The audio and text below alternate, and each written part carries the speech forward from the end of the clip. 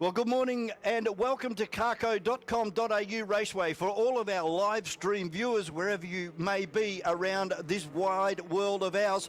Welcome to Perth, Western Australia. This is some of the best local motorsport that you'll find anywhere in Australia, and we're very privileged to have you join us on the Turn 7 Media live stream. And we've got a big day of action coming up. We'll run through very shortly on all of the categories that are racing out on the circuit today. At the moment, we've got a great battle happening between Jensen Marold in car number 31, Andy Van Leeuwen, who's now jumped up into P2, and Brock Brewer in 3. We're running 6/100ths of a second separating these top 3 drivers at the moment. We're down to under 2 minutes remaining in this only qualifying session, a 10-minute session for all of our categories here this morning. And Jensen Marold just coming over the second of our timing intermediate through turn number 7 and out onto the main straight, gets it up and over the ripple strip this time. This young guy is really trying hard in car number 31. He's gone 0.2 of a second quicker again. So Jensen Marold, that car number 31, getting quicker as this session continues. And we're counting down now to 1 minute and 21 seconds remaining. Brock Brewer going across the line, and he can't improve. He's 0.2 of a second behind Marold. Andy Van Leeuwen, great job as he just goes across the line and cements himself into P2 at the moment. So as it stands with 60 seconds remaining in our Formula Ford qualifying, it's Jensen Marold with Andy Van Leeuwen on the front row. Second row will be 57 of Brewer and Begley, and then Jorgensen and Xavier Henderson, who is actually back up into the paddock area. Mark Redmond will start out of 7 at the moment. Garrett Piper into 8. Watkins in 9, and Jackson round out our top 10 runners. A few cars deciding that they've had enough. I just saw one out of the corner, Van Leeuwen and Brock Brewer. Brock Brewer back up into P2 now. So he's moved from the second row to the front row alongside Jensen Marold. Andy Van Leeuwen just going across the line. He's going to be starting on the second row now, and that is time certain. Checkered flag at the ready. So everybody on their last flying lap at the moment. It's going to be a great and exciting day of Formula Ford racing. Of course, 2 open wheel categories here today with our Formula Vs. They will be next out onto the circuit for their 10-minute qualifying session. But this is Jensen Marold, a relatively newcomer to Formula Ford racing. Still got the P plate on. In car number 31, has a beautiful exit out of turn number 7, applies the power, goes across the line and doesn't go quicker, a 62.4. His fast time was a 62.2. So next across the line will be Brock Brewer. Can he jump into P1? No, he can't, a 62.39. So 0.15 between Marold and Brewer. Begley's just gone across the line, and Andy Van Leeuwen, so that'll be the second row, will be Van Leeuwen and Begley. And then Jorgensen, Xavier Henderson, 5 and 6. Piper and Redmond are your 7 and 8. And then Watkins and Jackson. That rounds out our 10 and our 10-minute qualifying session here for Formula Ford. Hope you can stick around with us all day on the live stream and enjoy some of the best local motorsport you'll find anywhere in Australia. We're going to take a very short break here at carco.com.au Raceway, and we'll be back with our 10-minute session for Formula V.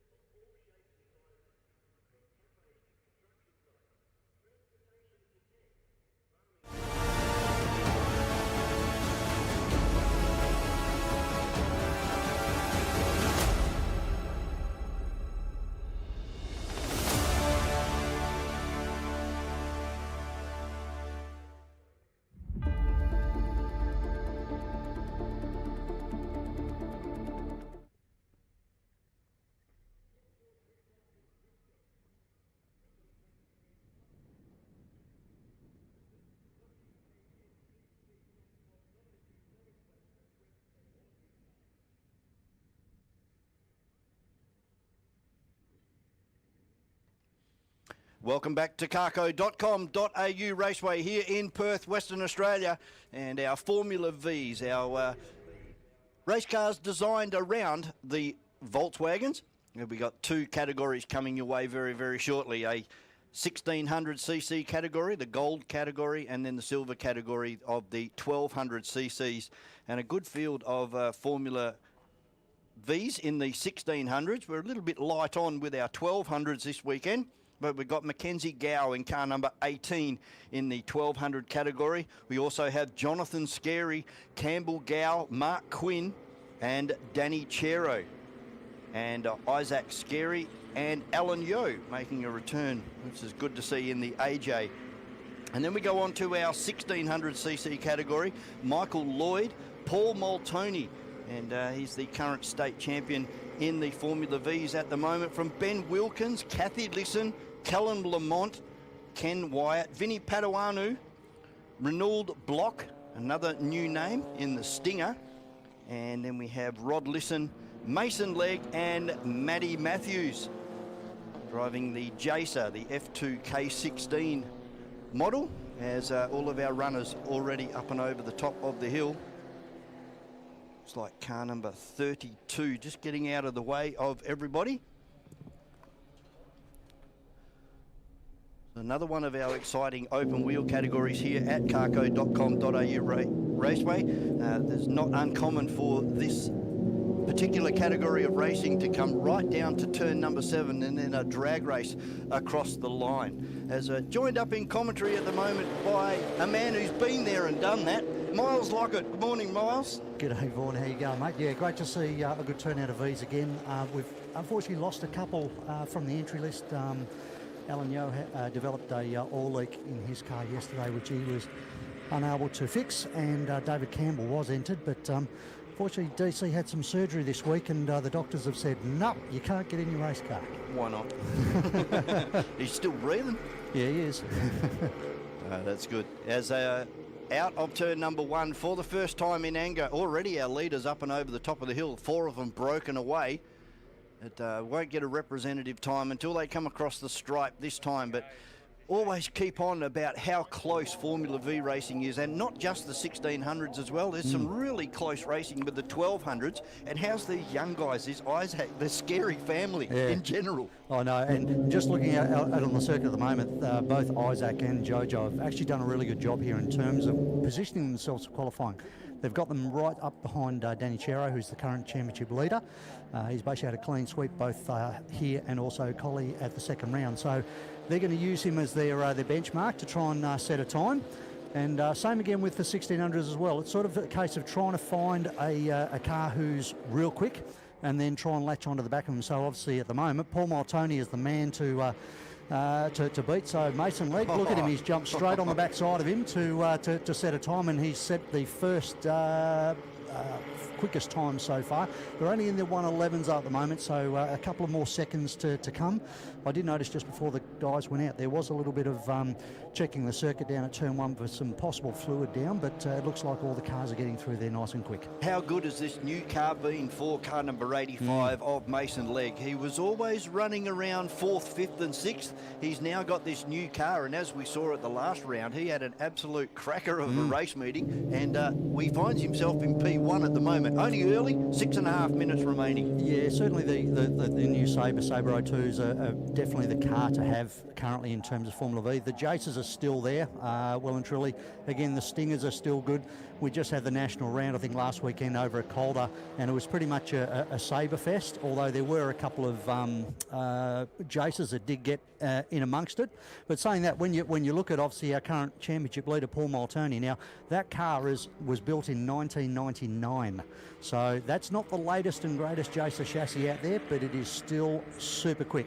As we see one of the Scary boys, I think that may have been Jonathan, absolutely four-wheel drifting through turn 7. They've had a bit of a trouble run as well since the last round. They've been having persistent gearbox issues, so they've had to swap a gearbox out overnight. But so far, so good. It looks like he seems to be. It seems to be going okay. Fingers crossed for them. Well, temporarily Callum Lamont jumped up into P1, but straight away Mason Legg has gone back to P number 1. Rod Lisson. Now, Rod had a fairly quiet round, the first round number 1 here at CARCO Raceway. So he'll be looking for a return to form in car number 71. Yeah, it just said the engine just wasn't quite there. They've been playing around with it. Just speaking with Kathy, I'm helping her out today. She's got a little bit of a, she calls it a whistle in the carburetor. So there's something not quite right there in the carburetor. So it's restricting her speed. So hopefully Anthony Lees will be up here soon, and we'll be able to have a look at that and try and sort out what that is and get her back on pace. Because obviously Kathy had a super round last round up here, finished on the podium for the day, and was right with Rod throughout the whole meeting. Well, she finds herself in P6 at the moment, just behind Kenny Wyatt, but Moltoni back there in P4 at the moment. That's a second row start for Paul, and I don't think I can remember that for a long time. But you look at the times now, we're already down into an 8.4 from Rod Lisson, actually. He was the quick man, so he must have got maybe a good couple of car tow. And again, we talked about being close to a car. Having a tow in one of these is super important to try and get a lap time. But so he's got 4/10 currently at the moment over Mason Legg. Callum Lamont only 1/100th further back, and then it's Moltoni. So Moltoni's about half a second off the pace, but I'll guarantee you he'll find it. And with my experience with driving these Formula Vs, you know when you're in the tow because it kind of goes quiet. You don't feel that air getting buffeted around the helmet. It all goes quiet, and then you pull out, and then you start getting that buffering again. So you know that you're not getting the benefit of the tow. Absolutely. I'm a little bit worried here, but Rod Lisson's pulling into the pits, so he was coming very slow down the hill. So hopefully there's nothing too serious with the Sabro 2. As we look at our scoreboard, and again, it's still Rod Lisson in front from Mason Legg, Callum Lamont, Paul Moltoni. In terms of the 1200 battle, it's Danny Chero who's got pole currently from Jonathan Scarey and Isaac Scarey. Now, you mentioned Runu Block. This is his first race meeting today. His son Jensen raced that car, I think it was either 2023, and then they had to move over to America for work commitments for Renault. And so similar to my situation, that the son was in the car, and now Renault's come back. He said, right, you're out, I'm in. And yeah, so it's his first race meeting today, so really great to see him out here. It's good. We've got Gow sitting in P15, Quinn in 16, and Quinn's driving your old car, the AJ from last year. Yeah, he is, and down to a 14.6, so that's really good. He was floating around the 16s last time, so getting a lot quicker, and really enjoying it. You can't wipe the smile off his face. We were joking before when I just arrived. I says, how's the car going? Yeah, it's great, but we've been chasing a coolant leak in the car, and I had to do a double take. Hang on, these things are air cooled. They don't have any water in them. So he's a bit of a practical joker, which is great, and he's fitting the club really well. It's good. Of course, the Formula V's are a large family and a community down there. So we've got Moltoni now starting to find his straps, and look at that, a 1 minute 7.6. Wow. So 0.8 of a second. Wow. Yeah, that's massive, absolutely massive. So again, you know, it's just typical of Paul. He just chips away, and he'll keep tweaking the car. He knows what he wants from the car in terms of his shock, suspension setup, etc., and he just gets that car going super quick. So he's only about half a second off the lap record. I think the lap record is a very, very low 7 from memory. So as I said, for a car that's now 26 years old, it's still hauling the mail. It's a very nice car to drive, I can tell you. I drove it towards the end of last year, and yeah, it's a very nice car. Just nice and tight. Yeah, it was actually the car that I bought over in 2009, 2007, after the 2006 Nationals. And so it's been through myself, then it went to Jacob Parsons, then to Rod Lisson, and had a number of owners over the time. But every time a new owner's got into the car, it's always been at the pointy end of the field. They're just having a look. Mason Legg just went across the line. He's 0.2 of a second behind Rod Lisson, who's actually down here in pit lane at the moment. Callum Lamont, car number 19, in P4. Then Ken Wyatt in 5. Kathy Lisson in 6.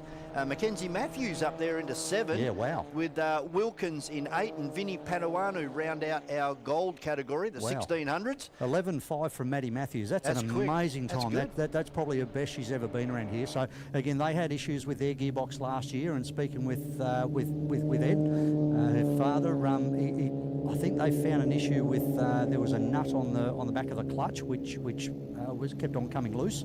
So they've now sorted that out, and she had a good run down in Collie the other week, and so far so good. The gearbox seems to be playing the game today. Yeah, just having a chat to Ed outside during the break, and he was saying that everything looking good. Yeah, and we can see that the by times the are reflective. results. Absolutely. Yeah, 1:11.06. Yep. So the best of our silver category cars, the 1200s, is still Danny Chero from the Isaac boys in Jonathan and Isaac, and then Block into Block's in the second 16. row. He's in the 1600. Oh, 1600. Yep. Yep. So Campbell Gow is next, followed by Quinn, and then Mackenzie Gow. Is still doing a 16.1. I mean, that's a good time for Mackenzie to start the day. She'll only get quicker. But Danny, at the moment, look, he's got about a second over the Scary Boys at the moment. So time for Brett and Simon and the boys to start tweaking that car as the checkered flag comes out. And it's going to be Paul Maltoni who's going to say quicker. Mason Legg actually jumped up to a 7.8. So he's now bridged that gap to only 2/10 to Maltoni. Rod Lisson still third from Lamont. Kathy Lisson, great job, but only a 10.3. She was down in the 8s last time, so there's definitely an issue there in the car. Kenny White, a good job in 6, followed by Maddie Matthews and Michael Lloyd in the GAC. And Ben Wilkins in Mason Legg's old Polar. He is in P9, and again, this is only his second race meeting here at Barbagallo, so doing well. And then back to Vinny Paduano. And then it's Danny Chero first to the 1200s from Jonathan Scary, Isaac Scary, then Reynolds Block in the 1600 in P14, then Campbell Gow, Mark Quinn, and Mackenzie Gow rounds out the field. Mate, thanks for joining us for qualifying, and we'll see you back here for race number 1 coming up after the official opening a little bit later on this morning. Thanks very much to Miles Lockett. No dramas. Next out on the circuit, 3 categories combined with production cars, improved production and street cars, brought to you by Cultural Fitness WA Hino Pool Ledge Systems Australia. We'll take a short break while our Formula V runners return to the paddock area. This is carco.com.au Raceway. Formula V Racing, proudly presented by Home Chef, Lightech Systems, BM Graphics and Promotions, Giant Mandra, Arrivo Rentals, Straight Edge Steel Frame Homes, and Perth Motorsport Tyres.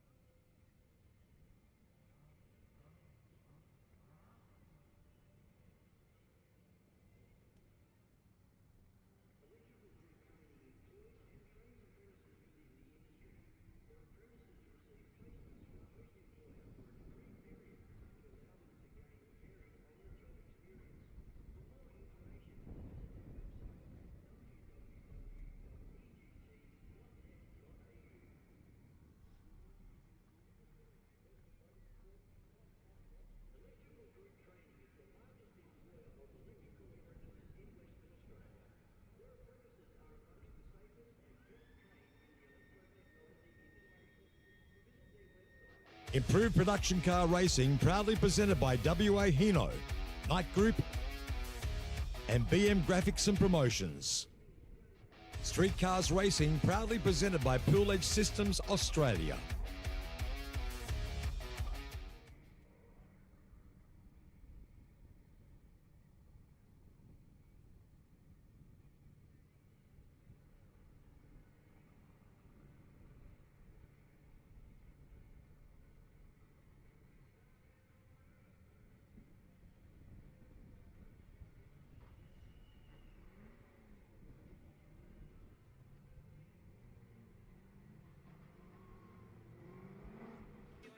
Welcome back to CARCO.com.au Raceway here in Perth, Western Australia. Leaving the pit area now for their 10-minute qualifying session are the production cars, improved production and street cars. Three categories combined into one, and it gives us a ripper field.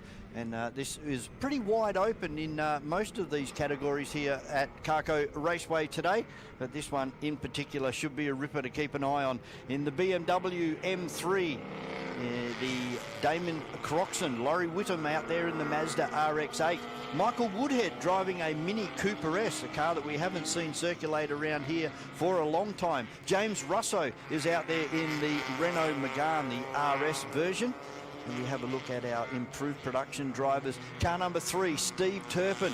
Cameron Burns is out there in the Honda Civic. Charlotte Cove in a Hyundai XL. Neil Pollard in a very quick Honda Civic, little green and white car. He'll be one to keep an eye on as well. Madison Galton in the Volkswagen Beetle. Lachlan Cove also out there in the Hyundai XL. And we have Rob Landsmeer, a very experienced race car driver here at CARCO Raceway, previously driven in go-karts and production cars at the Speedway. And we've got Craig Poole. He's a newcomer in a Holden Tirana, car number 74. So we wish Craig Poole the best of luck for his first race meeting here at carco.com.au Raceway. A season professional in Tim Riley, car number 88 in the Toyota Corolla. Joseph Karukin is back in the Subaru WRX. Ashley Cove out there in a Hyundai XL. And James Gellan in the Mitsubishi Lancer Evo 9, a very quick car. And he'll be another one to keep an eye on. And Nick Minnick making a return to CARCO in the E36, the M3 version of that for Autostrada luxury cars. So a big field of cars. And at the moment, it is Nick Minnick, fastest man on the circuit at the moment, although that time is not representative. Next time across the stripe, we'll start getting a little bit more serious here. We're down to 7.5 minutes remaining. And lap record held by Andy Stevens in this event. A 59.34, and that was done in a street car back in 2019. As Jared Carey still getting some temperature and pressure into that car as he goes across the line. Still a 69.9, so he's well away from where he should be at the moment. Brett Sheriff out there in car number 17, Damon Croxon. And as I say that, it's all been mixed up. It's Steve Turpin now goes to the top over Middick. Jim Gellan in car number 111, the Mitsubishi Evo. Already finds himself up into P3. Neil Pollard, Neville Zockerly out there in the Chev Corvette. Pavey in 247. Rob Landsmeer now up into 8. Jared Carey in 9.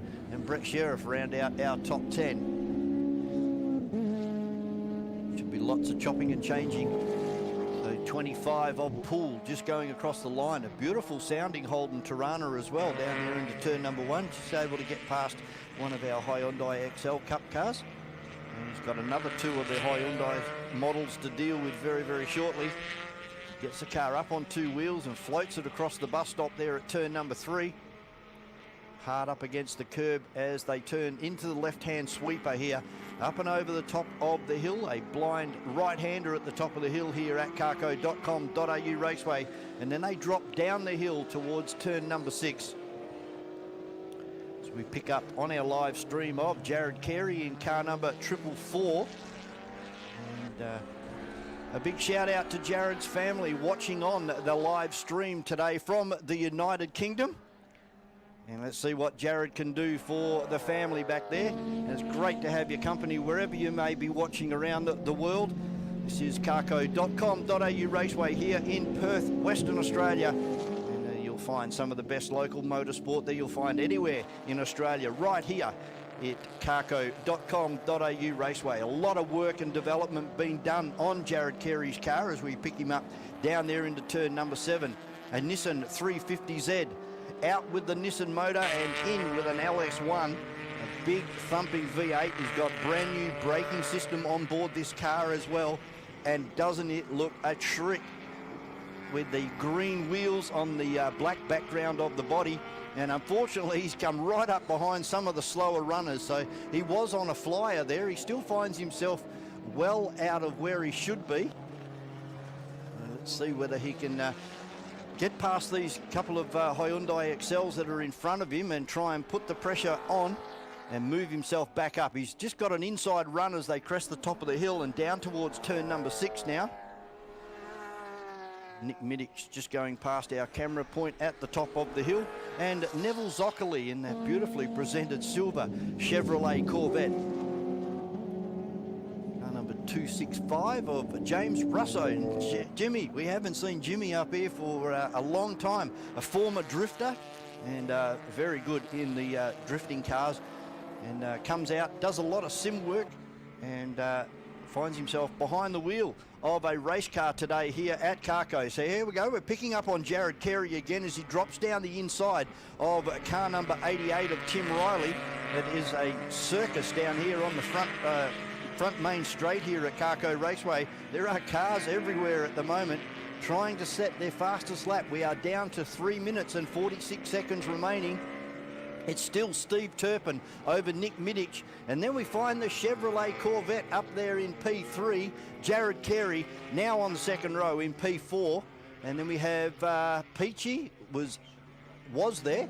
And now Peachy goes to the top from Steve Turpin and Nick Middick.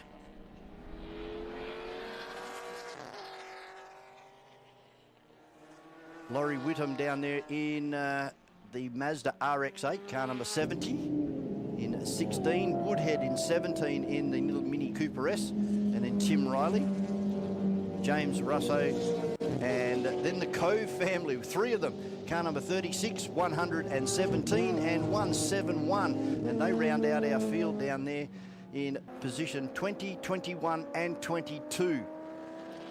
The scoreboard has been updated. 2 minutes and 45 seconds remaining here at CARCO Raceway, and it's still Steve Turpin in the Holden Commodore from Nick Middick in the E36 BMW, then the Chevrolet Corvette. Jared Carey up there in car 444, the Nissan 350Z. He'll find himself on the second row if he can maintain it. Then we've got Peachy in the Datsun 200B, car number 23. Peter Callow in car 67, Damon Croxon in 8, Chris Pavey in 9, and rounding out our top 10, the fast Mitsubishi Evo of Jim Gallen in car number 111. 2 minutes remaining, so at least another 2 fast laps. Craig Poole coming out onto the main straight here at CARCO Raceway in this beautifully presented Holden Tirana. It's the first time that we've seen Craig behind the wheel, and I've just noticed that that was car number 444 of Jared Carey, just moving over and trying to do something on board that vehicle. Now he puts his head down and drives away from the little Toyota Corolla that's behind him. He's going to come up on some slower traffic as they go through turn number 4. As Nick Middick just negotiates the Tirana of Craig Poole. James Russo down there coming out of turn number 1 and up through the bus stop, and he's going fairly slowly, so hopefully not an issue on board the Renault Megane of James Russo. Currently down in position 16. Tim Riley right behind him, Laurie Whittam in the RX-8. Then Woodhead and the 3 Coves round out our field.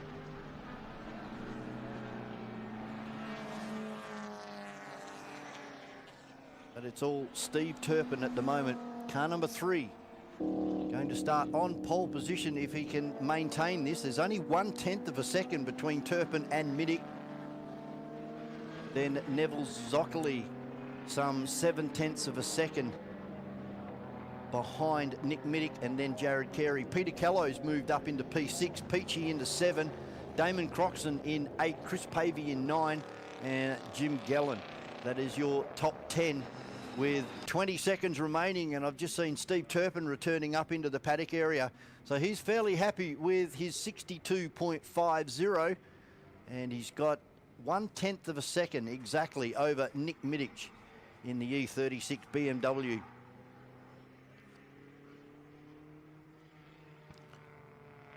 And Joseph Karukin on screen at the moment, car number 95, the Subaru WRX. It's four-wheel drive, symmetrical four-wheel drive on board that car.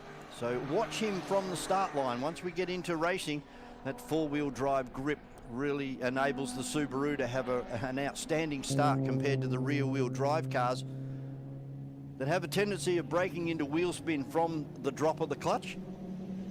But the four-wheel drive Subaru definitely having the advantage on the start line as we pick up car number 444. And Jared Carey looks like he is happy with P4 for the start of race number 1. Car number 24 of Matty Galton just going across the line in one of the only Volkswagen Beetles that would be racing in any circuit around Australia. They were a fairly popular car when they first came out. There was quite a few of them that were racing, but they kind of tailed off. Galton doing a good job out there, a newcomer to improve production racing here in Western Australia. It looks like checkered flag has dropped on this one. And starting on the pole position will be car number 996 of Nick Middich, able to get over the top by 1/10 of a second over Steve Turpin.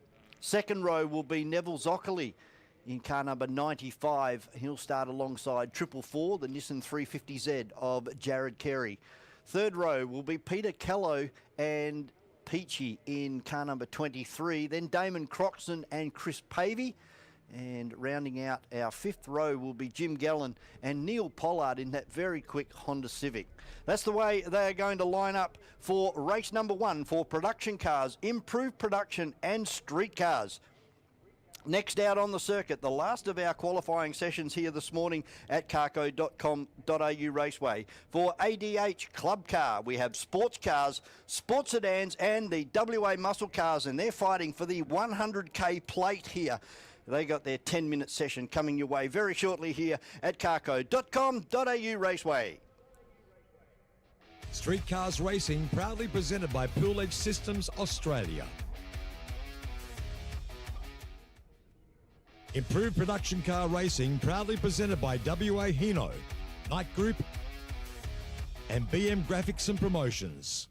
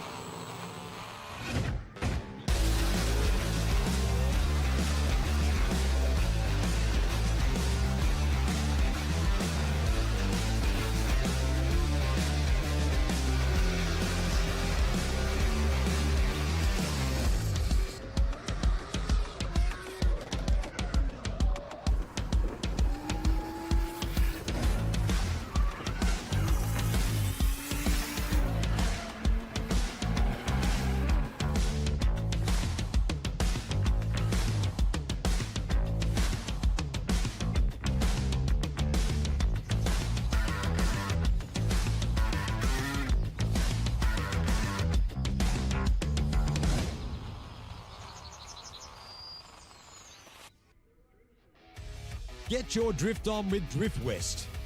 Regular practice events plus drift battle events. Visit wascc.com.au/driftwest for more details.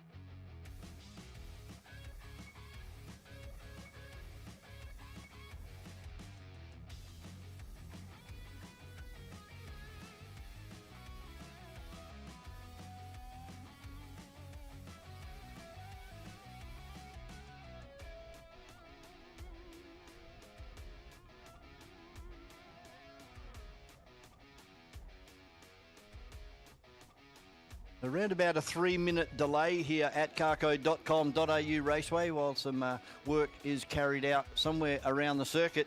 But next out on the circuit will be the sports cars, sports sedans and WA muscle cars. These guys going for one of their feature events for 2025. This is the 100k plate.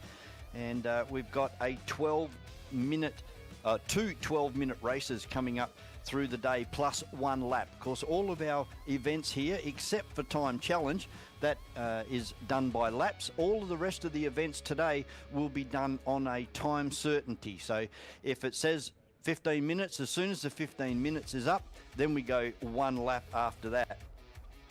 So feature races will be in round number 2, where we extend from 12 minutes plus one lap. We go out to 15 minutes plus one lap. And that's been a really good innovation from Motorsport Australia being implemented here at carco.com.au Raceway. We're finding consistently that the categories are receiving more laps, so more bang for their buck as a competitor, and it keeps things on track as far as finishing times and just the genuine fluid running of the race meeting. So coming out very, very shortly will be our sports cars, sports sedans and WA muscle cars. Car number 3 in the sports car category. Guy that's done 1 million laps around here. And of course that is Walter Eppel in his 991.1 Porsche. And we've got Chris McKenzie out there in the Mazda RX-7, the fire-breathing Mazda RX-7, car number 50. And he's racing in the sports car category as well. The third of our sports cars in another Porsche is Peter McKenzie, driving the 997, the GT3 Cup version. And of course, there's lots of different versions of these Porsches. They all kind of look the same from the outside, but once you start having a look at the cars, there's slight little intricacies that are different from model to model. We go into our sports sedan category now, and Paul Frost making a return in car number 53 in the Holden Commodore. Grant Hill out there in the Ford BF V8 supercar, car number 88. Ryan Humphreys, the current champion, in the Ford XC Falcon, powered by a Chev power plant, car number 30. And then 2 WA muscle cars here this weekend, both manufactured by Howe. We have a Mustang being driven by Ron Moller, and the orange car, the Camaro, in Clint Rayner. So a small but very competitive field for the 100k plate here today at carco.com.au Raceway, as Paul Frost is the last in the Holden Commodores to leave the dummy grid. Just moving his way through turn number 1 and up towards the bus stop. And from that camera view that we can see on our live stream at the moment, you can see the differences in elevation here at carco.com.au Raceway. One of the only racetracks in Australia that has significant elevation changes. And of course, we have Bathurst with a very large elevation change, but as far as local tracks and tracks that are run month to month, this one has definitely got the highest amount of elevation changes. So Ryan Humphrey, he'll be the first one down into turn number 7 in this Chevrolet powered Ford Falcon. What started life as a everyday street car. He used to drive this car to university. You would hardly think so now, with Ryan over there doing the National Series as well last year. And, a great engineer and a very smart guy is Ryan Humphrey. The car nice and cleanly through turn number 3, down a gear into turn number 4. Sits it right on the curb on driver's left as they head up and over the top of the hill. Ron Moller is the second car to go through turn number 4 at the moment and work his way up to the top of the hill. That's a Ford Mustang in the WA muscle car category, and then the orange of the Howe race cars, and that is Clint Rayner. Car number 98. Of course, Clint running this Camaro and also runs in historic touring cars in a 69 version of the Chevrolet Camaro. As the first time lap for Ryan Humphreys is in the books, and he goes a 59.5 straight off the bat. So that's going to be fairly hard to beat. First lap out there under the timed situation, and Ryan Humphreys straight to the top in car number 30 from Ron Moller. He's the second car across the line. Let's see if Clint Rayner can do something about this. So Walter Eppel now up into 2, Clint Rayner into 4. Mackenzie, car number 62, goes up into 4. Chris Mackenzie in the RX-7 into 5. Clint Rayner down into 6. There goes Grant Hill.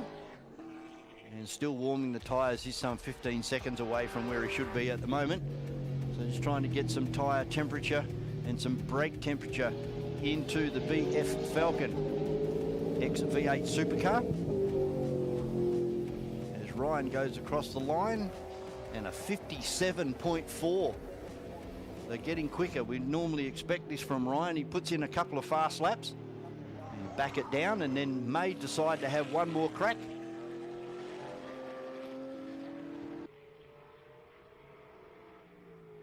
But this car is not only fast in qualifying, he can run the entire 15 minutes plus one lap at a very consistent pace, where the other cars will start to fall off during the race. Ryan's just hanging in there, punching out his predetermined lap time. Bit like time challenge, really.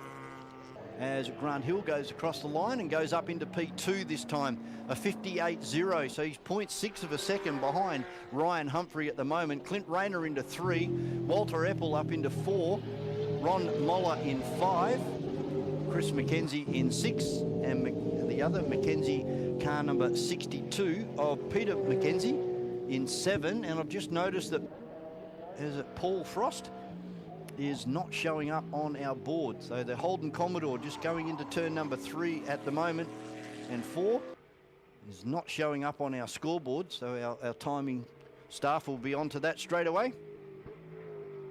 There's Clint Rayner in the Camaro, the bright orange Camaro, unable to move, still on the second row in P4 at the moment.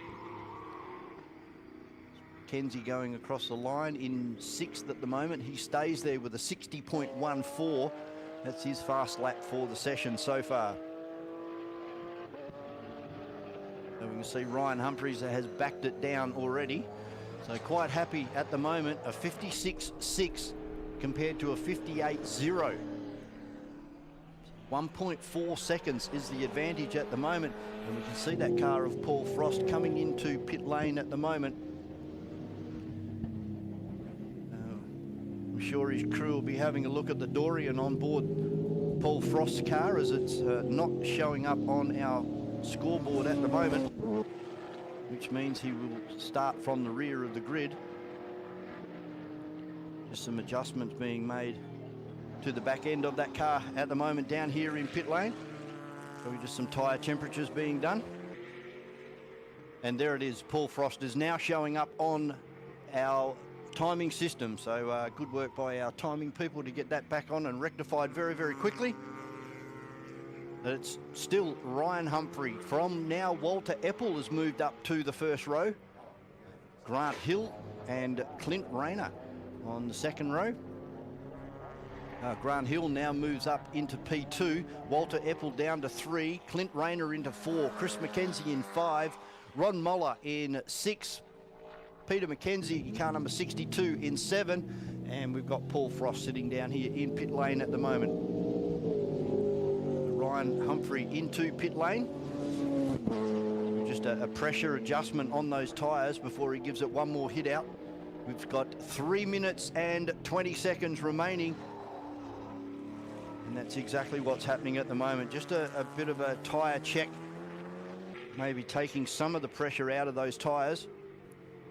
Big slicks on board this XF Falcon.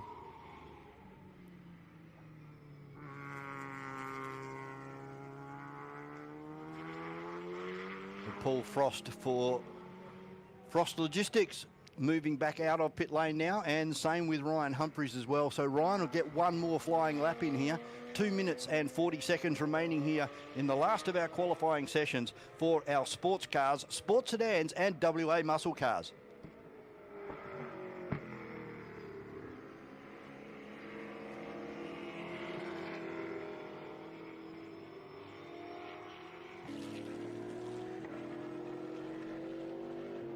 A beautiful sounding Ford Mustang of Ron Moller, currently down into P5 at the moment. He's running around in a 59.1, some 3 seconds slower than our leader at the moment, Ryan Humphries, in car number 30. Ryan will be straight to work on this lap, try and find himself a bit of real estate between himself and the car in front, and put in one last flyer. We're down under 2 minutes remaining here. He should be able to pull off one, possibly 2 laps, as Clint Rayner moving back into the pit area now. Grant Hill coming across the line. So this will be it. This will be the flying lap. Actually, he's going to be able to get 2 laps here for Ryan Humphrey. So he starts this next one after that little bit of a air pressure adjustment down here in pit lane. The XF Falcon moves through turn number 1. Hard on the gas, up through the gears now, through the left-hander, and then back to the right-hander. 2 wheels up and over the ripple strip and down a gear into the long left-hander sweeper here. One of 2 left-handers on the circuit. As we pick up with our BF Falcon of Grant Hill as he goes over the top of the hill, and he looks like he's actually slowing down there in towards turn number 6. So hopefully he can see Ryan in the rear vision mirror. He's back on it. Ryan is closing fast here. So Grant Hill moves to driver's right and allows Ryan Humphrey to blow past and down into turn number 7. He will get one more lap here, and he was fastest in sector 2 for the entire session. Qualifying session here is Ryan Humphrey. So it was a 56.6. Now he's done a 56.6 after that tyre adjustment. So that just shows you the how accurate he can get this car, and consistent. And that's what it's all about, being able to nurse one of these high horsepowered cars all the way through 15 minutes plus 1 lap. For the 100k plate here at carco.com.au Raceway. And it looks like Ryan may have had enough. He's actually just cruising over the top of the hill. So he's already sitting on pole position. He has 1.6 seconds. Sorry, he's 0.4 of a second faster than Grant Hill. So that should be a great battle to watch in race number 1. Ryan Humphrey and Grant Hill on the front row. Then we have Walter Eppel and Clint Rayner on in row number 2. Then we have Moller and Chris McKenzie, and then Peter McKenzie and Paul Frost. That will be how they start for race number 1. Coming up, they have 2 races here today. Going to be some excellent racing here. 12 minutes plus 1 lap, is the distance for the ADH Club Car, Sports Cars, Sports Sedans and WA Muscle Cars as they fight their way for the 100k plate. So checkered flag has fallen on this one, and it is going to be Ryan Humphries on pole position from Grant Hill in the BF Falcon V8 Supercar. Then Walter Eppel in the Porsche, Clint Rayner in the first of the WA Muscle Cars from Ron Moller in the second of the WA Muscle Cars. Then we've got Chris McKenzie, Peter McKenzie in car number 62, and rounding out our 8 cars, the Holden Commodore, car number 53 of Paul Frost. We're going to take a very short break here at carco.com.au Raceway and get ready for the official opening of round number 2 of the West Australian Sporting Car Club State Championships here at carco.com.au Raceway. The 2025 WA Sporting Car Club Championship is proudly presented by carco.com.au, Belvaline, Radlink Communications, Crushing Services Australia, Gallagher, Electrical Group Training, and Sets. Get trackside for the 2025 WA Sporting Car Club Championship, featuring 6 rounds of racing over 10 days. For information about the categories racing, results and upcoming rounds plus more, visit wascc.com.au/championship. Well,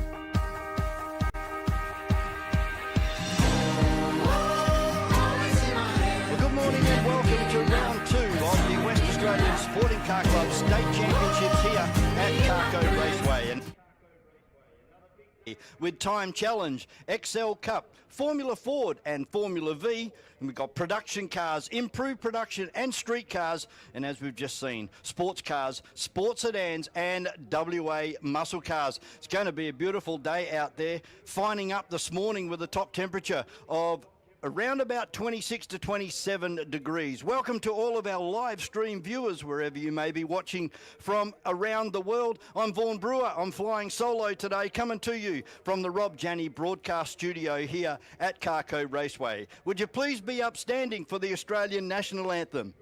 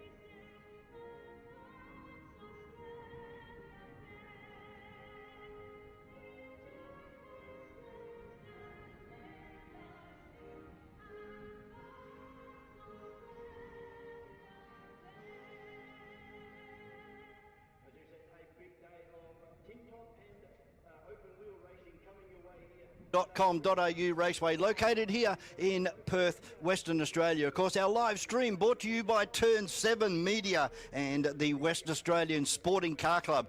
CARCO Raceway is the home of the WA Sporting Car Club. If you'd like to be a member or jump on board in some way, get in contact with the West Australian Sporting Car Club during office hours and they will point you into the right direction. Whether you want to be a flaggy, part of our recovery team, up in our admin areas, there's lots of things that can be done here on a race day. There's lots of positions that we need to have filled. So if you'd like to get close to the action, jump on board to the WA Sporting Car Club. First out on the circuit this morning for event number 1 will be our Time Challenge, and a good field of Time Challenge cars out there. A wide variety of cars, as you would expect. Some are street cars, some are road race cars. James Cooper out there in the Ford Focus RS. Great to see a little Ford Focus out there, a very quick little car and very nimble under brakes. Lane Van Smalen, who's been doing great things previously in a Kia Stinger. He's moved over to a Toyota GT86. You've got Justin Chaffee out there for Hot Lap Motorsport. He's driving in his saloon car out there, as well with Peter Dybel also out there in a saloon car. Peter Towie in the Volkswagen, the Golf R Wagon, and it's a Mark 7.5, so a few adjustments being made to that car. Gary Utterson out there, a long-time campaigner in Time Challenge in the Holden Tirana. Madison Galton in a Ford Focus RS. Mick Moylan, and hopefully we've got Mick back out there, who had a bit of an issue during the qualifying period this morning in the ex-Donovan and McAllister XC Coupe, of course from the Group C touring car days. Peter Dybel, as we said, out there in his saloon car. Peter Knox in a Commodore, car number 77. Tony Menner in the Commodore VH with the Mobile Holden dealer livery on the side of that one. Joseph Douglas, a winner in Time Challenge last year in car number 88 in the Subaru BRZ. Neville Zockerly having a busy day in car number 95 in the Chevrolet Corvette. Kane Reinholdson in car number 98, another one of the GR86. And then we have Anthony Mickelson, car number 150, the Ford Falcon with this huge big, looks like a V8 supercar wing that's been mounted to the back of that Ford. And we have Tom Mickelson out there in the HSV Marlou, and that has undergone some significant modifications, as he's the first one to leave pit lane. If you picking up on our live stream, there's Gary Utterson as well. Tony Mickelson just coming through. Car number 77 on screen at the moment of Peter Knox. And then we have John Sefsky in the Ford Mustang.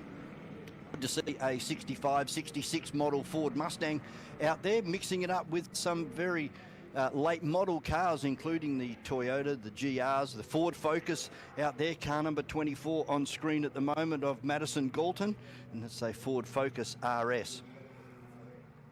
It's a great way to become involved in motorsport. You don't need to spend $1 million to go racing, and this is a category that suits the everyday street car, or you can throw as much money at it as you want. And there's a couple of race cars out there, full-blown race cars, but majority of these cars are street-going vehicles.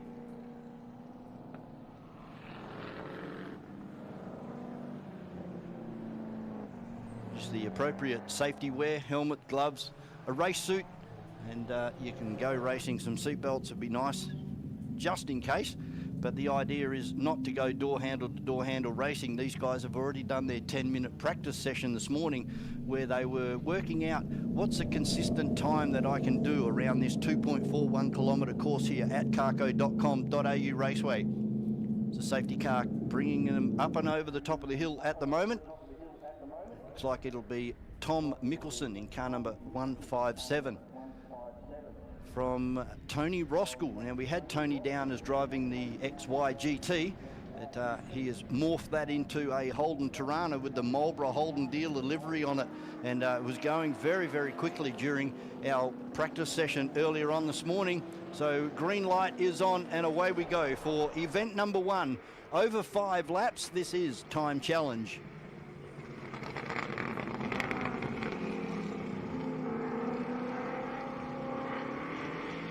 See that rear skirt on the HSV Marlou, and Tony Roskell all over the back of young Tom Mickelson in car number 157 as they turn into turn number 4 for the first time. We've got a spinner down there, and that's Peter Dybel in the saloon car. That is one of the full-blown race cars that you see racing here at CARCO Raceway in the saloon car category.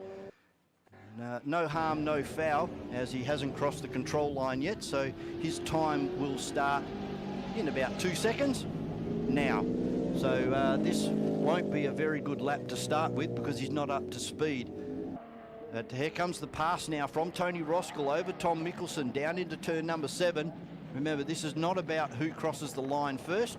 It's about nominating that lap time and then being consistently trying to achieve that lap time. They will get penalised for going faster, and they also get penalised for going slower, but you're better off being slower than going too fast, as the penalty is half as much.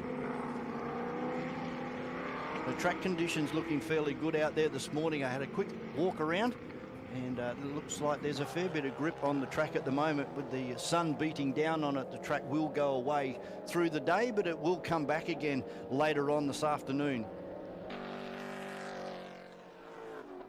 Already seen 2 categories get very close to the existing lap records, and this is one of the wonders about this SMA surface that we have here at CARCO Raceway.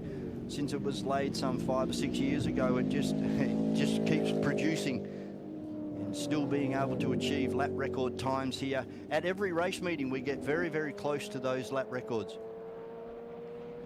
All starting to come across the line at the moment, and a bit of a surprise at the moment in P1 is Neville Zockerly in the Chevrolet Corvette, only achieving 8 demerit points. We've got a tie, a 3-way tie for third. On 14 points was Mena, Chaffee and Galton. Then 39 points to Stanker, who has been driving very, very well towards the end of 2024 and looks like he's going on with it this year.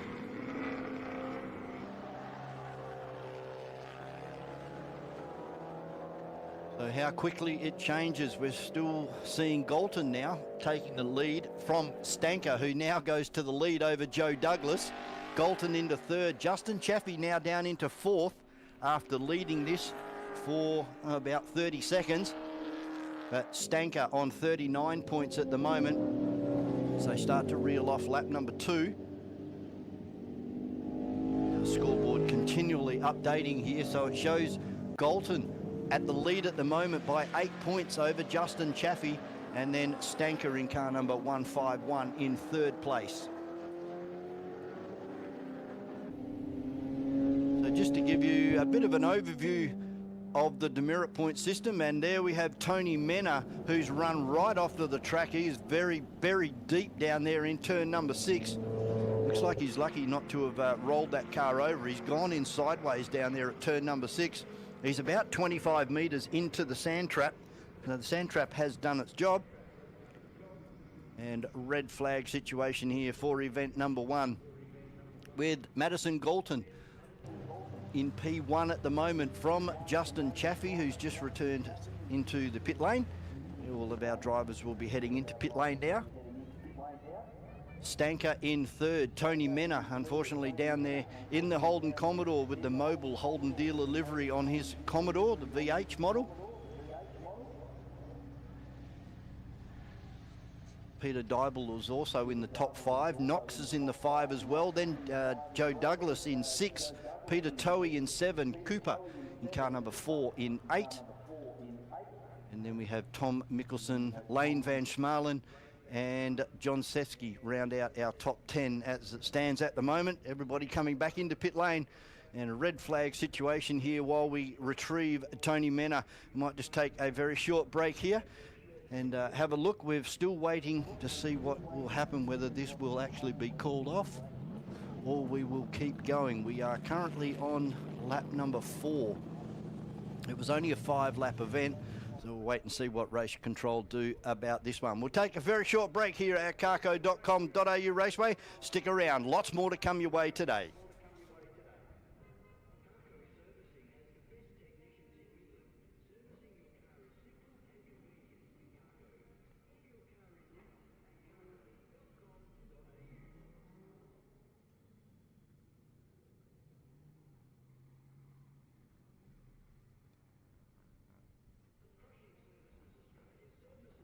Interested in competitive motorsport but not quite wanting to go door-to-door racing?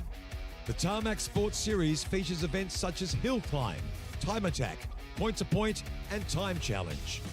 Find out more at wascc.com.au/Tarmac Sports.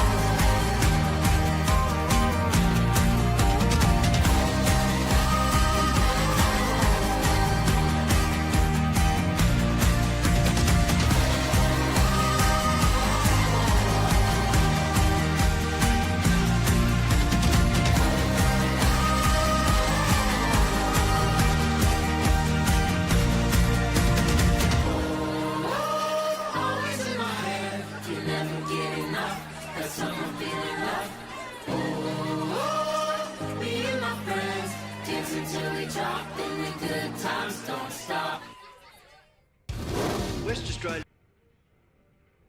Sporting Car Club memberships offer a range of benefits, including special admission to all West Australian Sporting Car Club events and free general admission and access to McCracken House for the Perth Supercars round each year. Join today at wascc.com.au.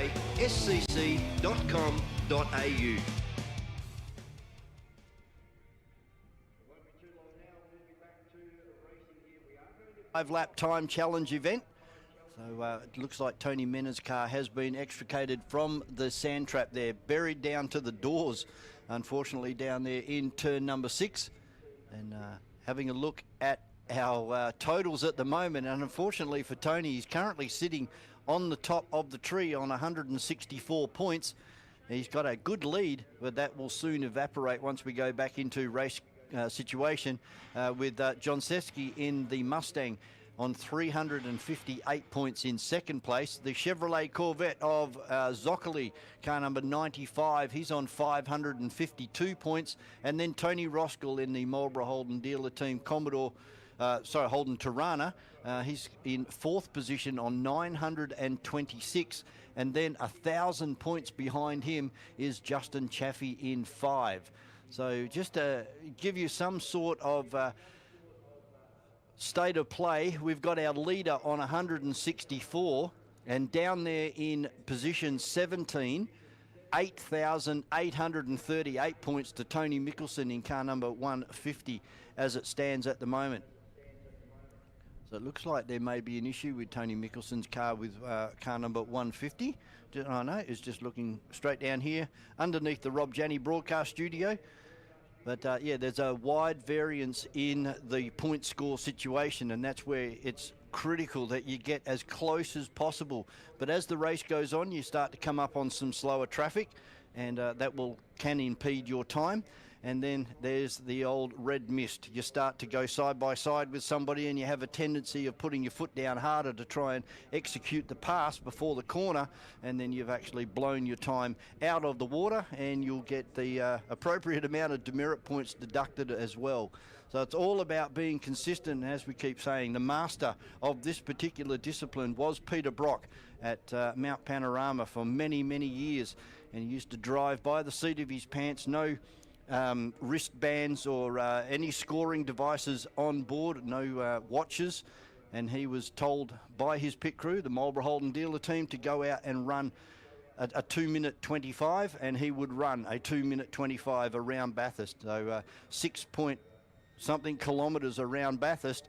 And to be able to do that lap after lap after lap, it just proves why the guy is a 9-times champion there at Mount Panorama. The 1-minute board has been shown to the drivers. We're about to go racing again and finish off event number 1. Over 5 laps for the Tarmac Sportz, the time challenge. Trial number 1 here today on your Super Saturday. Hope you're enjoying the sunshine out there. Don't forget to slip, slop, slap. That sun still has a bit of bite in it as we come out of summer here in Perth, Western Australia. Of course, the V8 supercars running over in Taupo this weekend. I won't give you any spoilers. I'll allow you to go home and sit down in the comfort of your lounge room and watch that one tonight after we finish here, and what's going to be a huge day of racing. Next out on the circuit after time challenge will be our XL Cup, and a great collection of XL Cup drivers sitting down here already gridded up in the dummy grid. So as soon as this one is out of the way, the XL Cup will be next out on the circuit. Then we have the first of our open wheel categories, the Formula Fords, and they'll be followed by the Formula V. Then we go back to some more tin top action with production cars, improved production and street cars. And then rounding it out will be our sports cars, sports sedans and WA muscle cars running for the 100k plate. Don't forget, at lunchtime, we're going to throw the gates open down here at the start-finish line, and you can go for a walk and have a look at the sports cars, sports sedans and WA muscle cars. I'm going to go down there and have a chat to some of the drivers just to occupy your time here at carco.com.au Raceway. So please make your way over to the start-finish line around about lunchtime, and we'll give you a grid walk where you can go and have a look and get up close and personal to some very expensive and some very quick race cars here, the sports cars, sports sedans and WA muscle cars. Few driver interviews coming your way for the people here at the circuit and also for our live stream customers. Today we've got Jamie and Demersel, and so they will be out and about, and they'll probably go and find the winner of this time challenge event straight after this one. As we pick up on Justin Chaffee, one of our saloon car drivers, coming out onto turn number 7 and down the main straight. So he will start this one again. He's had a good field of cars. There's Golfs out there, Ford Focus, Holden Commodores, there's Tiranas. There's quite a wide variety of vehicles, and you can see they're starting to crawl down into turn number 7. Tom Mickelson in the HSV Malu with a lot of modifications done to the bodywork of that car, particularly that rear skirt, trying to get a little bit of drive out of that car. Channels the wind as it goes underneath the car and channels it towards the back of the vehicle, and it sucks the back of the vehicle down to the circuit. Gary Utterson not too far behind him in the Holden Tirana. The white and black car coming up on the back of the HSV at the moment. The Mickelson car 150, the Ford Falcon, looking for a way around what looks to be one of the GT86s. Decides he's not going to go on with it there, so he'll have to have another crack as they crest the top of the hill, and now he does. He goes side by side down into turn number 6. So Chaffee's going to reel off the next of his laps. Let's see where he stands. 35 demerit points for that one. But Galton's doing a great job, sitting in second place on 58 at the moment, and then Toei, car number 16, on 58 points, so only 2 points difference between second and third. And now Stanker's moved up into P2 as well on 56 points. So 2 points separating second and third at the moment. Then we go 14 points back to Peter Toei. Luke Van Smalen in car number 5 is on 94 points, and Knox rounds out our top 6 on 114. Not too long to go in this event number 1 for our Tarmac Sportz, our time challenge category.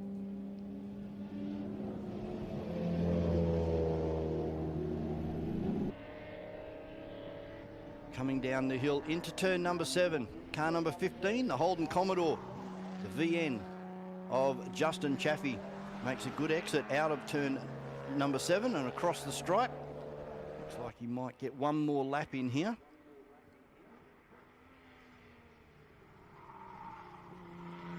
Still showing Stanker as our leader in car number 151. He hasn't crossed the line at the moment, so now he has, and it's updated. There's 8 points now between Stanker and Knox. Peter Dybel briefly up into second place, and now he's been knocked out by Justin Chaffee. Peter Toei into third, Van Smalen in fourth, and Galton starting to slip down now, been in the top 3 for most of this race. And she finds herself in 5 at the moment. Knox in 6. Tom Mickelson in the HSV Malu, he's making a recovery, and he's put himself into the top 7. Joe Douglas in the BRZ in 8. Peter Dybel in 9. And Ivan Mickelson, car number 170, round out our top 10.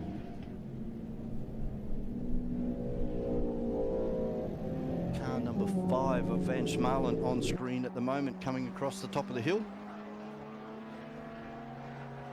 Down into turn number 7, hard on the brakes, down into third gear for this one, round about 110 kilometres an hour around turn number 7, and then up into 4th and 5th gear as they come across the stripe.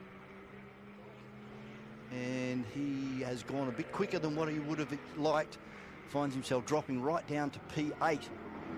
But it's all Stanker at the moment in car number 151. He's got 40 points advantage over Galton, who's come back up. Oh, Peter Toei now goes into the lead with only 6 demerit points for that last journey. over Galton. Van Smalen in third, Justin Chaffee in fourth, and Ivan Mikkelsen in car number 170. That's your top 5 at the moment. Very, very close at the top of the field.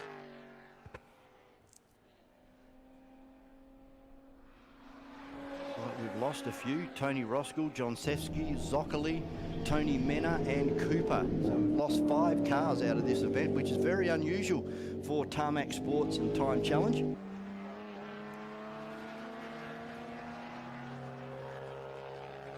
Be the Mikkelsen HSV Malu on screen at the moment, being harassed by car number 8 of Gary Utterson as they come out onto the main straight. Still Peter Toey from Van Smalen now moves up into second place. 55 demerit points last time through, compared to only 16 of Peter Toey.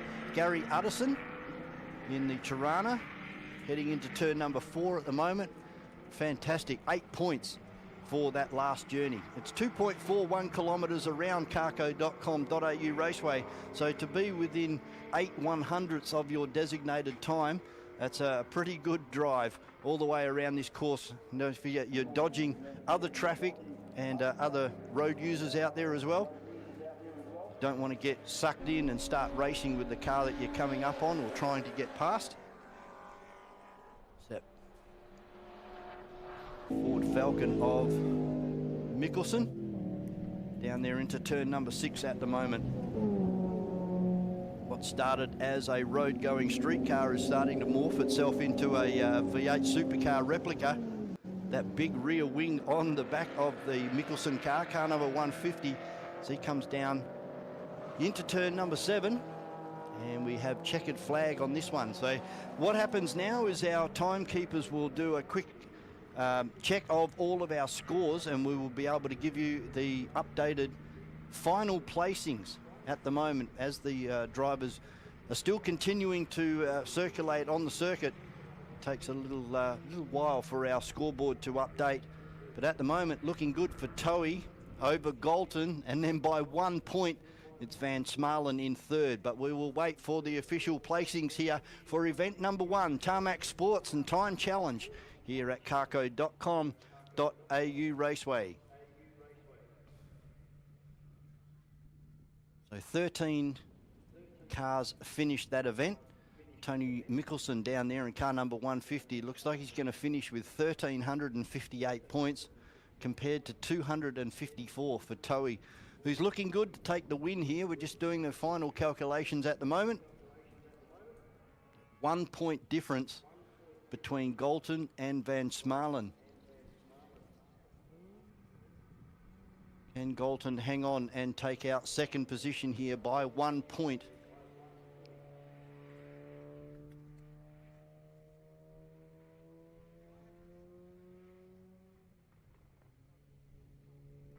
Peter Toey driving the Golf R wagon, blue one, just heading up into pit lane at the moment.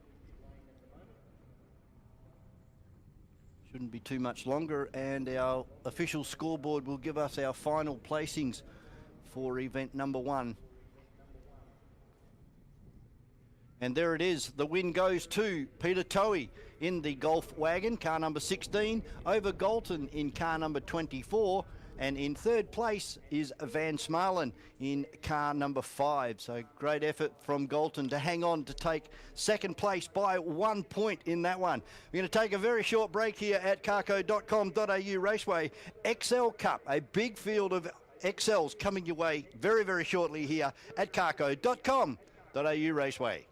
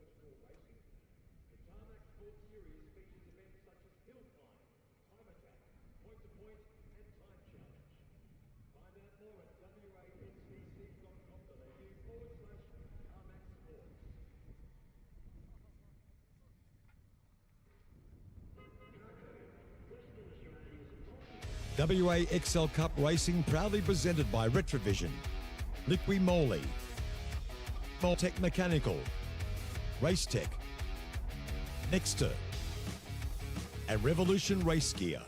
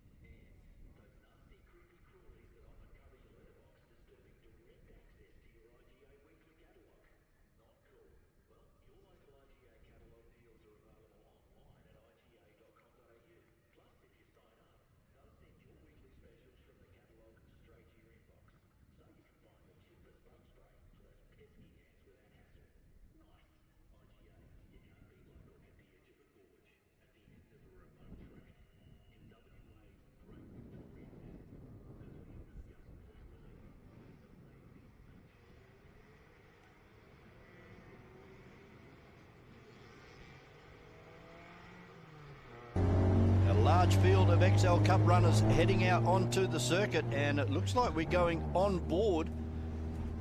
It looks like it may be Harrison Perez we're on board with for our Turn 7 media, our live stream customers getting a really good close-up view of what it's like to go around carco.com.au Raceway. Bit of an unusual addition to this race car with a dash mat still in place on board car number 3. I think it's car number 3.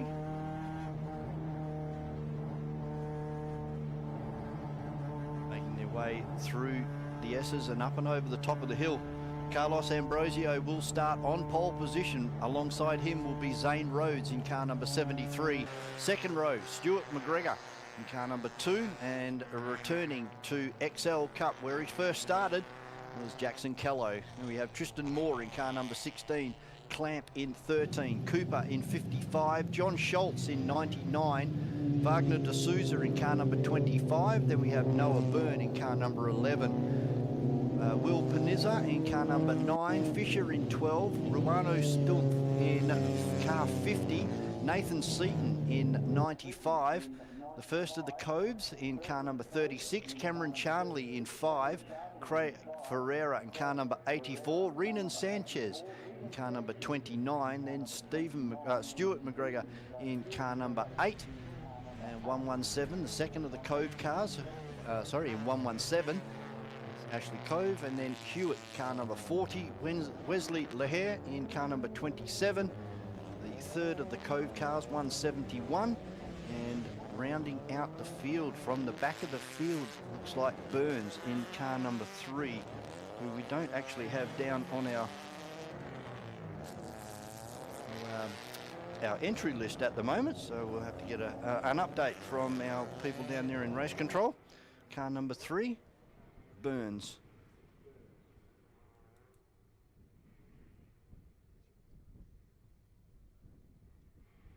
He'll be starting right down the back in about position 24 or 25. The last of our runners out onto turn number 7, finding their grid positions. A big drag race coming up between the current state champion in car number 1, Carlos Ambrosio, versus Zane Rhodes in car number 73. He'll be on in position 2 and 3 as well, with McGregor alongside Jackson Callow in car number 80. Everybody looks like they are in their correct grid positions now. We're just waiting for our official to show the green flag at the rear of the field.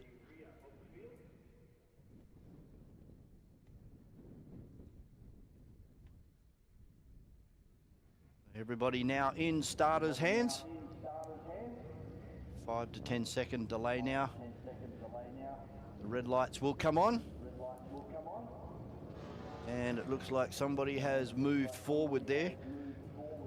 Could be one of the Lias racing cars, and I think it was car number 25 has really moved forward, and that's Wagner de Souza. So there could be a penalty coming up for car number 25. But back to the front, and it's Carlos Ambrosio by 2 car lengths already over Zane Rhodes. He's got 3 lengths over third place of McGregor, and then it's just a battlefield of Hyundai XLs as they head up through P2 and 3 at the moment. A few early moves on at the moment with that blue XL trying to run around the outside into turn number 4. He's able to do it as well. So he's got in front of Wagner de Souza in car number 25.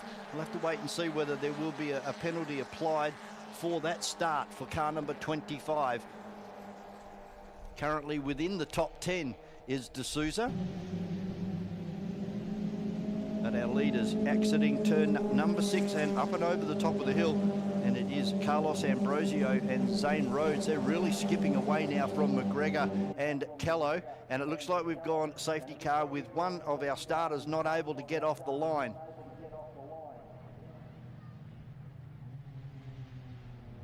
Can't make out who that car is down there, right down the back of the field there, but unable to get away from the line. Clutch or driveline issue on board that car. And somebody else taking evasive action here, car number 40. That's Paul Hewitt running down the grass into turn number 7. Quite sure what happened there with the car of Hewitt.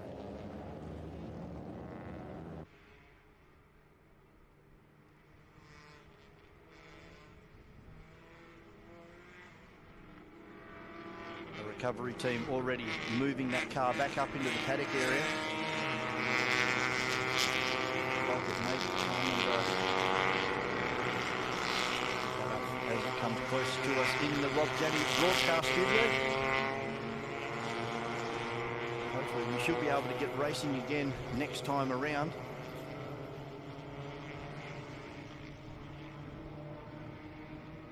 Could be car number 11 of Noah Byrne. We'll have to pick it up. A little bit too far away for us to see exactly who that is, but it's good to say that they are off the circuit and we should get a race start here. We're down to 5 minutes and 58. Like it may be one of the Cove cars as I can see it dropping through the field. Car number 117.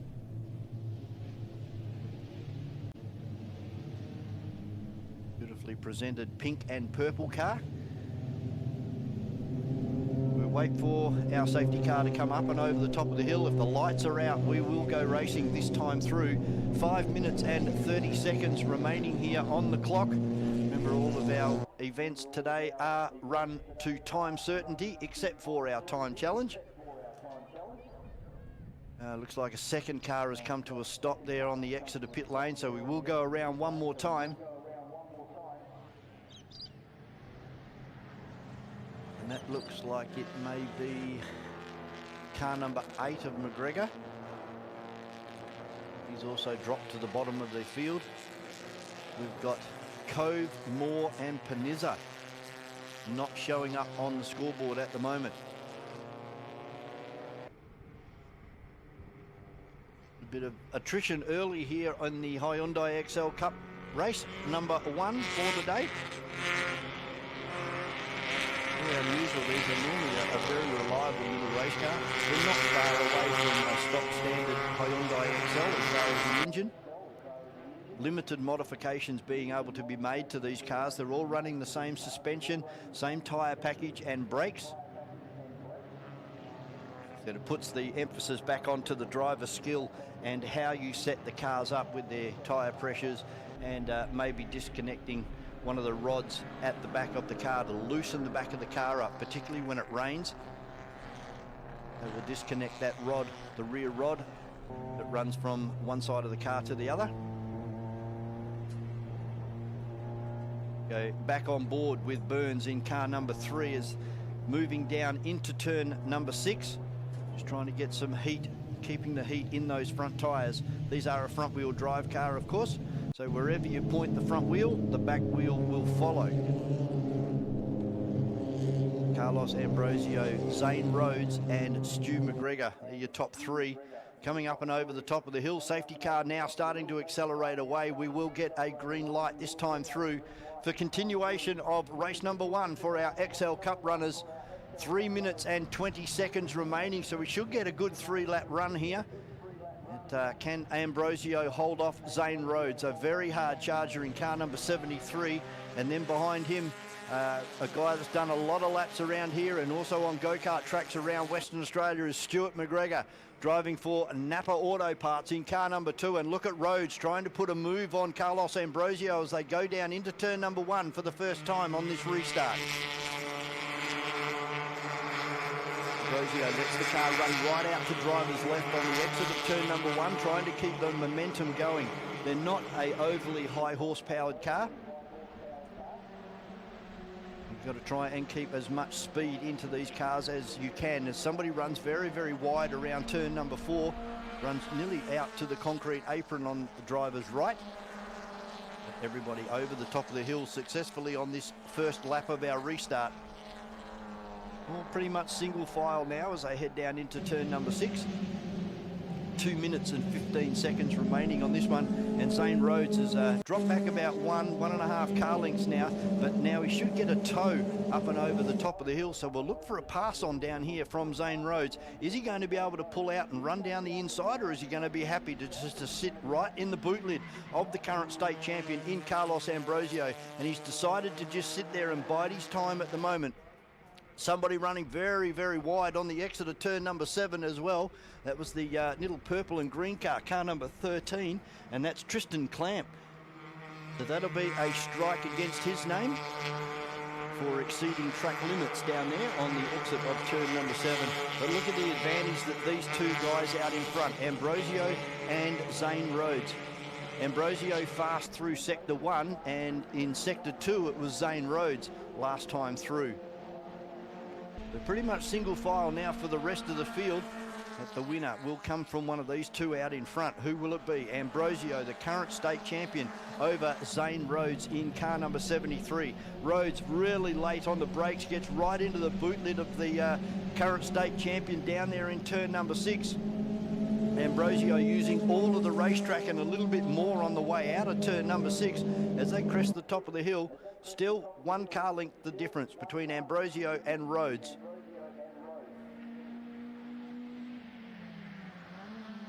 So Rhodes throws the car up the inside of Carlos Ambrosio and takes the lead now. We are down to 41 seconds, so we should get 2 more laps of racing here at CARCO Raceway. Ambrosio looking to fight back now as it goes side by side with Rhodes down into turn number 1 and regains P1 on the racetrack. We are on lap number 6 at the moment. And Ambrosio will feel a little bit uncomfortable about Zane Rhodes being able to get in front. Oh, Tristan Clamp very, very wide on the exit of turn number 1. They're side by side back there in the pack. That looks like D'Souza on the inside. Clamp in the purple car held mid-track here. And Wagner D'Souza nearly 3 wide, if you don't mind, going up and over the top of the hill. Some great action further back in the pack with Tristan Clamp, car number 13, doing a great job over Nathan Seaton and Wagner D'Souza.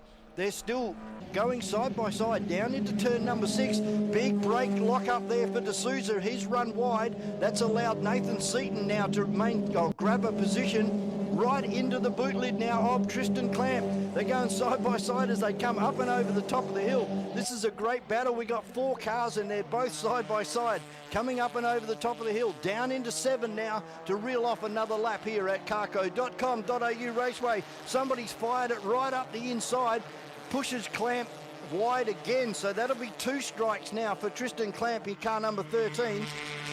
That's Fisher in car number 12, and then I think that was 50 of Ruano Stumpf for Lias Racing in the blue car. Another bit of a brake lock up down there into turn number 1. It may have come from 25 of D'Souza, so maybe he's got a flat spot on those tyres there as he still tries to do something about the car in front of Clamp, and then Fisher having a good look as well.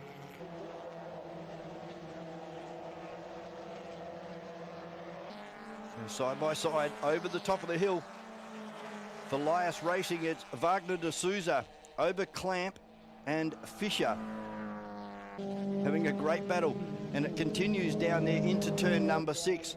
But our leaders now up and over the top of the hill, it's still Carlos Ambrosio over Zane Rhodes. Zane looking for an outside run. Is he going to run around the outside or do the up and under? And he's run wide. He's chosen to have a bit of a strike there, but checkered flag comes out to the current state champion, Carlos Ambrosio.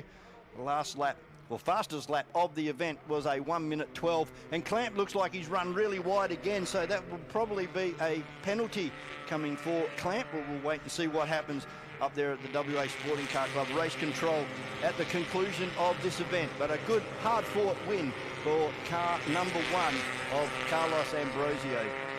A 1:12.3 was the fastest lap for Carlos Ambrosio, but fastest lap of the race was bettered by 1/10 of a second by Zane Rhodes. McGregor takes out 3rd, Noah Byrne for 4th, then Jackson Callow, Cooper in 5 and 6. John Schultz and Nathan Seaton take out 7 and 8.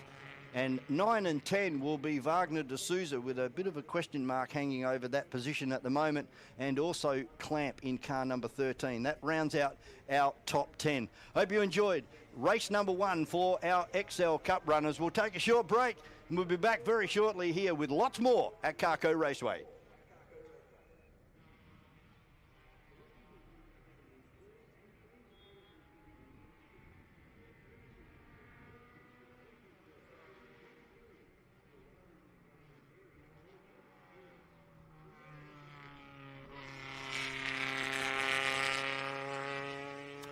While we got a bit of a break, we'll throw down to Jamie and Demelza, who have Tony Mickelson down there in the pit area. Good morning and welcome to Pit Lane. Jamie and Demelza coming with you for round 2 of the championships. We're here with Tony Mickelson, who's just completed the time challenge. Tony, how did you think you went? Oh, I think I went okay. I got held up a couple of times, but all in all, it was pretty good, considering the rain we had last night. It was a bit of a worry. I was going to ask you about that, Tony. Yeah. What is the track like? I thought it'd be a bit slippery today. Yeah, this morning we were out first and it was slippery. And we need to get, quite a few races down to get the rubber in the track, and then it grips up a bit more, But then as the temperature's getting hotter, it gets worse as well. Before you made your call on your time challenge, did you think about that regarding the weather? Did you make allowances for it? Yeah, I did, and my son over there, he always pushes me to go faster, so put a quicker time down. He wants an early inheritance, that's why he's asking you to do that. Yeah, and then sometimes I can't get to it, but yeah, it's you've got to go full hard to make it work. Yeah. We haven't heard the results yet for your time challenge, but are you happy with the race itself? You think you were pretty much in the pocket all the way through? Yeah, not bad. I was probably a second off, which is a long way for reg, but not bad overall, considering we had to go through traffic. Yeah. And who's in your team that's actually giving the great support that you need today to be on the track? There's my family over here. Tom also races in number 1 in the Holden Maloo Ute. Well, give them a good shout out because, they're keeping you on the track and you seem to be pretty competitive, so they must be doing a good job. Yeah, the only thing I don't like is that he's faster than me, But really, when it comes to racing, you can't do without the family support, can you? Oh, yeah, there's a lot of talk that goes home in the shed, I can tell you, Well, mate, I wish you a really great day of racing. I really hope it goes well for you, and I look forward to seeing what the results are going to be like at the end of the day. Yeah, thank you for the results, yeah. Thanks, Tony. Thank you. Good Back luck. to you, Vaughan. Thanks very much to Jamie and Demelza down there doing our roving reporting duties again this weekend. And just another feature of our live stream from carco.com.au Raceway. Hope you're enjoying the day so far. Plenty more to come your way.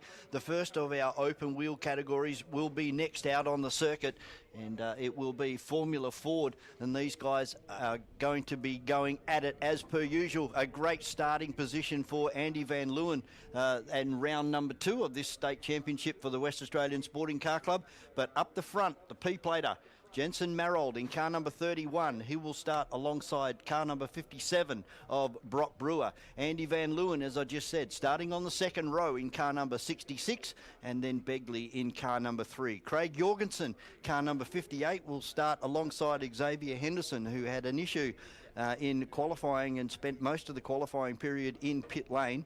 And we have Garrett Piper, a newcomer to Formula Ford, just started towards the back end of 2024.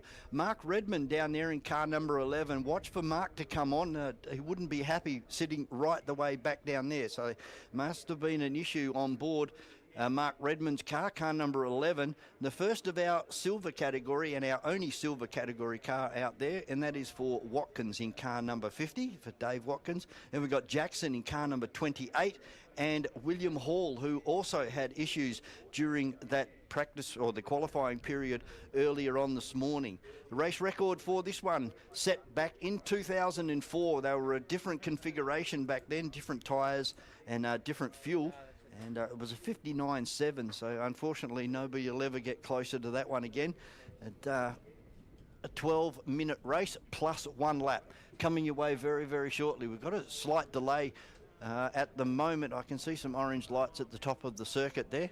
So we'll take a very short break and we'll be back with race number 1. This is going to be an absolute thriller between Marold, Brewer and Andy Van Leeuwen. Catch you very, very shortly here at carco.com.au Raceway. 2025 WA Sporting Car Club Championship is proudly presented by carco.com.au, Belvaline, Radlink Communications, Crushing Services Australia, Gallagher, Electrical Group Training and Sets. Get trackside for the 2025 WA Sporting Car Club Championship, featuring 6 rounds of racing over 10 days. For information about the categories racing, results and upcoming rounds plus more, visit wascc.com.au/championship.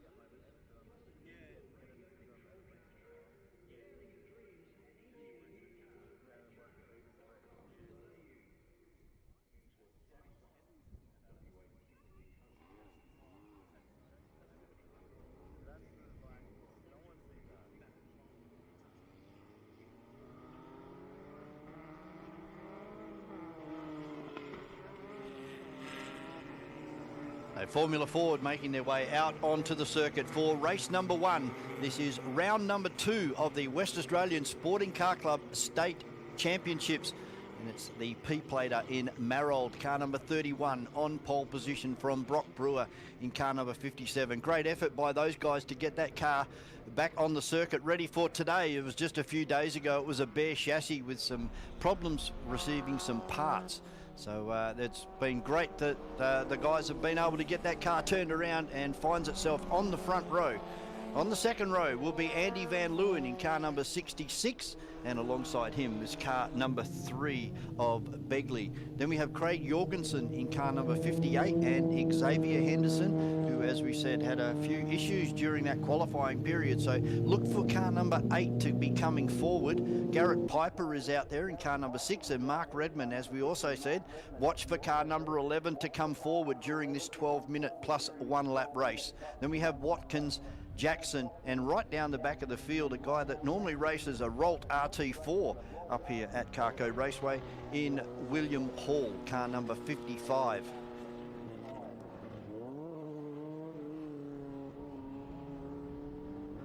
Small field of Formula Fords for round number 2 of the state championship. This is the first time that we've seen Formula Ford at CARCO Raceway for 2025. And already Marold up there on pole position with Brewer some 100 metres away with the rest of the field. Just trying to get some last minute heat into those brakes and tyres.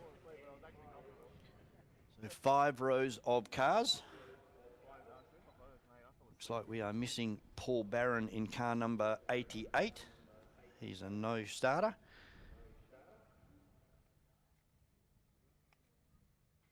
Looking fairly good down there, waiting for the green flag at the back of the field. The drivers are now into starters' hands, and away we go for Formula Ford. And just looking at the difference, Brock Brewer right up on the white line with Marold about a foot behind where he should have been, but gets a really good jump, and it looks like he may head down into turn number 1 in the lead for the first time. Brock Brewer in 57 trying to run around the outside. Don't think he's going to be able to do it in this particular corner. And he straightens up, comes out into second position, and third will be Andy Van Leeuwen. These three making a break already and getting away from the field.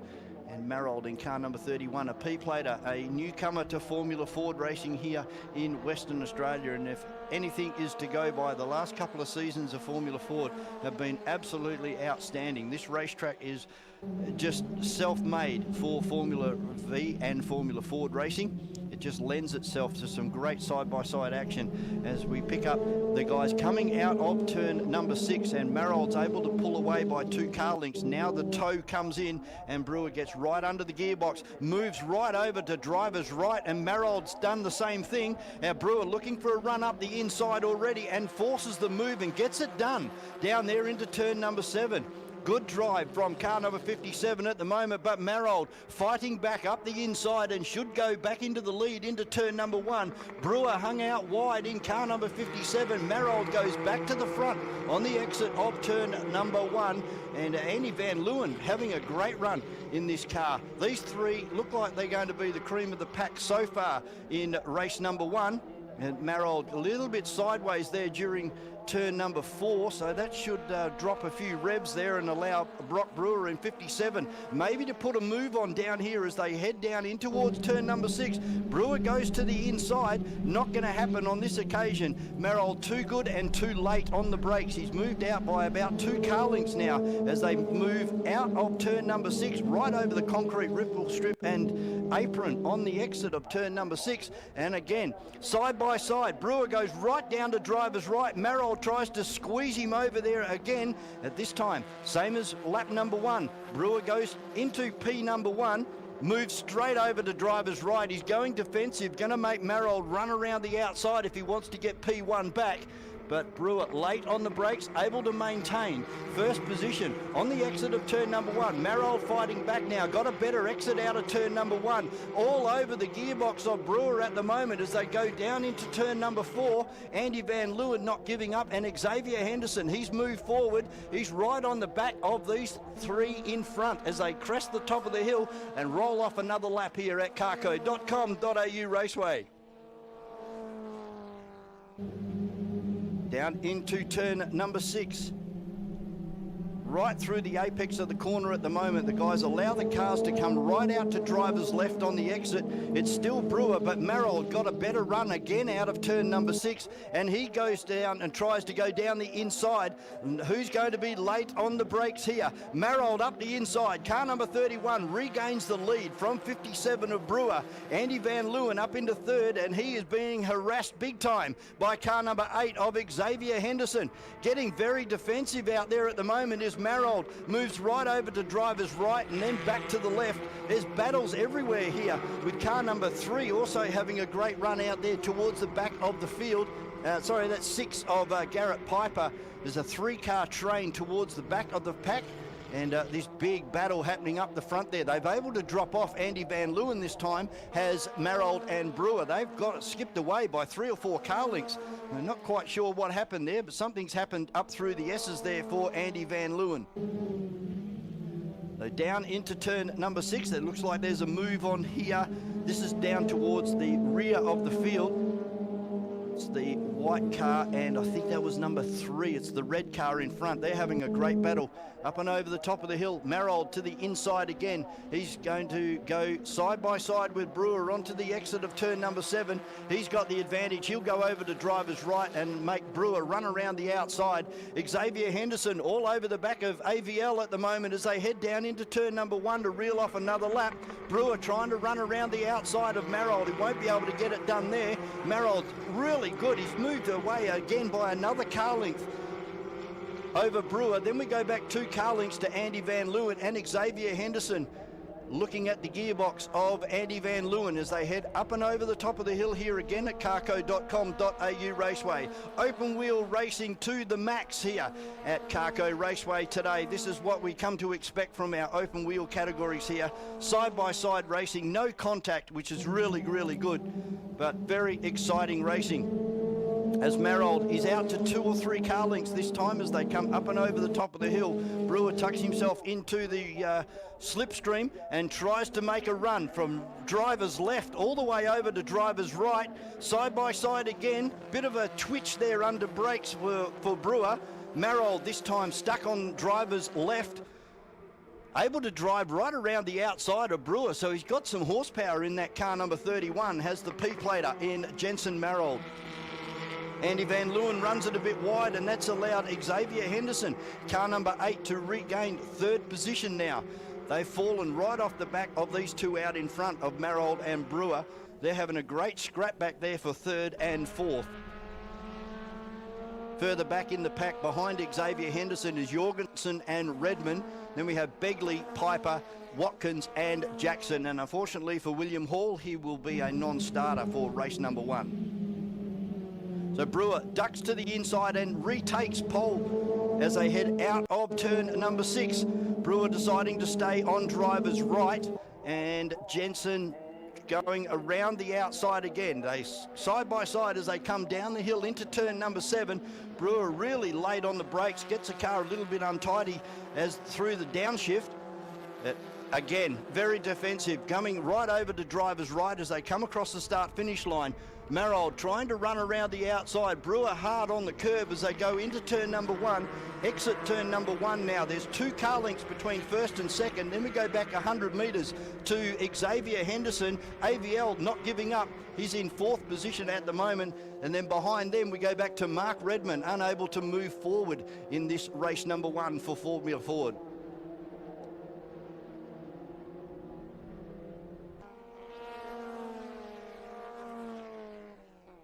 We're down to 2 minutes and 26 seconds. Brewer fastest across sector 1, 26.97, 0.4 of a second quicker than Marold.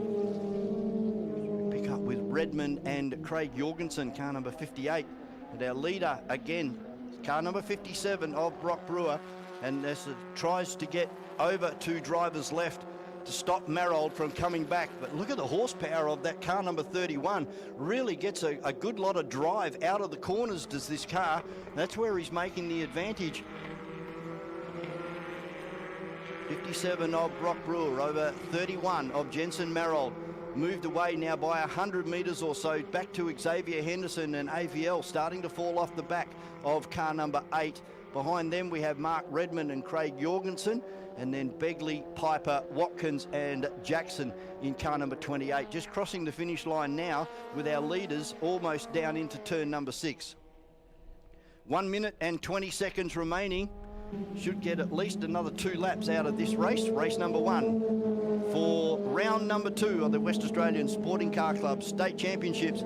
And it's still on towards the front of the pack. This time Marold's going to go down the inside of Brock Brewer, late on the brakes, and forces Brewer for the over and under, but it won't get it done here. Marold goes back to the point on this lap number 8.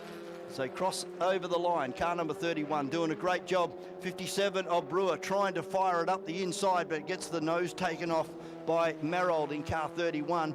But AVL starting to fight back now on the back gearbox of Xavier Henderson in car number 8. And we go back another 100 metres or so, and it looks like Jorgensen's actually got in front of Mark Redmond this time as they head through the left-hand sweeper. Picking up on that battle of Xavier Henderson and Andy Van Leeuwen, and then back behind them was Jorgensen and Mark Redmond in car number 11.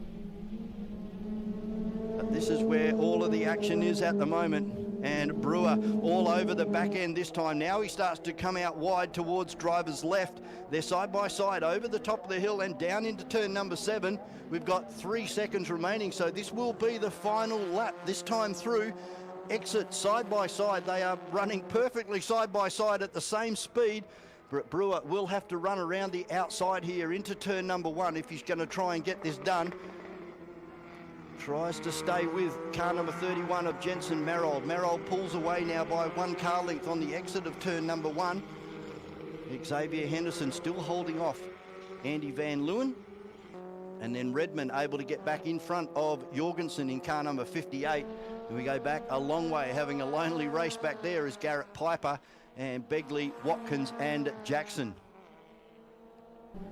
But down towards turn number 6 for what should be the last time. It's still Jensen Marold in car number 31. He's got 2 car lengths this time, but Brewer gets into the slipstream and starts to close that advantage of Marold. They're side by side as they come down in towards turn number 7. Brewer stuck on the outside. Marold's clipped the curb and allowed Brewer to drive past. Now he moves over to driver's right and he takes out a great win there for car number 57. Got it on the final corner. Marold made a mistake, put the front right up on top of the ripple strip and wiped out all of that speed and allowed Brewer to drive right around the outside, straight over to driver's right and take a well-deserved win there for car number 57 of Brock Brewer over Jensen Marold. The 0.2 of a second was the finishing margin between first and second. Xavier Henderson, a great drive to move up from about 5 or 6. He finishes in 3rd. Andy Van Leeuwen dropped 1 position from his starting position to 4th place. Mark Redmond for 5th. Craig Jorgensen takes out 6th. Garrett Piper in 7. Begley in 9. And behind him, Watkins, Jackson, and unfortunately for William Hall, he was a non-starter in this one. Wow, Formula Ford racing, awesome. And we've got some more open wheel racing coming up very, very shortly, which I'm sure is going to be just as exciting as that. More cars, a bit slower, but these cars are very, very close together. The 1200cc and 1660 6cc. Of course, we're talking about Formula V. We're going to take a very short break. We've got an interview coming up with Jamie and Demelza very, very shortly. Until then, we'll take a very short break and get ready for Formula V for their first race of the day. Round 2 of the West Australian Sporting Car Club. And we are going to do a crossover to Jamie and Demelza out there in the pit area. Round 2 of championships here at CARCO Raceway. We're joined by Jacob Fisher, who just finished in the Excel category for his first race of the day. Hi, Jacob. Well done. And how did you go today? How did you feel about the race? Yeah, I felt really good. This is my first proper race in my car. I did a meeting last year. My car didn't want to run in any of the races, so it's his first proper race. Still getting the hang of things, set up, all that bits and pieces. But I think I finished 10th, so pretty happy with that, yeah. Well done. And what did you have going through your mind whilst you were going through that race? Just really like working on my own driving. I know the car's pretty good. We've done a few things to it. Just working on me being consistent and trying to pass a few cars to get into the top 10 there, yeah. So this is your first year of competing. So which way did you, what's the trajectory? How did you get here in the first place? Why Excels? Well, actually, I raced Speedway, so I raced that for 3 or 4 years. And then, yeah, this car came up for sale, pretty good price, and we're like, you know what, we'll give it a go. And then, yeah, gone from there and love it, yeah. I'm actually a great fan of Excels. I think it's a great category to be a part of, because it's really about the driving skill, not about the actual car itself, isn't it? Yeah, exactly. They're not the fastest cars out there, but they take a lot of skill to drive, and I still get my head around this thing. Like, they don't look that hard, but when, like, you try to drive it consistently and then you make mistakes, but you just got to work on it, yeah. Jacob, you're only 17 years of age, so you must need a lot of support to sort of get on the track. So who is your support team? Oh, my mum, dad, granddad, everyone that comes and helps out. Paul, Jake, thanks for all your help. Wes and Craig, without them, I wouldn't probably be here. They helped me back home, and yeah, all my sponsors, without them, I wouldn't be out here. The money and just everything they've done for me, it really helps me out. Well done, and good luck for the rest of the championship. Thank you. Have a great day, mate. Well done. It's back to you guys. Thanks very much, Jamie and Demelza down there in the pit area, and joined again for Formula V, race number 1 coming your way very, very shortly. Joined up here in the Rob Janney broadcast studio by a man who's been there, done that as far as Formula V, and of course I'm talking about Miles Lockett. Good morning, Miles. Yeah, g'day Vaughan. Yeah, race 1, looking forward to this one. As you said, a great field of Formula Vs, both 1600 and 1200 cars. Qualifying's one thing, racing's another, so expect some very, very close action. Paul Maltoni again certainly showed the field how to do it in qualifying. And when I went down before, I spoke to him, I said, mate, you just did a 7.6. He went, really? He said it didn't feel that fast, and he was actually still playing around with the suspension. He goes, yeah, no, the car's got still a lot of push in it, so I reckon he's going to go even quicker in this one, so look out. Well, the lap record is a 1 minute 7.0, so he's only 6/10 away, and as you said, if he's still trying to tune the car to the way he wants it, and I've already talked about it this morning, this surface, it just keeps giving. It does, yeah, it does. Yeah, you would think after all these years that the times would actually start dropping off, but certainly not. I mean, I know last year when we had the National Challenge and we had all the Eastern Staters coming over with, obviously Reynolds and Kinsella, etc., they were pretty much on that. I think actually in one of the qualifying sessions they actually dipped into the 6s, but being it wasn't in a race, they did try to take the lap record from us. They took everything else away from us that weekend, but they didn't take the lap record, which is still held by Dave Casely. For our live stream customers, we're going on board with Kathy Lisson in car number 11. And unfortunately for her husband, who was meant to be starting out of P number 4, Rod Lisson, car number 71, multiple state champion, they found that they have broken a head stud and Rod Lisson out of the day. Yeah, it's a shame. He came in obviously very early in qualifying, and he noticed a lot of oil around the left-hand side of the motor. He said, it was predominantly going around right-hand corners, obviously, and we looked high and low, and then Simon Bate came up, pulled the head off it, or pulled the rock cover off, and found a broken head stud, which couldn't be fixed, unfortunately. It's down inside the motor, so that put him out. But silver lining to this, though, Kathy was complaining about, and I mentioned in qualifying, that her carburetor was whistling, and so therefore robbing her of power. So what they've now done is they've now turned around and put the carburetor from Rod's car onto Kathy's car. So look out, Kathy's going to be absolutely on it for this one. And let's see whether Kathy's whistling at the end of this one. She will be. Starting on pole position for Home Chef is car number 6 of Paul Maltoni, and alongside a great improver in the last couple of rounds, and that is Mason Legg out of car number 85. Then we have Callum Lamont, and alongside him will be a vacant grid row where Rod Lisson should be. Kathy Lisson will take that spot now with Kenny Wyatt. Matthews in car number Yeah, 92. Maddie Matthews, yep. Yeah, Maddie's, Fabulous effort. That's a great effort. She'd have to be happy with that. Best lap time she's ever done, a 10.8. We actually missed it in qualifying. We were recording at 11.8, but she actually went a second quicker. So, we were down there giving her a good rev up to make sure that she got off the line, a great start, get on the back of, say, Kathy, and obviously, the front guys, and she'll be in for a really, really good race and hopefully lower those lap times even further. The AJ of Lloyd in car number 5. He'll start alongside Wilkins. And then we have Vinny Padawanu. The first of the silver category cars, the 1200s, is Danny Chero in car number 42 with Jonathan and Isaac Scary behind him. And we have Block, car number 70, Gow in 32, Quinn in 40, and Mackenzie Gow in 18.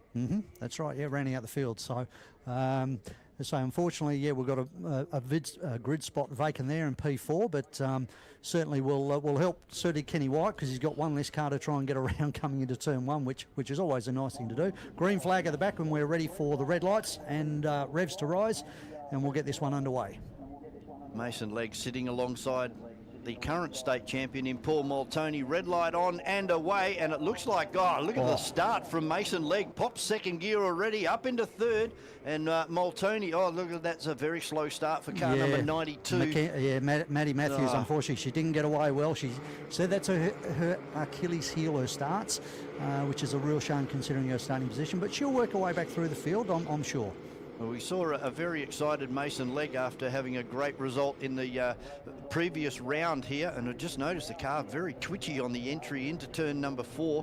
Probably just a bit light on tyre temperature at the moment, but he's holding off Paul Moltoni as they head down into turn number 6. We go on board with Kathy Lisson and see what the 2.41 kilometre circuit of CARCO.com.au Raceway is all about. Look at that, right onto the apex of turn number 6, right down near the drain on driver's right. Then you allow the car to float right out, up and over the concrete apron on the exit of got turn. a great run. Yeah, she's getting a look at the toe. Look at the toe, yeah. So that would be Callum Lamont.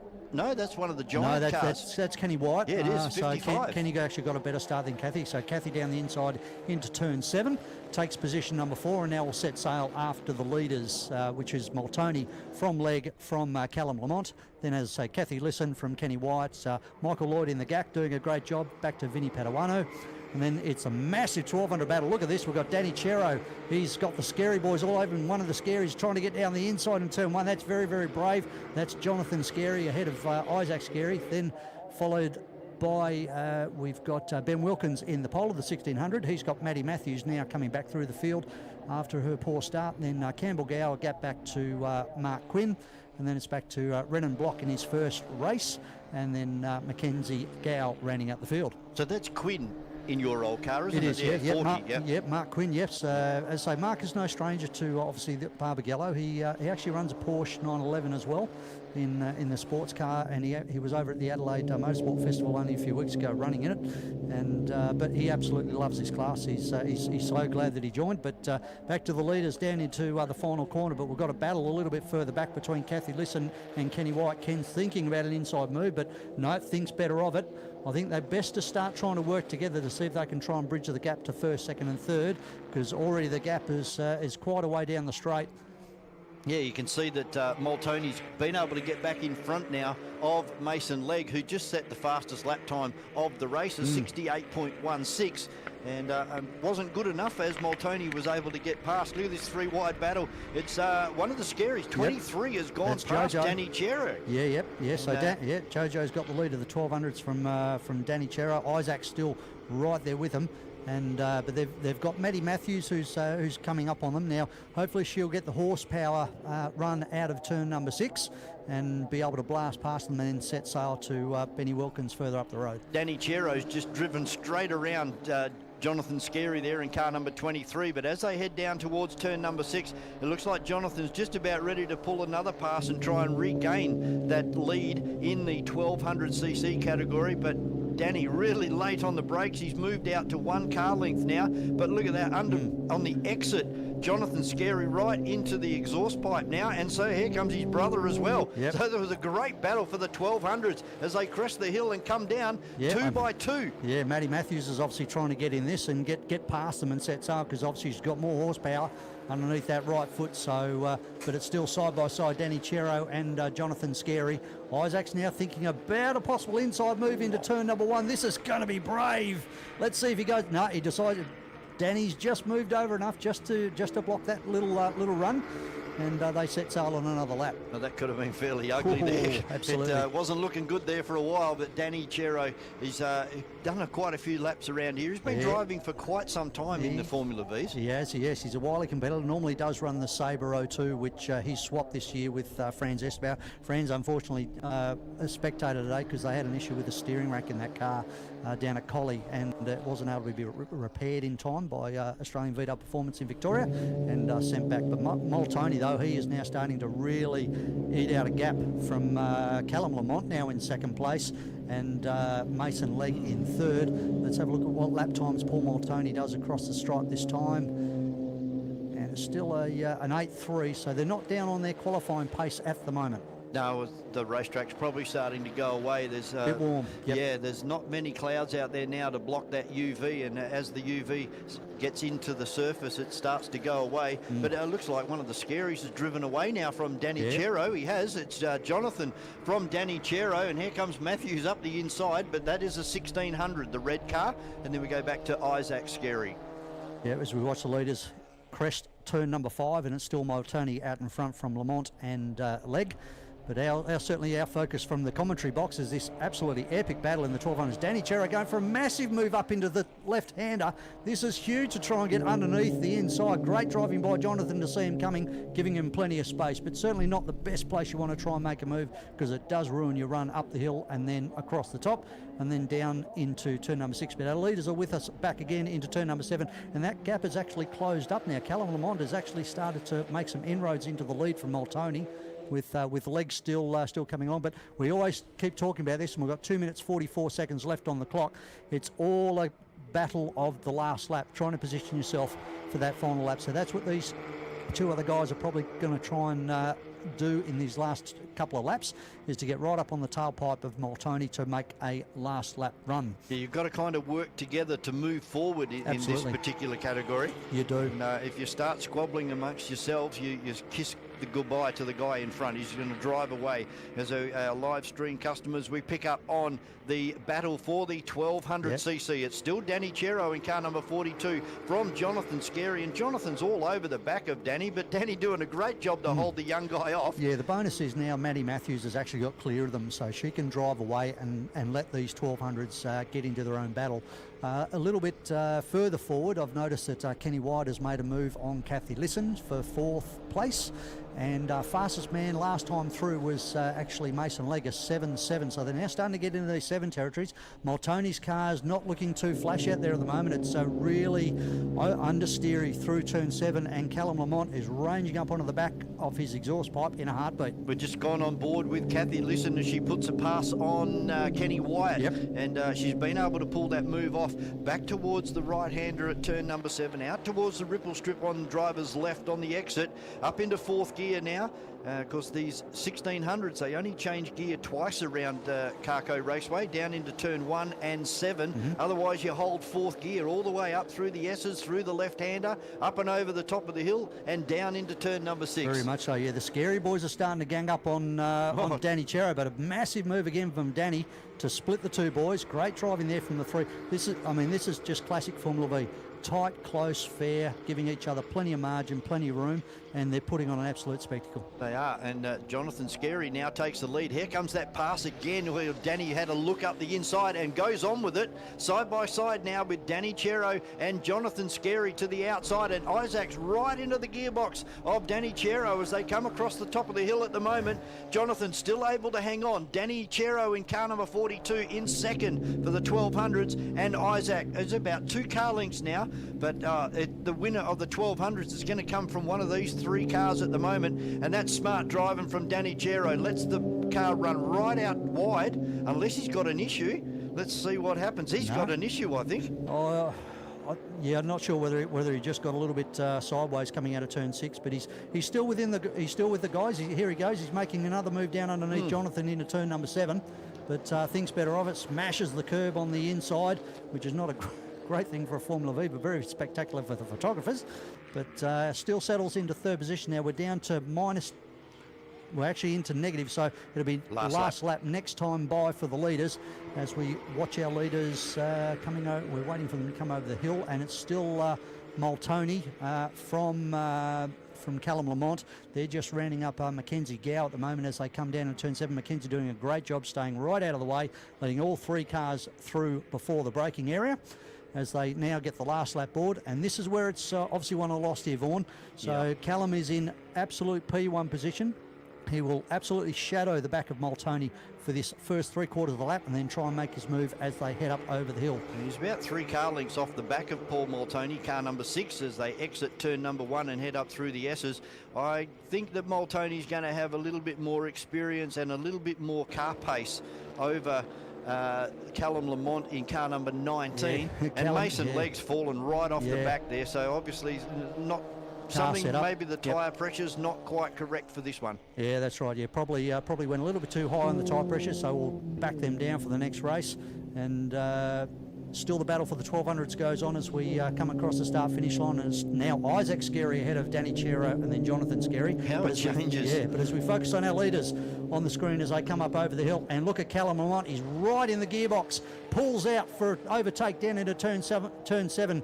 He should have this one covered. Paul Moltoni, though, fighting back very, very deep under brakes as they come out of the final corner, and it's Moltoni going to drive around the outside of Callum Lamont. Callum tries, pulls out, but to no avail. And it's Moltoni taking the win from Callum Lamont from Mason Legg.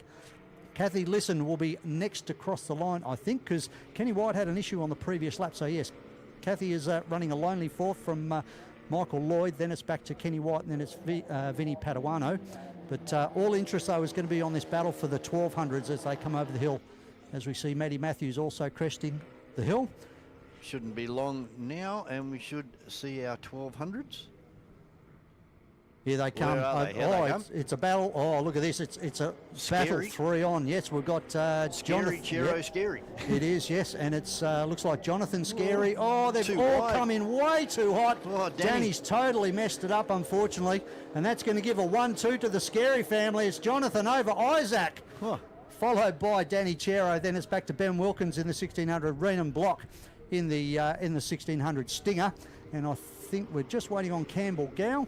And then we've got Mark Quinn, who is going to round out the field. So, wow, what a fantastic, typical Formula V race. Yeah, what can I say? Our open wheel categories here in Western Australia, they're just fantastic. And I keep saying to myself, it's the design of this racetrack that allows for that type of racing here. It's wide, it's flowing, and as you said, it's not over until they hit the braking area down there into turn 7. And as we've seen, it's even not finished until the start line, because sometimes they have this drag race, they pull out at the last moment and they get that projection over the line and take the win. So happened to me many a time, mate. Been beaten by a nose cone. Exactly.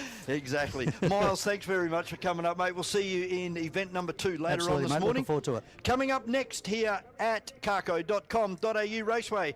First race of the day for production cars, improved production and street cars. 12 minutes plus 1 lap coming your way very shortly for Culture Fitness, WA Hino, Pool Ledge Systems Australia. This is round 2 of the West Australian Sporting Car Club State Championship here at CARCO Raceway.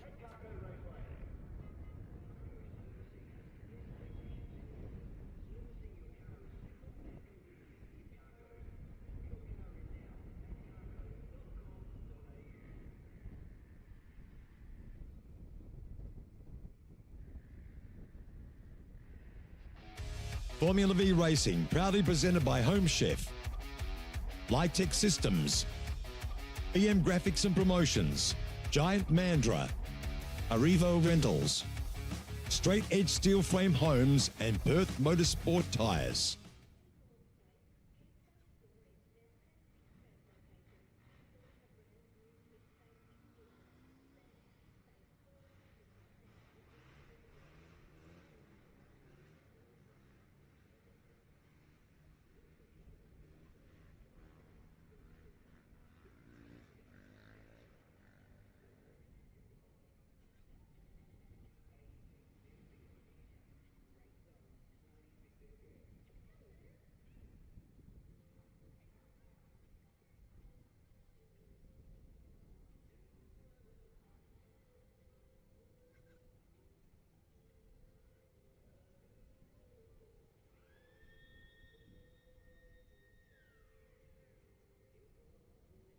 Street Cars Racing, proudly presented by Pool Edge Systems Australia.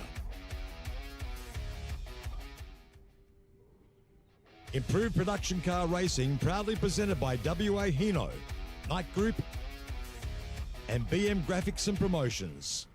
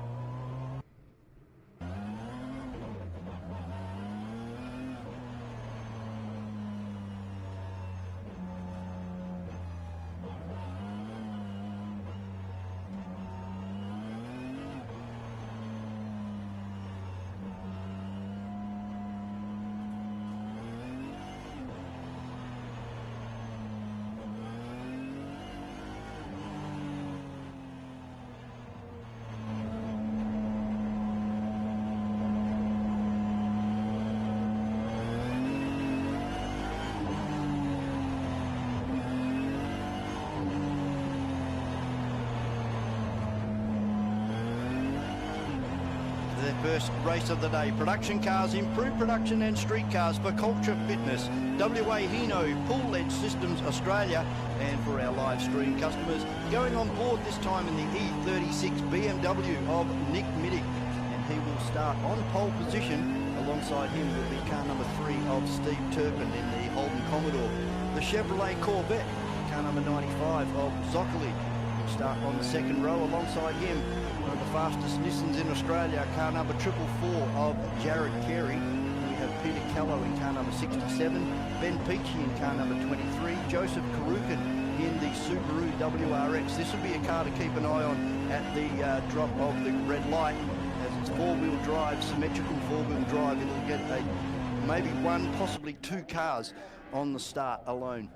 Then we go back to Damon Croxton, Chris Pavey, Jim Gallen out there in the Mitsubishi Evo, and then Neil Pollard in the Honda Civic, Cameron Burns out there in his car number 17, Rob Landsmere in the Toyota 86, Brett Sheriff, car number 77, Phil Krause, car number 8, Poole having his first run in the Tirana, car number 25, and then we have Woodhead, James Russo in car number 265, the Renault Megane, Tim Riley, Laurie Whitholm, Galton in car number 24, and then Cove, D'Souza in car number 123, and then 2 more of the Cove family in 117 and 171. So a big field, 3 categories combined into one for this one, with our production cars, improved production, and street cars.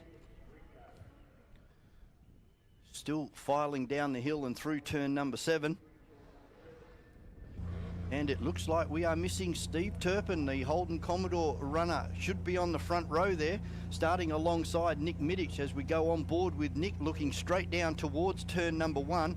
And that'll give him a fair bit of confidence knowing that he won't have to drag race the Holden Commodore. But on the second row, you've got a Chevrolet Corvette and a Nissan 350Z of Jared Carey, car number 444.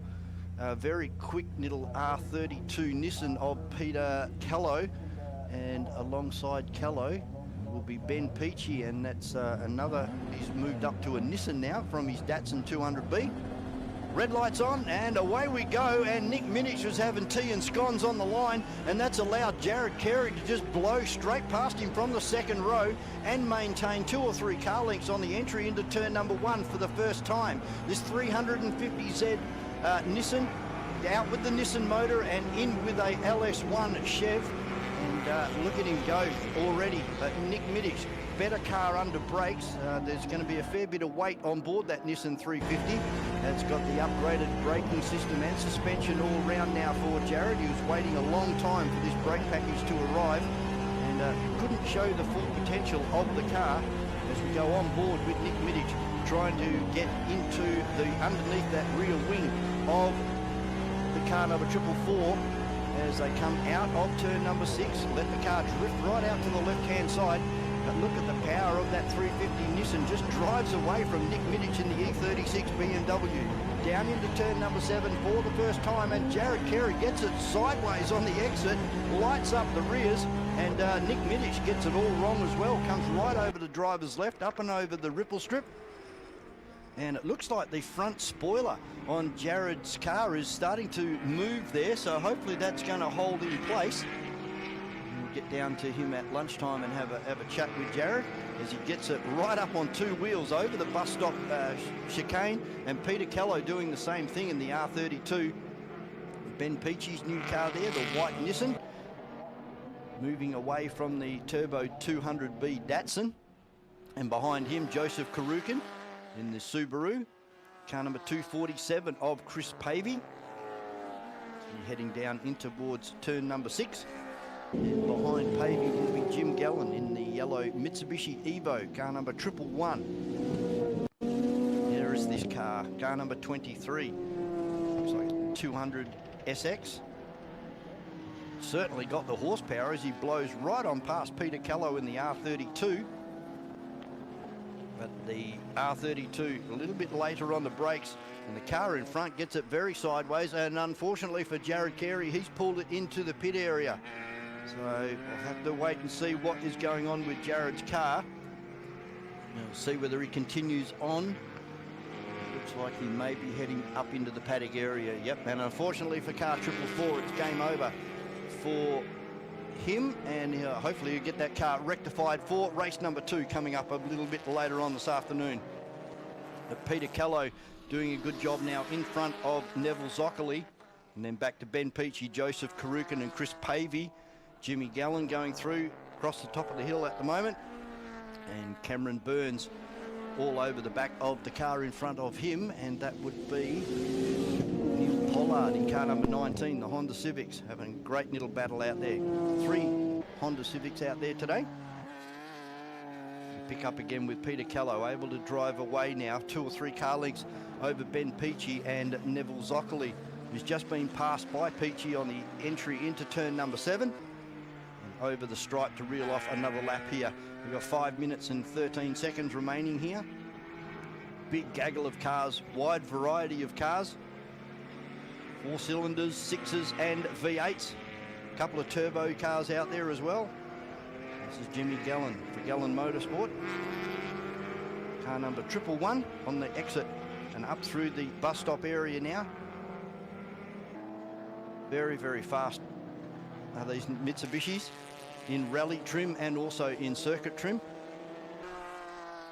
Behind Jimmy Gallen will be Damon Croxon in car number 32, then Pollard and Kraus, Cameron Burns in 11, and car 77 of Sheriff.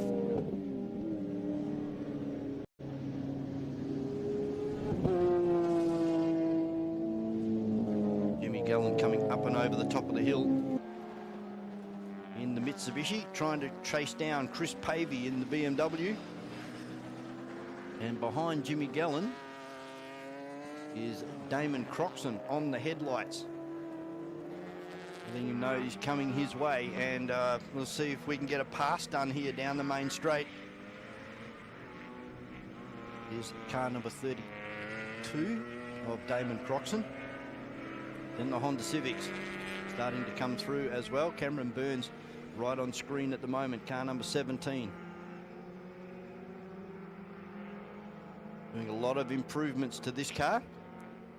Formerly was his father Stewart's car, and now Cameron decided to take over the lead and also takes over the reins of the Improved Production Racing Association of Western Australia as well. Been having some great drives in this little green Honda Civic.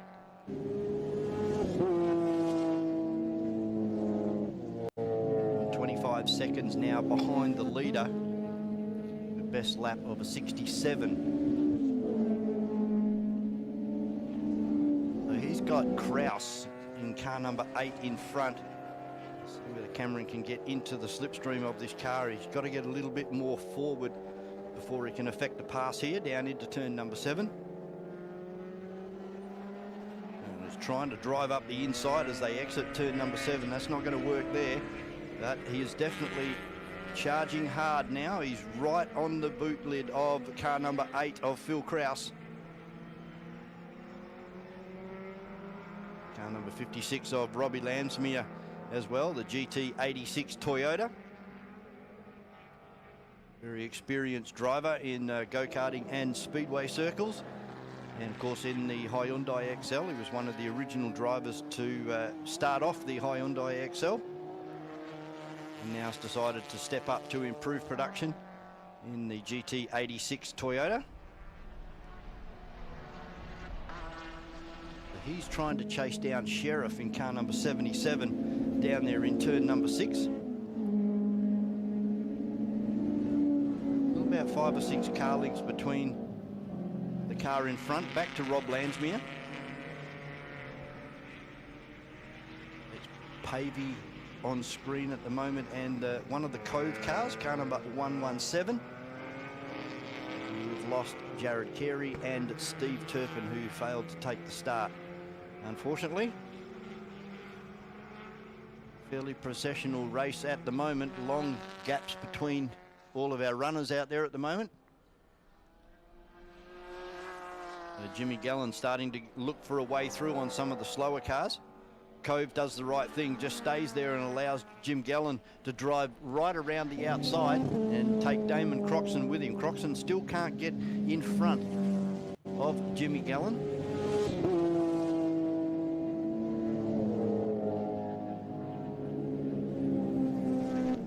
117. I think that's Ashley Cove. Just being overtaken again by another one of the Honda Civics. And Damon Croxon again hard on the headlights as he drops to the inside and drives right underneath Jimmy Gallen, runs it wide and allows Gallen just to drive straight past again and maintain that position on the circuit. The blue lights you might have just seen then from our new electronic display boards, just alerting the drivers in front that there are faster cars approaching. You hold your line, you allow the faster cars to make their own way through. Stay on the racing line and the faster cars will find a way through. The Pavey right ahead of Jimmy Gallen and Damon Krause. Poole just comes across the start-finish line. A newcomer, first race meeting today, first race actually out there at the moment. They're doing a great job too.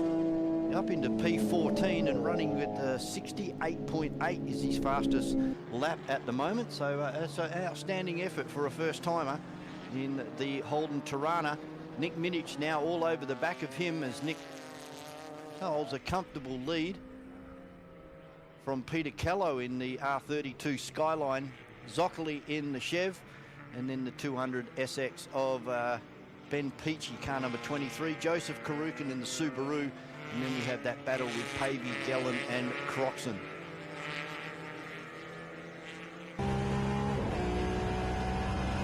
Okay, back on board with Nick Middick.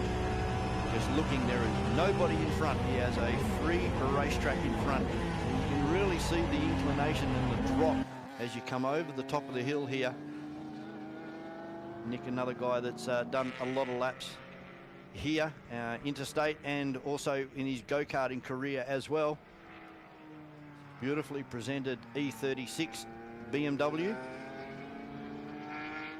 Very, very quick, circulating in a 62.1.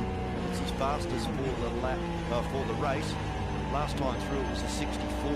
So now we go back on board. This is turn number 4.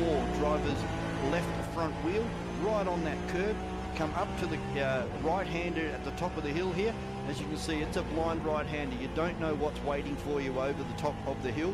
Crack it down 2 gears now and back in towards the apex. There's a drain right there, and now you allow the car to come right out over the concrete on the driver's left on the exit. Keep as much momentum and as much drive as humanly possible. Here comes one of the Hyundai XLs. Nick will make mincemeat of this one, and possibly the blue one in front as well. No, he decides to back out of it, and now he'll take the pass on the main straight. Drops to driver's right and drives straight underneath one of the Hyundai XLs, and that was Cove in car number 117.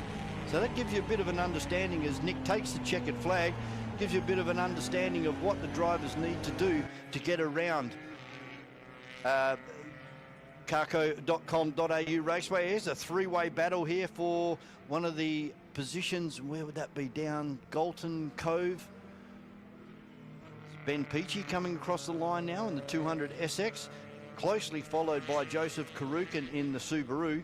Chris Pavey will be next across the line in the BMW. Behind him, Damon Croxon, car number 32. Of course, they're starting to put some laps on other drivers out there as well.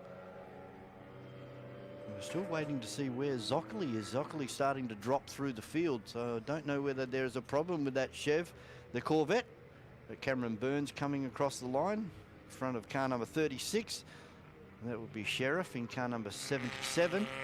Rob Lansmere in the Toyota GR86.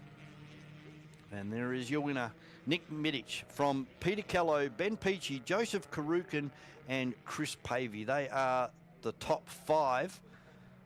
And Damon Croxon for 6. Neil Pollard in a very quick Honda Civic. Look down towards the back of the field, unfortunately, right down on the bottom. Car number 444 of Jared Carey, unfortunately having an issue there on lap number 2. Maybe that spoiler, he could feel a vibration or something coming from that front spoiler, but I'm sure that Jared and the crew will be right onto that. He'll be back out there in race number 2, coming up later on this afternoon.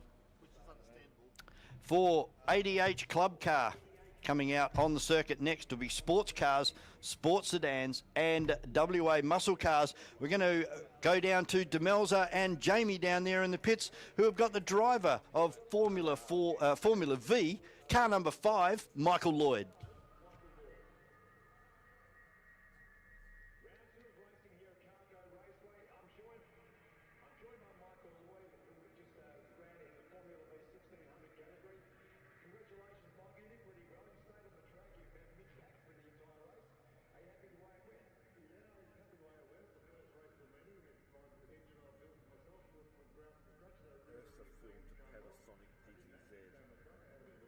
Wondering whether I should try that large.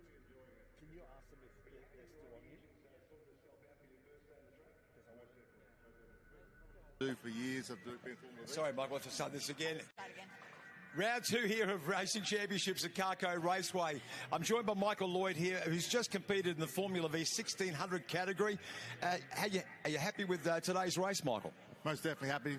First race of the year. It's great to be back on the track. Great to be part of the category again. So I've had a really, really good time. Like I said, built my own engine, so got the thing running. It's still running well and going fast, so have a great time.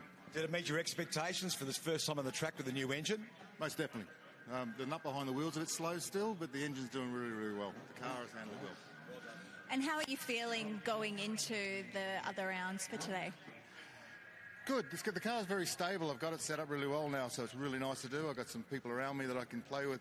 I've got Kathy Listen. I'm going to have a good fun with her next race, so looking forward to it. It's really good. And in terms of support for your team, who do you have here? I have my lovely wife sitting over there. That's my entire support crew. She helps me clean the car. She does my belts up. She helps me set the car up. So that's all the support I need. Michael, Formula Vs are a very, very competitive category. It must be really exciting to be able to go out there and really give it a good knock when you've got so many other people giving you a bit of a push and a nudge behind you. Yeah, it's a very clean sport. It's very well supported sport. We want to race clean and hard out on the track. Support each other off the track, but it's like that way nationally as well. Anywhere, if you're lucky to be the Nationals here last year, there was just people everywhere, and wherever you need support, you get support. So it's a fantastic category off the field and on the field. Really. It is a great community, isn't it, Michael? Yeah. And this state is recognised nationally. I'm from South Australia, but it's come across as being the most family-friendly category in the state. It's really well run in the state. Michael, good luck for the rest of the comp today. Yeah, thank you very much. Enjoy the conversation. Thank you. All the best for the day, mate. Cheers, mate. Thank you. It's back to you guys. Thanks very much to Demelza and Jamie down there. And of course, after this event, we're going to throw open the gate down there at the start-finish line and allow you to come out and have a look at these sports cars, sports sedans and WA muscle cars. This is the first of 3 races today for this particular category. Normally we only see them twice in a day, but they're running for a 100k plate, which is 100 kilometres around CARCO.com.au Raceway. So this is brought to you by ADH Club Car, and as I said, it's sports cars, sports sedans and WA muscle cars. And it's that man again. We're getting quite used to seeing this XF Falcon powered by a Chev on pole position, and of course I'm talking about Ryan Humphrey in car number 30. He will start out of P1. Alongside him, the BF X-V8 supercar of Grant Hill in car number 88. The first of the European models, Walter Eppel in car number 3. And then the first of the West Australian muscle cars in Clint Rayner in car number 98, the orange Camaro. Starting behind him will be car 77, the Ford Mustang of Ron Moller. That is also a WA muscle car. Then the RX-7 of Chris McKenzie, car number 50, Peter McKenzie in car number 62, and Paul Frost in car number 53, the Holden Commodore. You can just see them working their way up through turn number 4 and 5 at the moment. There's we pick up with Paul Frost in car number 53. So this should be a good race. It's unfortunate that the field's a little bit light on this morning, but I'm sure that as 2025 progresses, we'll get some more entries into the sports cars, sports sedans and WA muscle cars. This one 12 minutes plus 1 lap, so we're probably looking at around 14 laps, maybe even 15 laps. So it's a long way. These are endurance-built cars or design cars, particularly the Porsches. That, as we were talking about in our qualifying session this morning, that car of Ryan Humphreys, the XF Falcon, it's not only fast over a short period of time, but it can actually keep going. It's a very consistent car. And hats off to Ryan and the crew, family-run crew, who travel the country with this car on the National Sports Sedan Series. We wish them all the luck in the world for 2025. Going to be a very busy year as per usual for the Humphrey clan. And behind him is a Grant Hill. Now this car just underwent a massive rebuild towards the end of 2024. So we'll see what Grant Hill has in store in the BF Falcon. Of course, that is an XV8 supercar.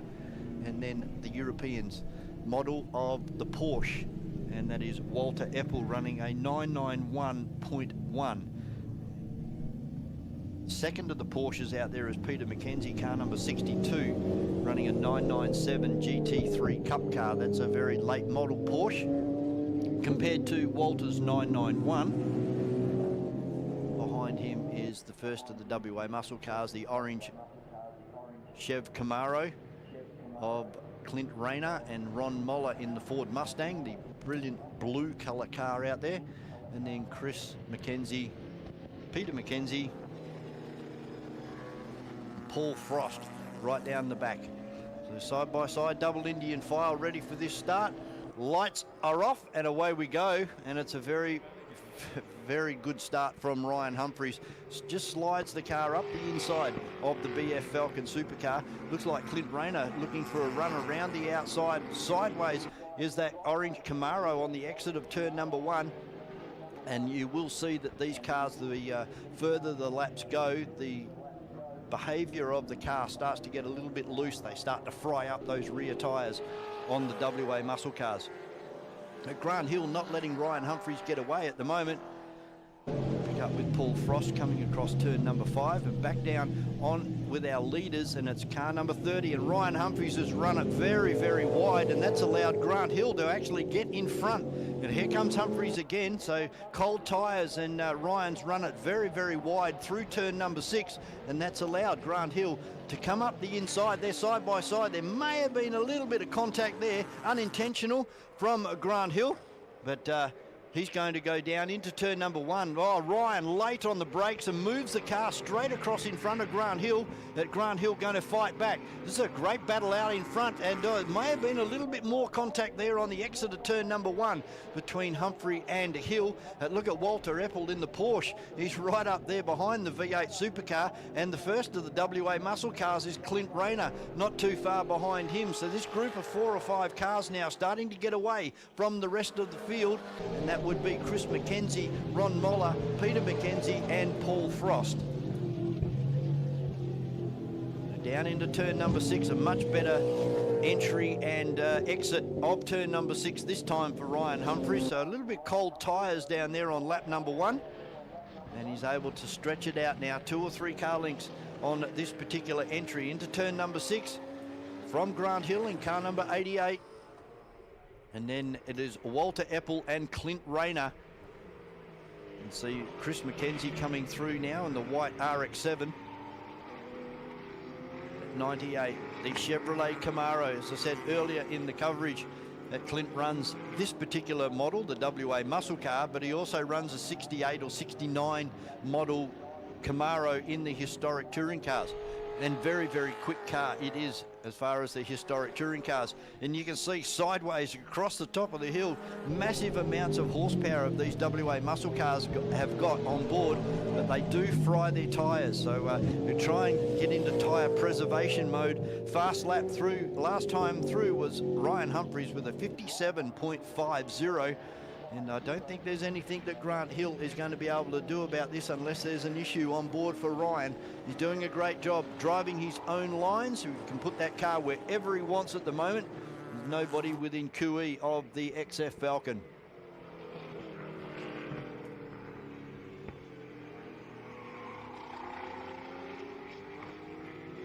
Was this event the 100K Cup, brought to you by ADH Club Car.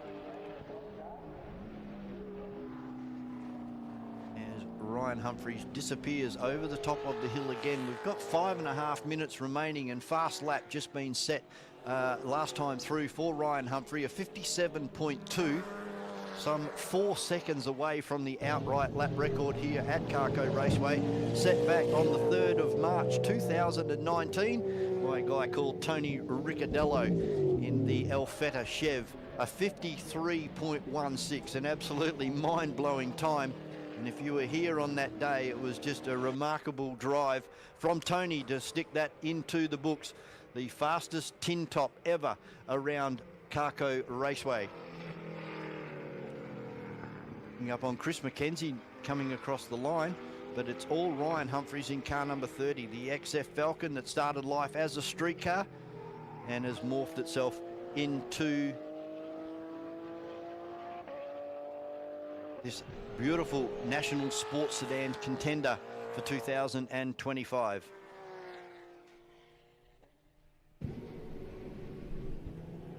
Still maintaining a good sizable lead over Grant Hill. Coming out of turn number 6 and up and over the top of the hill. The massive rear wing on the back of that XF Falcon providing a lot of downforce. Don't forget, at the conclusion of this event, you can come out onto the circuit, and we'll just get the guys to get their helmets and stuff off. We'll give them a couple of minutes and then we'll throw the gates open. We'll go down and have a chat to these guys and see what their plans are for 2025 and have a chat about this particular race as it's going on. But really hats off to Grant Hill. He's not letting Ryan Humphries drive away into the sunset like we've been used to. Really sticking with him, probably 50 metres away. Unless Ryan has a mistake, it looks like he's going to take out race number 1 here today for round number 2 of the West Australian Sporting Car Club State Championships here at carco.com.au Raceway. And it looks like that may be Clint Rayner sitting over there up against the wall just as they crest the top of the hill. Our leader's just going past the stricken car now. And it is Clint Rayner sitting over there in car number 98. So only one muscle car out there at the moment, and that is this one, car number 77 of Ron Moller, another guy that used to run a Camaro in the historic touring cars and decided to sell that car and has been doing WA muscle cars for the last couple of seasons. can see the stricken car of car number 98 of Clint Rayner just sitting up against the wall. And so far, no yellow flags. So that's, and as I say that, yellow flag comes out. It could just be a local yellow at this stage, giving him every opportunity to get that car refired and get it out of there. It looks like race control may let this one go. And again, Ryan Humphries has come out really wide on the exit of turn number 6. Missed the apex by at least 2 car lengths. And that's allowed Grant Hill to have a bit of a sniff at Ryan Humphries. So uncharacteristic mistake there from car number 30. And that's really opened the door now for Grant Hill as they start to come up on Paul Frost. And let's see whether Grant Hill can do anything about Ryan Humphries as they come up on the slower traffic now, and very quickly do they approach the back end of that Holden Commodore. He holds his line, is going to make Ryan run around the outside. So good awareness there from Paul Frost to just keep the car where he should be. He's let it run right out wide on the exit of turn number 5. Now they go side by side, and it looks like Grant Hill has put a real challenge on for the lead here, right under the rear wing of Ryan Humphries in the XF Falcon. It's a great battle as they come up and over the top of the hill. We're down to 1 minute and 21 seconds remaining, and it's only just is Ryan Humphries now over Grant Hill. So this will give Grant a real good sniff here to see whether he can come back and put another shot into the back end of Ryan Humphrey. Down to 60 seconds remaining, so we should get another 2 laps out of this event. That'll give us around about 9 or 10 laps. The V8 or the BF Ford Falcon V8 supercar, only 1 or 2 car lengths now off the tail of Ryan Humphries as they go across the top of the hill. And it'll be interesting to see whether Ryan, what line he takes down here into turn number 6. There's been a couple of times where he's run extremely wide during and missing the apex of turn number 6. This one's better. He's right on the line this time, so that's not going to allow Grant Hill to close in at all as they come up and over the top of the hill to reel off another lap here. This is the 100k plate for our sports sedans, sports cars and WA muscle cars. Now there's half a car length between Grant Hill and the Ryan Humphries in the XF Falcon as they stretch that by about 1 car length now, but it's like a rubber band. It stretches and then contracts in certain parts of the racetrack.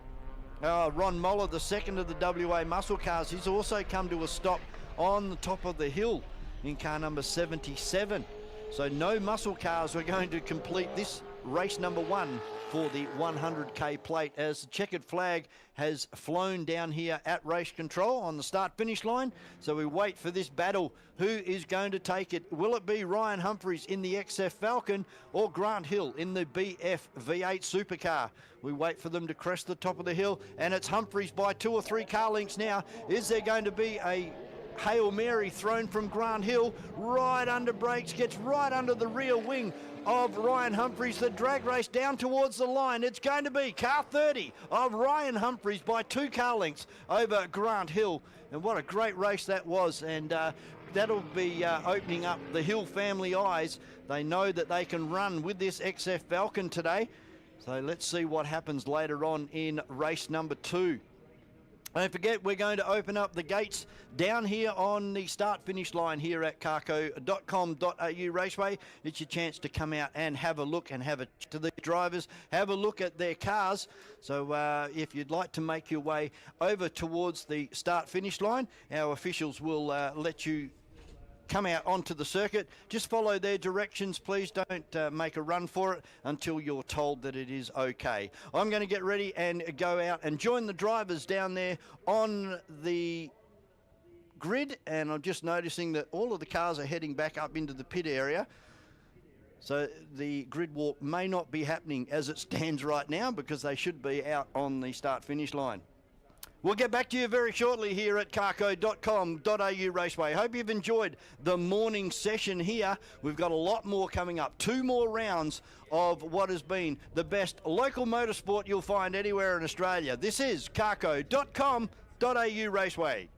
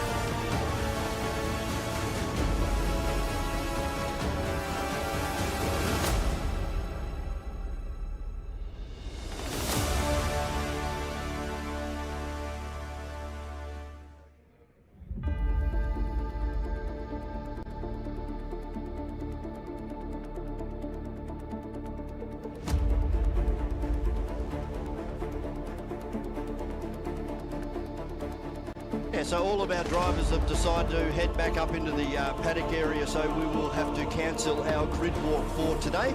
But join us again at a future race meeting where we will open the garage doors and allow everybody out onto the start-finish line. We're going to take a break now for our lunchtime break, and then coming up straight after lunch, we'll be back into it again. 5 laps of time challenge, followed by XLs, Formula Fords, Formula Vs. Then we have production cars, improved production and street cars, and then we will round out round number 2 for sports cars, sports sedans and WA muscle cars. Enjoy your lunch. We'll be back very soon.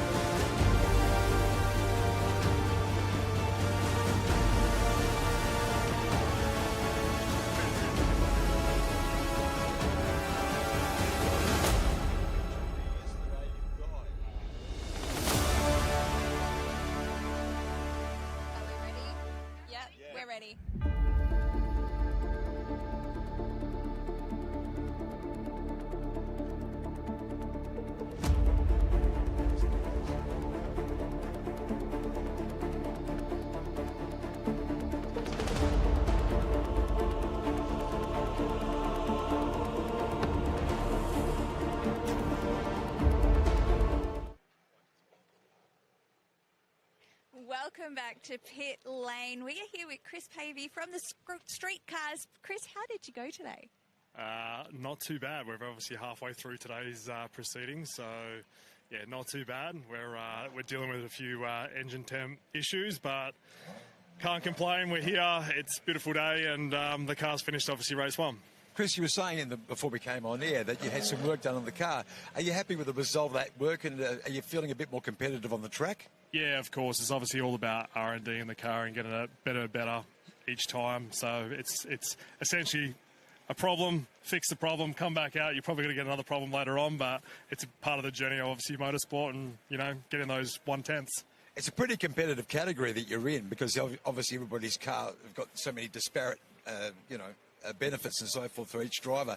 I mean, how do you feel about driving the BMW on the track? I mean, are you the only BMW on the track at the moment for your category? Well, unfortunately we are, well I am, so we do have other BMWs that are parked up in sheds, so I'm not going to comment on the reliability of BMW because I'm down to heart as a BMW fan and man, so I can't tear them apart too much, but yeah, look, it's a bit of a journey. It's really good, obviously bringing out something that not everyone obviously uses. You know, it's not a Jap car. You're going down obviously the German engineering sort of side, so it's part of the fun. You know, like you, as I said to you before, you're going against a bit of R&D from manufacturer's standpoint. You're doing your own big budget version of it. So.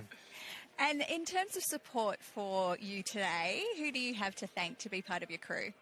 So, yeah, a wide variety. So I've got Europa Car or Europa Mechanics in Wangara. Tony, he helps with a lot of the basic maintenance of the car. I've got Sid, who actually obviously works for the crew. He does a lot of my manufacturing, my fabrication manufacturing work. So yeah, without the team, essentially you'd be stranded, you know. So you do need to find a good group, and as we mentioned before, like part of the family community of obviously motorsport. It's good we all, you know, crack into each other's car and help one another out when we need to. Yeah. Yeah. You've got a couple of heats to go through today. You came fourth in the first heat. You think you'd be able to improve with the improvements you've made on the car? I don't know, to be 100% honest. I'm babying it actually to just get through this round to fix the problems that we were actually out yesterday. It was a bit more of a hotter day. So, yeah, as I said before, just figure out the car, see where it sits, improve it for next round, and just hopefully finish the whole season and notch up the grid. Yeah. Well, Chris, wish you all the luck, mate. I hope you have a great day of racing and really give that BMW a good test on the track and see if it's fulfilling your expectations after you had some work done on it. Yeah. Well done. Appreciate it. Thanks, guys. Cheers, Chris. Cheers. Well done. Thanks a lot, now time we'll be talking to one of the officials here at CARCO Raceway. Come through. We're with Taylor Grant. Taylor, how did you see today's racing so far? You happy with the results? And there's been a couple of little issues. I thought it'd be a lot more, especially after so much wet weather overnight. Look, usually when we do get started and the rain has been overnight, it's always questionable what that first session's going to look like, but they did a good job, kept it straight. There has been some interesting driving out there from some of the categories, but we're working with Tell me about the interesting aspects of the driving. Come on now, come on, do it. Go for it. Look, sometimes it's just a matter of opening your eyes and having a look at what's going on, and you know, when it doesn't happen, things can go poorly. So thankfully everyone's still in one piece, and that's all we really worry about. Safety is paramount, but especially in your department, the officials. Yeah, 100%. That's what we're here for. We're here to help everyone go have a good day and come home in one piece. So. And what are you hoping we see for the rest of today? Hopefully, I'm assuming hopefully not as many interesting incidences? Look, I'm hoping the racing's going to be nice and clean and that everyone's going to have some good, hard, close racing, because that's what we all like to see when we come out here to have a watch, and people that are watching online, obviously, which has been a great innovation. Yeah, the weather's not going to turn on us, which is good. I hope to see some good, close racing for the rest of the day. Taylor, as an official, what's your favourite category to watch? My favourite category's probably got to be the XLs or the Formula Vs. It's mainly because of that close, hard racing. You know, the Vs are always in each other's toes. And it's about skill more so than the vehicle. 100%, because it's a class where all the cars are pretty much the same due to the regulations, and it's always very interesting to watch. Absolutely. And you did just mention the weather being beautiful today. Given we are having some slightly unusual and slightly warmer weather, is that impacting the way that you're seeing racing for this season? So far this season, we haven't had that wet weather yet. Usually it comes in those June, July months anyway. April's kind of a 50-50 whether we're going to get, you know, torrential rain or it's going to be a beautiful day like today and not a cloud in the sky. So I think so far in the season it hasn't really impacted things, but going forward into the June, July, August kind of timing, that's when you're going to start seeing weather being a contributing factor to what's going on track. Tana, you've worked hard all morning. I think it's about time you gave yourself a decent lunch break. Absolutely. Thanks for spending some time with us, and thanks for a bit of an overview Taylor. of what happened this morning. We're now joined by a CARCO Raceway's commentator extraordinaire, Vaughan Brewer. Vaughan, it's great to have you here, mate, and have a chat. So have you seen the racing this morning? You happy with some of the competitiveness you've seen out in the track? Some great numbers being pulled up when it comes to times, and anything that surprised you? Well, as we know, it's round 2 of the West Australian Sporting Car Club State Championship. All of the rounds here at CARCO are mega important towards your final outcome. So if you have a bad day, it's very hard to come back from that. But what I've seen so far this morning, brilliant racing from the Hyundai XLs. The Formula Fords were outstanding. Formula Vs, as Taylor was just saying, the open wheel categories, CARCO Raceway really lends itself to tight, close, competitive racing for those open wheel categories. And I can't wait for round 2 and 3 coming up later on this afternoon. I did say earlier with the other chaps that I thought that the track would be a bit of a nightmare this morning when you got here, because where I was at home last night, there was a hell of a drop of rain. How did the track look this morning when you got here? Well, when it rains, it washes the rubber away from the surface. So we basically start with a clean slate and we have to start again. That's building that rubber up. So we've already had practice and qualifying, and then we've had a full round of racing now. So there is rubber down on the track. There is grip there. Unfortunately, when we have a nice sunny day like this, the rubber turns to like chewing gum. So the cars cannot hang on to that. But you watch, about 3 o'clock this afternoon, when it starts to cool down, that rubber starts to get hard again. We'll be on for some cracking race times later on this afternoon. The Scary dynasty seems to be forging forward, especially when it comes to Formula Vs. When it comes to place getting, I mean, obviously the Scary name is attached to the Formula V category at the moment, especially at this club. Yep, and the two brothers, John and Isaac, just no quarter given or asked. They don't care whether they're from the same family. Classic sibling rivalry. Yeah, that's it. I mean, the Formula V Association of Western Australia, it is a very family-orientated club. There are lots of families down there, and it's great to see the two boys going for it. Do you have any predictions that you think we might see for the remainder of today? Just more close competitive racing like we've already seen this morning. WA are blessed to have some of the best local motorsport anywhere in Australia. This is a great racetrack. It's fast, it's flowing. We don't have the start-stops like they do over east. And once the guys get into that rhythm, we start to see some changing of positions, some really close racing. And I'm pretty sure round 2 and 3 this afternoon, don't miss it.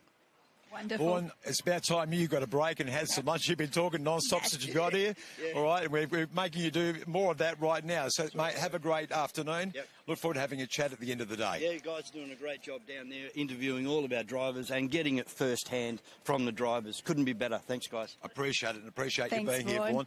That's all from us. We're going to take a break so you guys can take a break as well. This is the second round of racing championships here at CARCO Raceway.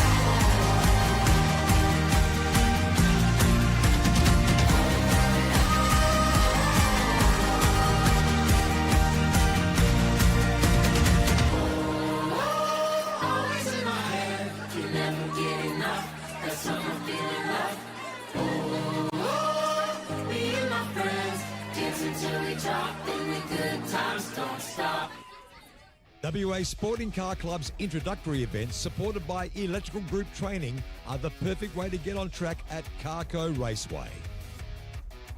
Start off with a come and try day and progress from there.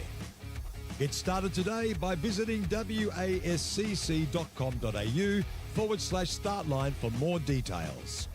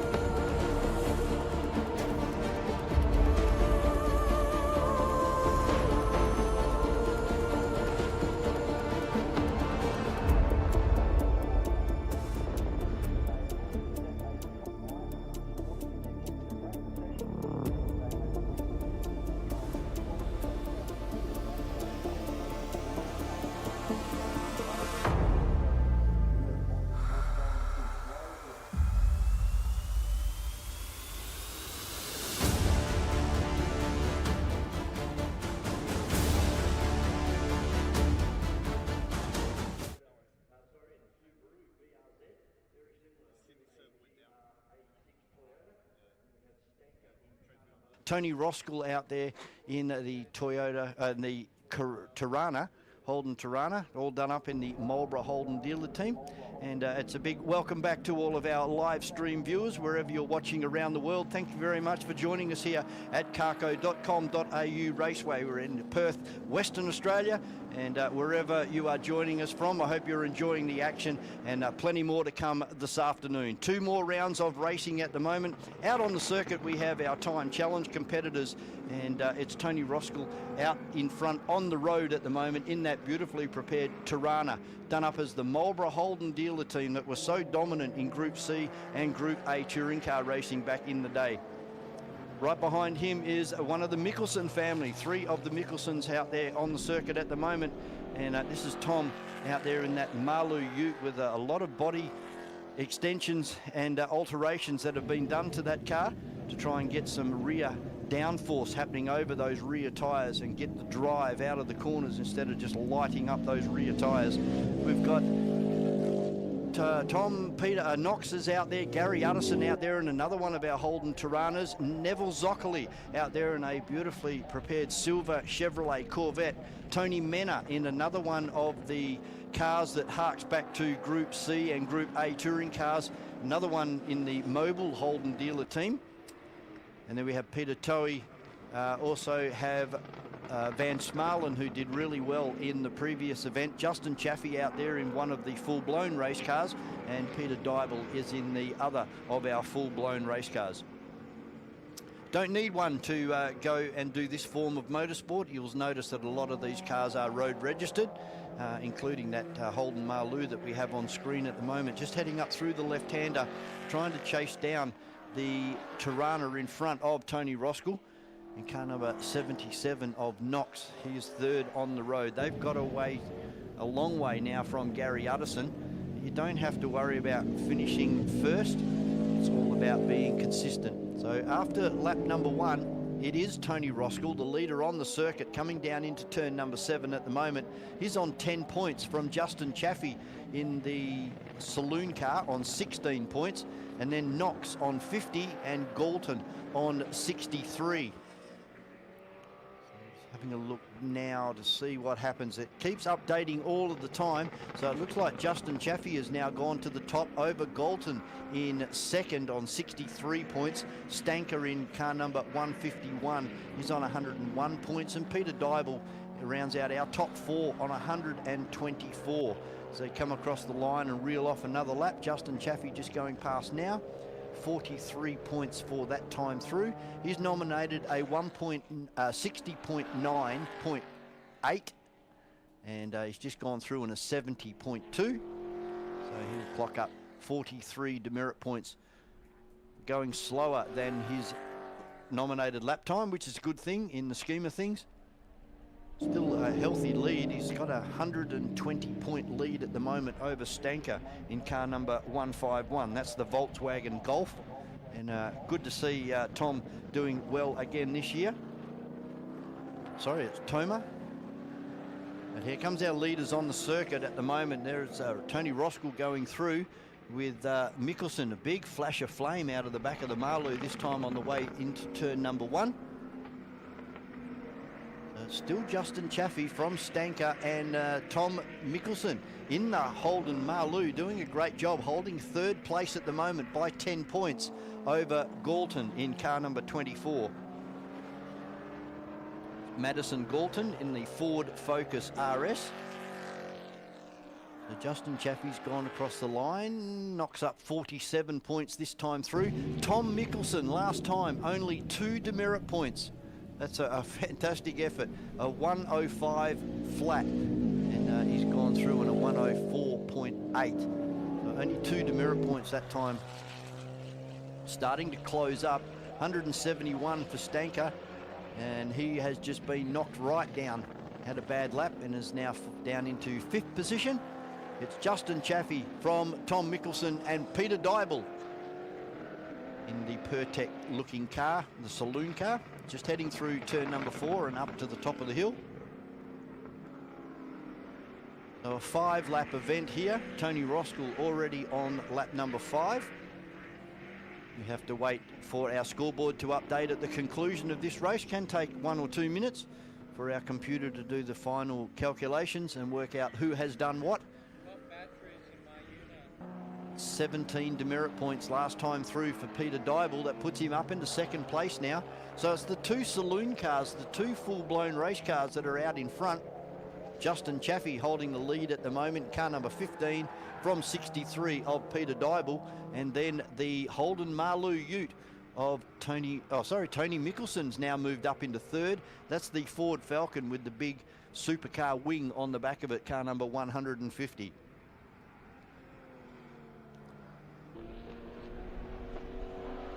Not too many people scoring single digits today. There's a 15-point lap for Peter Dybel. Justin Chaffee on 31. The other end of the scale, we've got Ivan Mickelson, car number 107. He just knocked up 387 points in one lap. So one lap, that's all it takes to blow you out of the water. So checkered flag has flown on this one, a 5-lap journey for our Tarmac Sportz, our time challenge competitors. So Justin Chaffee still in P1, just going to come across the line now. And we'll see what happens. 19 points this time through for Justin Chaffee. That pretty much assures him of a win here. But we will have to wait for our scoreboard to do the final calculations. Shouldn't take too much longer. But looking good for Justin Chaffee, car number 15 over the orange V8 Ford Falcon of Tony Mickelson, car number 150, and then the Volkswagen Golf of Thomas Stanker in car number 151. And as I say that, he's just been bungled all the way from third down to ninth. Peter Dybel up there into third at the moment. Shouldn't be too much longer and we can give you the official results. But nearly 100 points between Chaffee and Tony Mickelson for first and second, and then 110 points between second and third.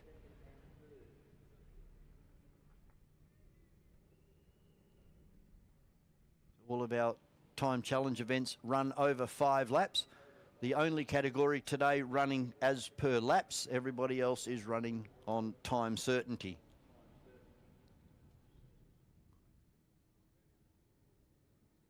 Calculation still going on in the background. We're just waiting for our timing screen to turn grey.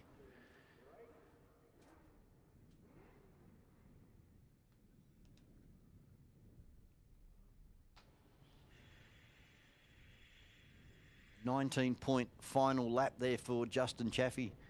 Nominated a 109.8 and went through with a 109.9.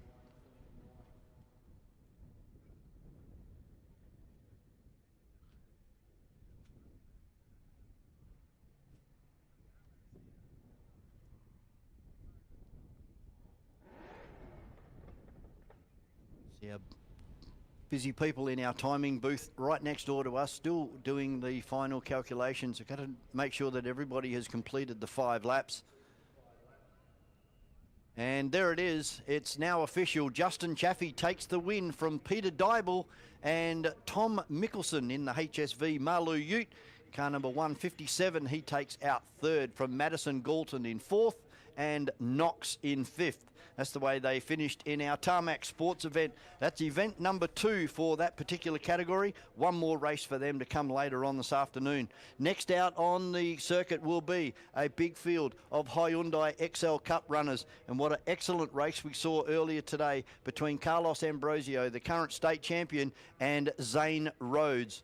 And I believe our onboard camera will be with Zane Rhodes in car number 73. So we'll get a bird's eye view of what CARCO.com.au Raceway looks like, and starting right on the front row. This is going to be a great battle again between car number 1 of Ambrosio and 73 of Rhodes. Going to take a very short break. We'll pick these guys up at the commencement of race number 2 for XL Cup.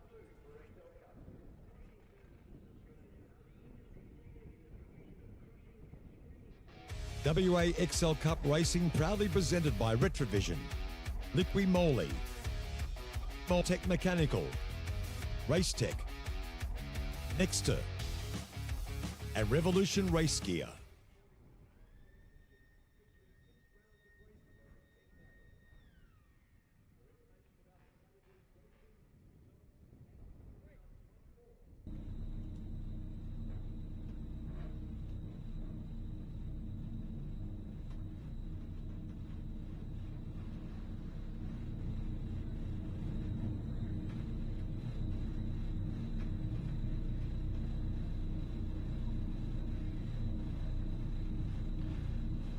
So for all of our live stream viewers, that is the view from our onboard camera. Car number 73 of Zane Rhodes starting on the front row on the driver's left of Carlos Ambrosio, who will start in P1. On the second row will be Stuart McGregor and Noah Byrne in car number 11. We have Jackson Callow and Cooper in car number 55. Next row will be John Schultz and Nathan Seaton, car number 25 of D'Souza. And alongside him will be Clamp in car number 13. Fisher, who we had an interview with Jamie and Demelza earlier on this morning, will be in car number 12 from Burns in car number 3. Ruanu Stump is out there in car number 50 with Craig Charnley in car number 5. Cove in car number 36. Craig Ferreira, Wesley Lahair in 27. Hewitt in car number 40. Renan Sanchez in 29. Stuart McGregor in 8, and then the Cove family 117 and 171, and then Moore and Will Panizza, car number 9. A big field of XL Cup runners. We go back on board with Zane Rhodes and we see the process that all of our drivers and all of our categories go through. Hard on the brakes and turning the wheel from left to right to try and get some friction happening across the top of the surface, which then puts heat into the carcass of the tyre. That heat then radiates into the discs and heats up the brakes. And also, while this is happening, the tyre pressures are now starting to rise as well. Once we start racing, that pressure will rise and should stabilise. And that's the big secret in one-make racing, similar to Hyundai Cup, is that tyre pressures are so important. If you have the tyre pressures low, the car will get quicker and quicker through the duration of the race. If you start the race with too higher tyre pressures, it will fade towards the back end of the race. So it's a bit of a balancing act, and it depends on where you're starting on the grid. And also, if it's raining, we want to go up a few pounds to actually oval the tyre, so that helps to push the water off the surface. These guys don't run a slick tyre at all. They run pretty much the AO50s, and or actually they've run to a Dunlop tyre now. It's changed in the last year or so. So everybody running the same tyres, the same brakes, the same suspension, limited modifications to the motors, and it certainly provides for some outstanding motorsport. You're about to see the XL Cup with a huge field. They're still coming down around turn number 7. Over 24 cars out there for round 2 of the West Australian Sporting Car Club state title. Hope you're enjoying your day out there. Don't forget to slip, slop, slap. That sun does have some bite in it still. Great to see so many spectators here at CARCO Raceway, down there in turn 1 and 7, and also up there on the hill through the S's and around through turn 4 and 5. The green flag being shown. Now in starters orders, we wait for the red lights to go on race number 2 for the XL Cup, brought to you by Retrovision. Red lights are on, off, and away we go, and it's a great start from Carlos Ambrosio. Good start too from Noah Byrne on the second row, but Steve McGregor just has enough to stay into third place at the moment. Zane Rhodes puts himself up into second place as we go on board with Zane Rhodes. Car number 73. Already 3 or 4 car lengths behind Carlos Ambrosio. Carlos had a ripper of a start, very little wheel spin, and able to get that car off the line and down into turn 1. And as we can see, it's 3 or 4 car lengths as they head up and over the top of the hill. And this is our blind right-hander at the top of the hill as we go on board with Zane Rhodes. Full screen, and you can see how hard he's working to keep that car in a straight line across the top of the hill. It's a blind corner. You don't know what's waiting for you over the top of the hill. Great under brakes. He's able to decrease the gap between himself and Carlos as Carlos runs right out onto the concrete ripple strip on the exit of turn 6. Now he tries to put the car into the slipstream of Carlos. So Carlos breaking a hole in the atmosphere and Zane Rhodes taking advantage of that. Look at him slide up right to the rear of Carlos Ambrosio under brakes. So Carlos runs it very wide on the exit of turn number 7. Somebody else has run this side of the ripple strip as well. I think that's Nathan Seaton in 95 it was. So that'll be a curb strike and exceeding track limits. Unfortunately, that'll be one against him, as we've got some side-by-side action happening over there. 3 wide on the exit of turn number 1. Some great racing already. Nathan Seaton right up and 2 wheels into the dirt as he comes out of turn number 1. And there's a spin and contact over there in the S's. Can't really pick up who it was. I think it may be car number 34 or 36.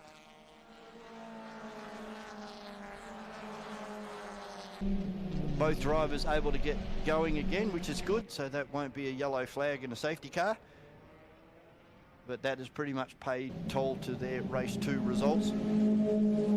And now Zane Rhodes really closing in on the back of Carlos Ambrosio, right into the boot lid, just about NASCAR style, bump drafting up and over the top of the hill. Now Rhodes pulls out. We go on board again for a great view of this overtaking pass down into turn number 7.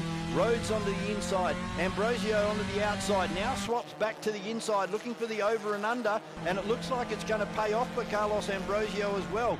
Position the car for the priority entry into turn number 1 and retakes the pole position here from Zane Rhodes, who's already fighting back. But look at the gap back to 3rd place. McGregor can't do anything about this as well. Noah Byrne back there in 4th. Then we have Nathan Seaton, who's really coming forward in this one, currently finds himself in P5. We have Cooper in 6, Wagner de Souza in 7. Jackson Kello's gone backwards into 8th. John Schultz in 9, and Ruanu Stump rounds out our top 10 as we go back on board with these drivers over the top of the hill. A great battle down there into turn number 6 as Stuart McGregor just can't do anything about this. Car number 2, these guys have really bolted. They're out to 100 metres over 3rd and 4th place. Noah Byrne, he's dropping off the back of McGregor, but as I say that, gets a great run out of turn number 6, and McGregor may be in trouble here because there's a big gaggle of cars lining up behind McGregor. Back out to the front, it's Ambrosio only just over Zane Rhodes. This is a great battle. This is exactly what we saw in race number 1. These two are the king of the kids so far this weekend, and they're putting on a great fight. On the exit out of turn number 1 now, it's still Ambrosio by half a car length over car number 73 of Zane Rhodes. We go back 150 metres or so to McGregor and Byrne, Seaton, Cooper, de Souza, Kello, Schultz and Burns rounds out our top 10. Pretty much single file racing further back from about the top 4 cars. Everybody else feeling nice and comfortable in the position that they're in at the moment. It doesn't look like anybody under any stress for a pass. We pick up on car number 50 of Ruanu Stumpf. Just going across the top of the turn 5 with Tristan Moore, car number 16 right behind him. And as I say that, the pass is on and Moore gets it done on the entry into turn number 6. So it's Ambrosio, Rhodes, McGregor, Byrne and Seaton from Cooper, de Souza, Kello, Schultz and Burns. There's a pass on here for Wagner de Souza up the inside and gets it done on the exit of turn number 7. A good drive from car number 25 for Lias Racing. Of course, the XL Cup brought to you by first-year sponsors, and that is Retrovision. So we go back on board, and Rhodes has now taken the lead from Carlos Ambrosio. You see him go back down a gear, trying to get that left front wheel right up against that curb. These are front-wheel drive, so they have a tendency to what we call push, and they don't turn, they go in a straight line. But he's doing a great job at the moment. We'll see where Ambrosio is. Does he come up the right-hand side here and put on a pass? He's gone very wide on the entry, has Zane Rhodes. Looking good at the moment. Can't see any sign of Ambrosio in the mirror at all. So they must be running pretty much side by side. for Ambrosio is right in the boot lid. Zane goes defensive over the top of the hill, and there's the car of Ambrosio down the outside. Who has the bigger brakes going into turn number 7? And it looks like it's going to be Rhodes, only just because Ambrosio's now swapped to the inside and trying to get down the inside into turn number 1. Great battle happening up the front of the field, and also further back in the field as well. We've got one car off. It's car number 55, and that'll be Paul Cooper. Is run extremely wide, and I think he may have been involved in that incident earlier on lap number 1. Car number 80 and 99. Great battle as well, and that's Callow and John Schultz heading up through the S's and through the bus stop area of CARCO Raceway. Callow not able to do anything about Schultz at the moment. Across the line. So Schultz trying to have a crack at Jackson Callow. Not going to be able to do it from back there. He'll have to bide his time. There's still 2 or 3 car lengths between these two. Callow's taken the wider line on turn number 6, trying to keep the momentum up. And John Schultz right into the boot lid now, getting a good tow. And this will be on here as they come up and over the top of the hill and down the side. 50 of Stumpf goes across the line, and there's the move from Jackson Callow, and we've got a one off down there in turn number 7. There's 3 cars down there waiting for the smoke to clear. It's Ruano Stumpf in car number 50.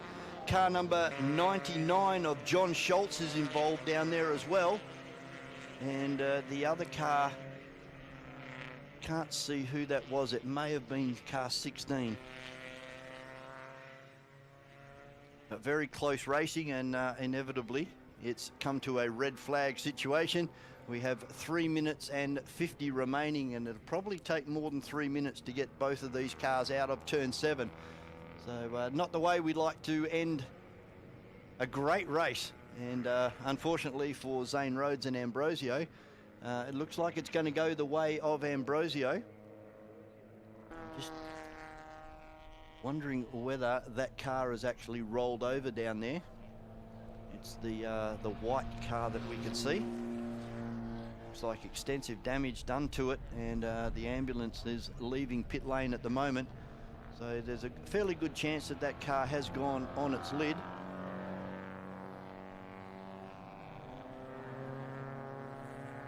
Red flag, all of our cars will head back into the dummy grid area down here in pit lane. So we'll take a short break here at carco.com.au Raceway while our response team gets down to turn number 7. Already our recovery guys and tow trucks are down there, so it shouldn't take too long, and we'll get back racing again here at CARCO Raceway. Hope you can stick around and enjoy your Saturday afternoon in the sun with us here at carco.com.au Raceway.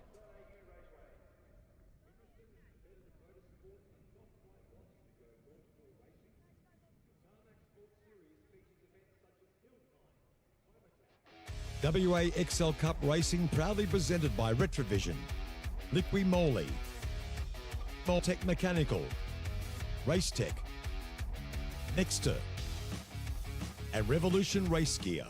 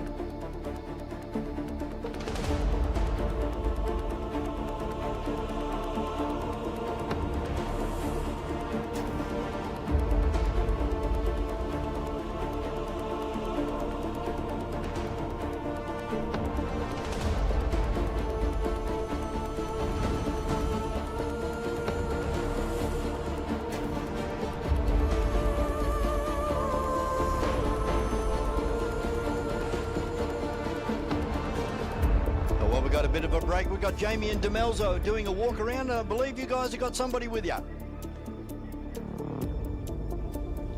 Welcome back to Pit Lane. We are here with Peter Knox, part of the time challenge. How do you think you went? I went very well. The car actually performed better than I thought it would because I stayed up for a little while behind that ute, but he slowly but surely got away from me and the tyres started getting a little bit jelly-like, and that's when you lose grip. But, yeah, generally the car's going fantastic, yeah. Peter, when you came into this season, did you have much done to the car over the break to make sure it was going to be as competitive as it could be for this season? Last year I did a fair bit of work to it, and it was really quick. Put the new tyres and everything on it, and some better brakes. And, yeah, it's just stayed the same since last year, and now it's just up to me to try and drive it faster. Who's doing the work on your car? Are you doing it yourself, or you got a good support team helping you out? No, I'm pit crew, driver, everything, yeah. Well done. Are you happy with the result of the work that you did over the season then? Is it feeling better on the track? Yeah. No, it's an amazing car for what it is. It's a 1999 VT Commodore, so, and it's basically standard suspension and everything, but just all the modifications that I do just to make it that little bit quicker, the right diff ratio and all that sort of thing. So, yeah. Given the weather that we've had overnight and now today, it is a little bit muggy now. What's going through your mind for the rest of the day? We've got one more run, so just hydrate and let the tyres cool, let everything cool off. As you can see, I've got it all open. Just try and do the same as I did last run. Yeah. Are you calling at the same time as you did in the previous race? I put in a 105.5 for practice or qualifying. I haven't been down there to have a look yet. I've just been sort of like happy with the way I'm going. I should go and have a look what times I'm doing, yeah. But, I'm happy with the car, yeah, absolutely. You're more conscious of keeping yourself steady on that sort of time challenge plan. But, of course, you're surrounded by cars that maybe putting you off or distracting you. So how does it feel out there? Does it feel like there's a lot of competition with you just trying to keep your groove? Yeah, look, I'm just happy to be able to stay within distance of the guys that have got a bit of money sort of thing. Maybe I'll win Lotto one day and I'll just keep right up with them and maybe pass them.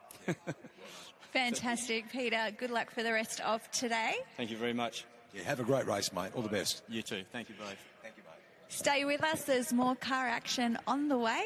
But for now, it's back to you. Thanks, Demelza and Jamie and Peter Knox down there, having a great run so far in 2 events for our Tarmac Sportz, our time challenge category here at carco.com.au Raceway.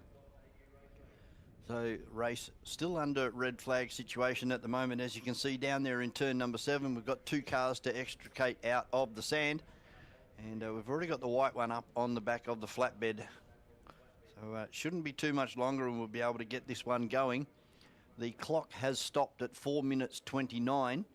And of course this is the first of our feature race events. So we get an extra 3 minutes plus 1 lap. So that would normally equate to around about an extra 3 laps. So we can see all of our XL runners and they look like they are heading back up into the pit area. So I believe they may have actually called this race. And it is. The event will not be resuming, unfortunately, for our Hyundai XL Cup runners. So as it stood when the red flag came out, it was Carlos Ambrosio taking the win from Zane Rhodes in car number 73 and Steve McGregor in car number 2. He will finish in 3rd. Nathan Seaton had a great charge going through that race and ended up into 4th place. Noah Byrne will take out 5. Wagner de Souza, Jackson Kello, Burns, Clamp and Panizza. They are the way it rolled out for our top 10. We're going to take a very short break and we'll be back with the first of our open wheel categories. A great race earlier on this morning for our Formula Fords. I'm sure that's going to happen very, very shortly here at carco.com.au Raceway. 15 minutes plus 1 lap coming your way for Formula Ford very shortly here at carco.com.au Raceway. Interested in competitive motorsport but not quite wanting to go door-to-door racing? The Tarmac Sportz Series features events such as Hill Climb, Time Attack, Point to Point and Time Challenge. Find out more at wascc.com.au/Tarmac Sportz.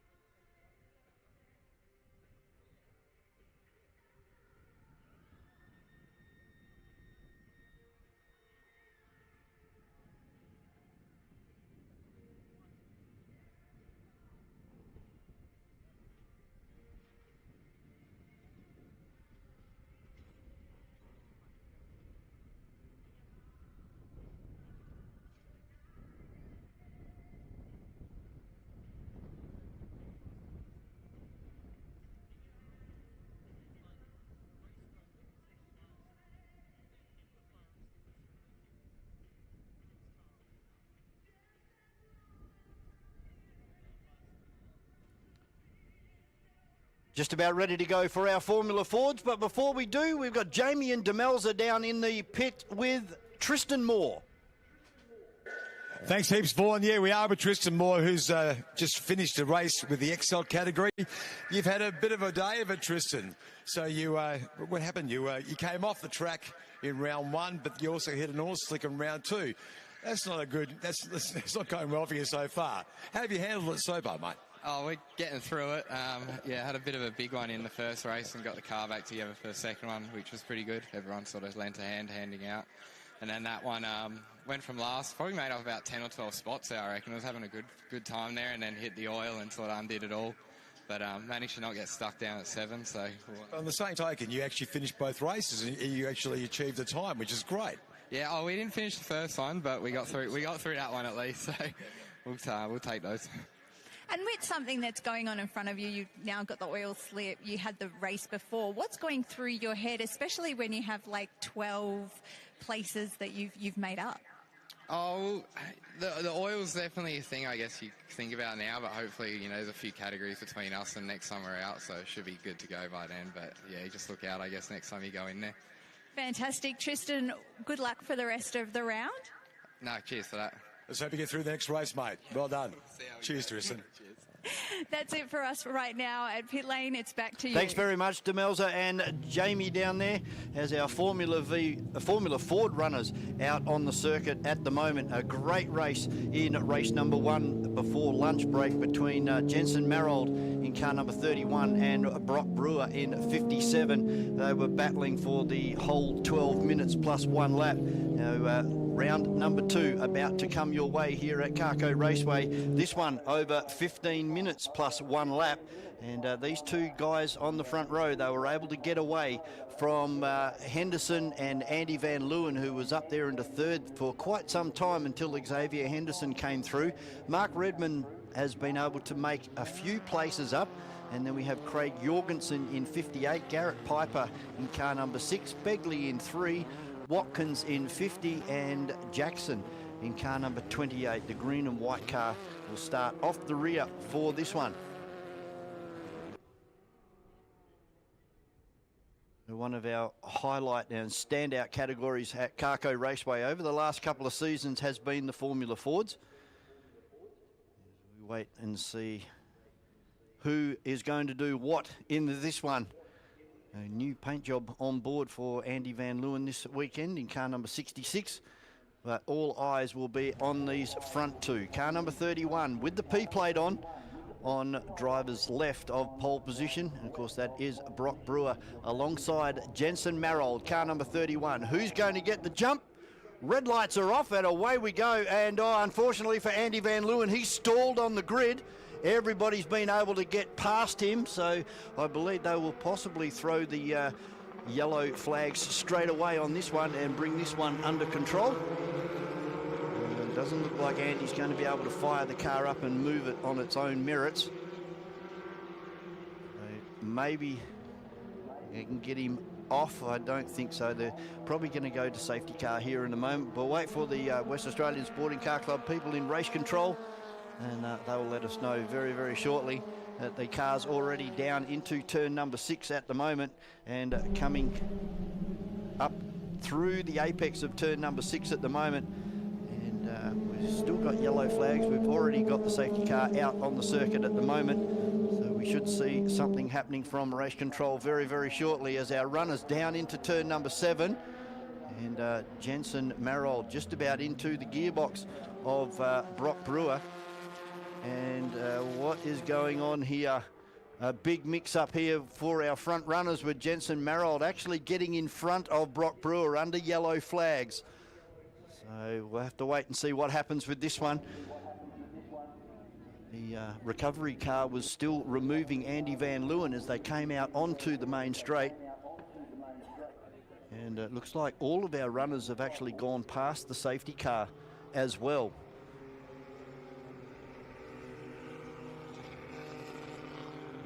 Massive confusion out there for race number 2 for our Formula Fords at the moment.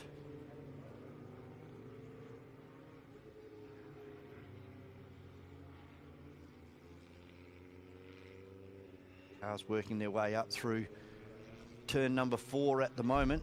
One car has decided to return to the paddock area. That could have been Begley, car number 3.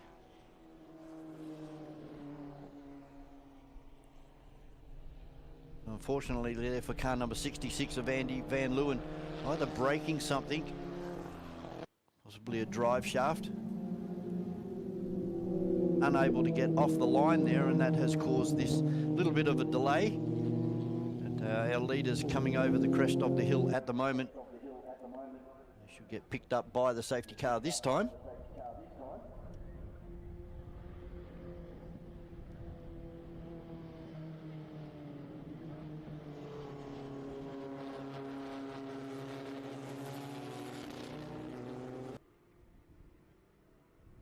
Leaders now over the start-finish line, now behind the safety car, so they'll have to go around and complete this lap. Hopefully we'll get the go-ahead to go at the conclusion of this lap, and we'll be back into it. We are now down to 9.5 minutes remaining in this one, plus 1 lap.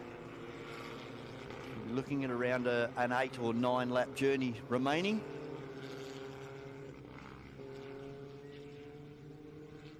It's Brewer, Marold, Xavier Henderson in car number 8.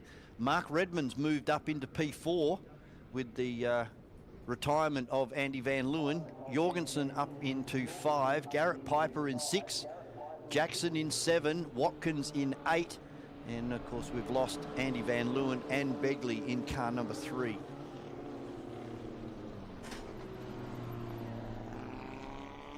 There could be some ramifications coming up at the conclusion of this race for some of these drivers.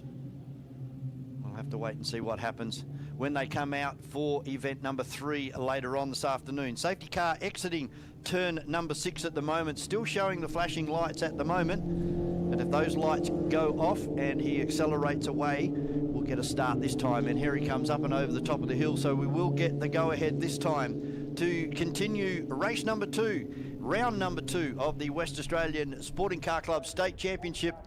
And the first time we've seen Formula Ford racing for season 2025 here at CARCO Raceway, with Brock Brewer leading them down into turn number 7, and he's tried to get the jump on Marold. He's done a great job. He's moved out 3 car lengths now as they come across the stripe for the first time. It's Brock Brewer from Marold. Henderson, Redmond and Jorgensen are your top 5 as they go down into turn number 1 for the continuation of this race number 2. Brock Brewer by 3 car lengths as they head up through the bus stop area and into the long sweeping left-hander. And Brewer gets the car very sideways, just about throws it off the road actually over there in turn number 4.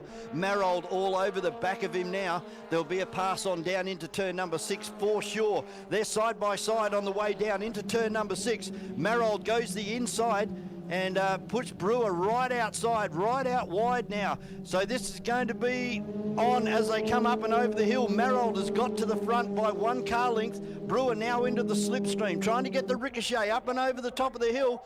Tries to come down the outside. He's going to take the long way around or do the over and under. No, he's going to hang tough and try and drive around the outside. Marold hangs on. Car number 31 with the P-plates on this weekend from Brewer. And look at Xavier Henderson. He's coming on strong now to join these 3 at the front. And Mark Redmond's not too far off the back of this 4 group as they bolted away. It looks like another retirement coming into the pits at the moment.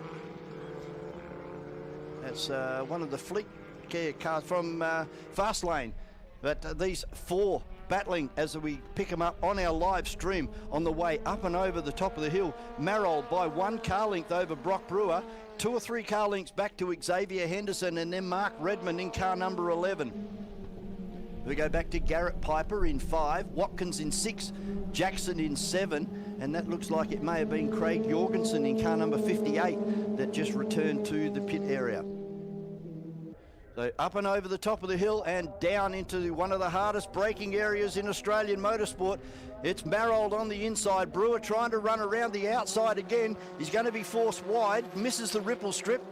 at Xavier Henderson, getting closer and closer as this race progresses, with Brewer trying to do something about Marold. This is allowing Xavier Henderson to get very, very close. Equal distance now between our top three, and then we go back around 50 metres to Mark Redman. See whether Mark can get into the draft of the car in front of Xavier Henderson and pull all four of these guys together as this race progresses. 5.5 minutes plus 1 lap remaining, and Marold, fastest man on the circuit at the moment, a 63.107 to a 63.109, 2 100,000ths of a second between first and second as far as their lap time for the previous lap. Marold looks like he's out to 2 or 3 car lengths now. Here comes a big run again down the outside. Marold going defensive on the inside.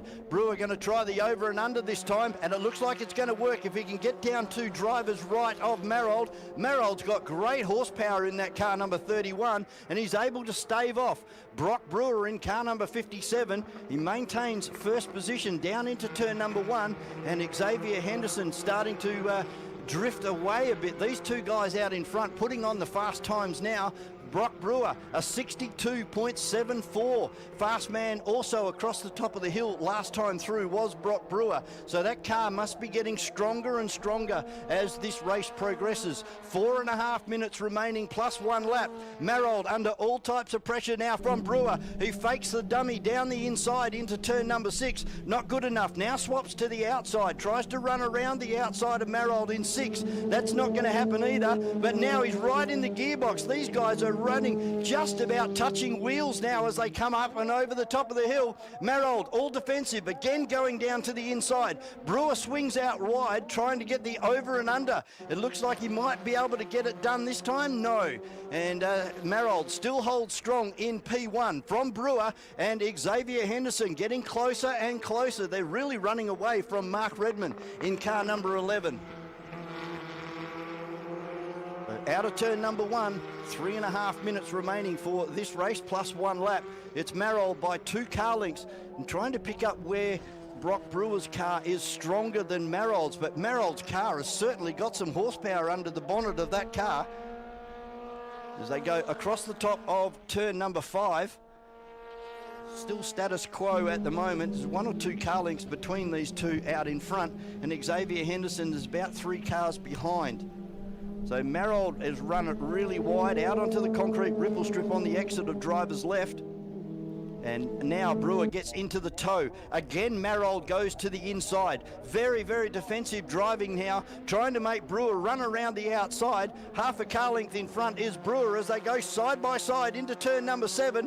Up and over the ripple strip for Brewer, bounces off the curb and bounces right back into the slipstream of the car in front. And again, Brewer trying for a run up the inside. Marold comes across, swipes off the nose, and it's back to half a car length. 2 car lengths back to Xavier Henderson in car number 8, and they are running away. These 3 are running away from Mark Redman in car number 11 and Garrett Piper. Over the top of the hill again, 2 minutes and 19 seconds remaining. And Marold doing an outstanding job out in front.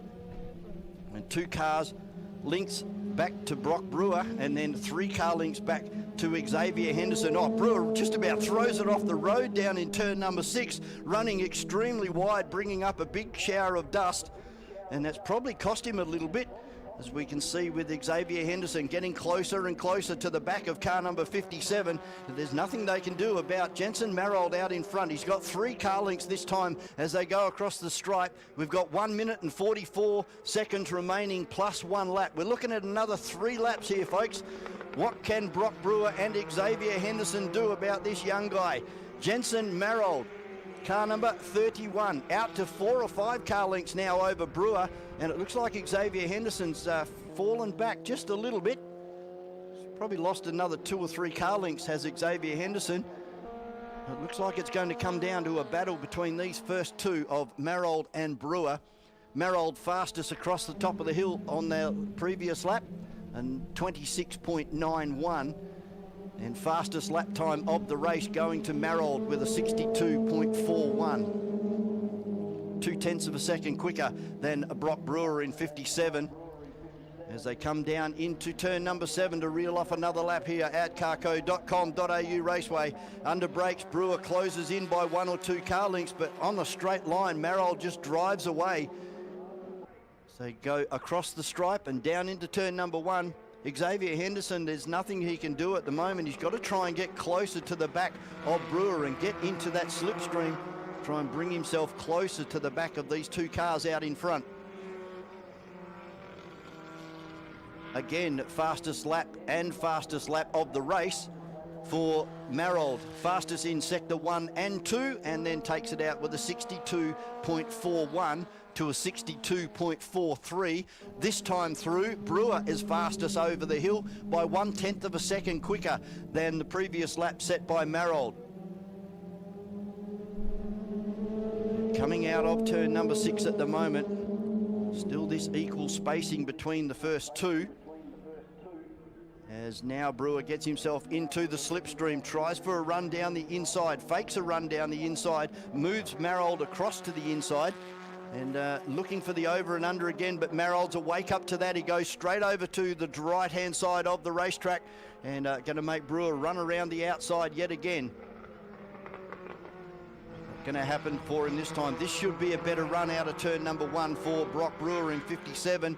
He should be able to get onto the back of him as they go into turn number 4, and under brakes he really closes in on the back of car number 31 of Marrold.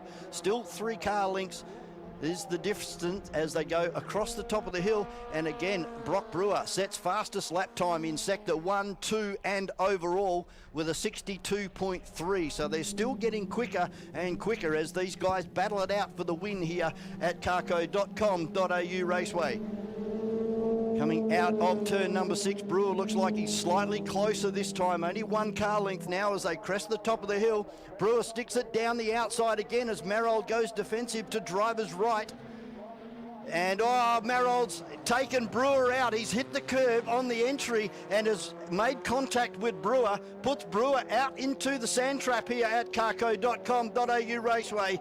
And that's an unfortunate incident there. There was nothing malice about that. It was just Jensen put the car in the wrong place, hooked up on the curb and pushed his car wide, and that was for the win. So Jensen will take the win from Xavier Henderson. Brock Brewer will still finish the day in 3rd place at the moment for race number 2.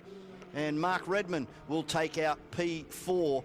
Garrett Piper already gone through, so we're just waiting on Watkins will be the next car across the line. Jackson, and then unfortunately Jorgensen, a couple of laps down and in the pit area, and Andy Van Leeuwen failing to take a start.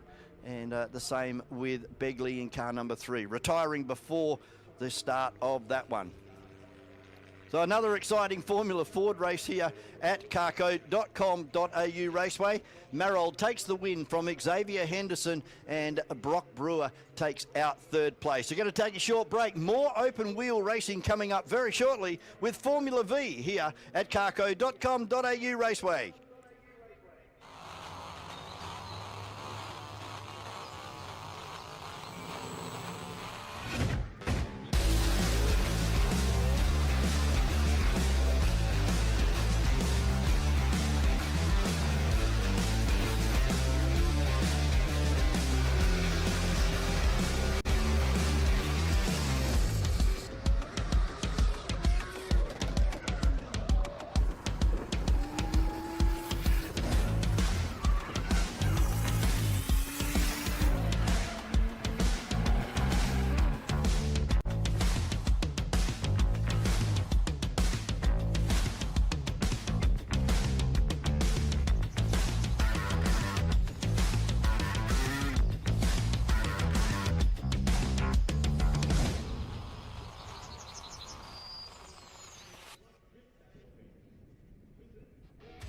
Formula V Racing, proudly presented by Home Chef, Lytech Systems, EM Graphics and Promotions, Giant Mandra, Arrivo Rentals, Straight Edge Steel Frame Homes, and Perth Motorsport Tyres.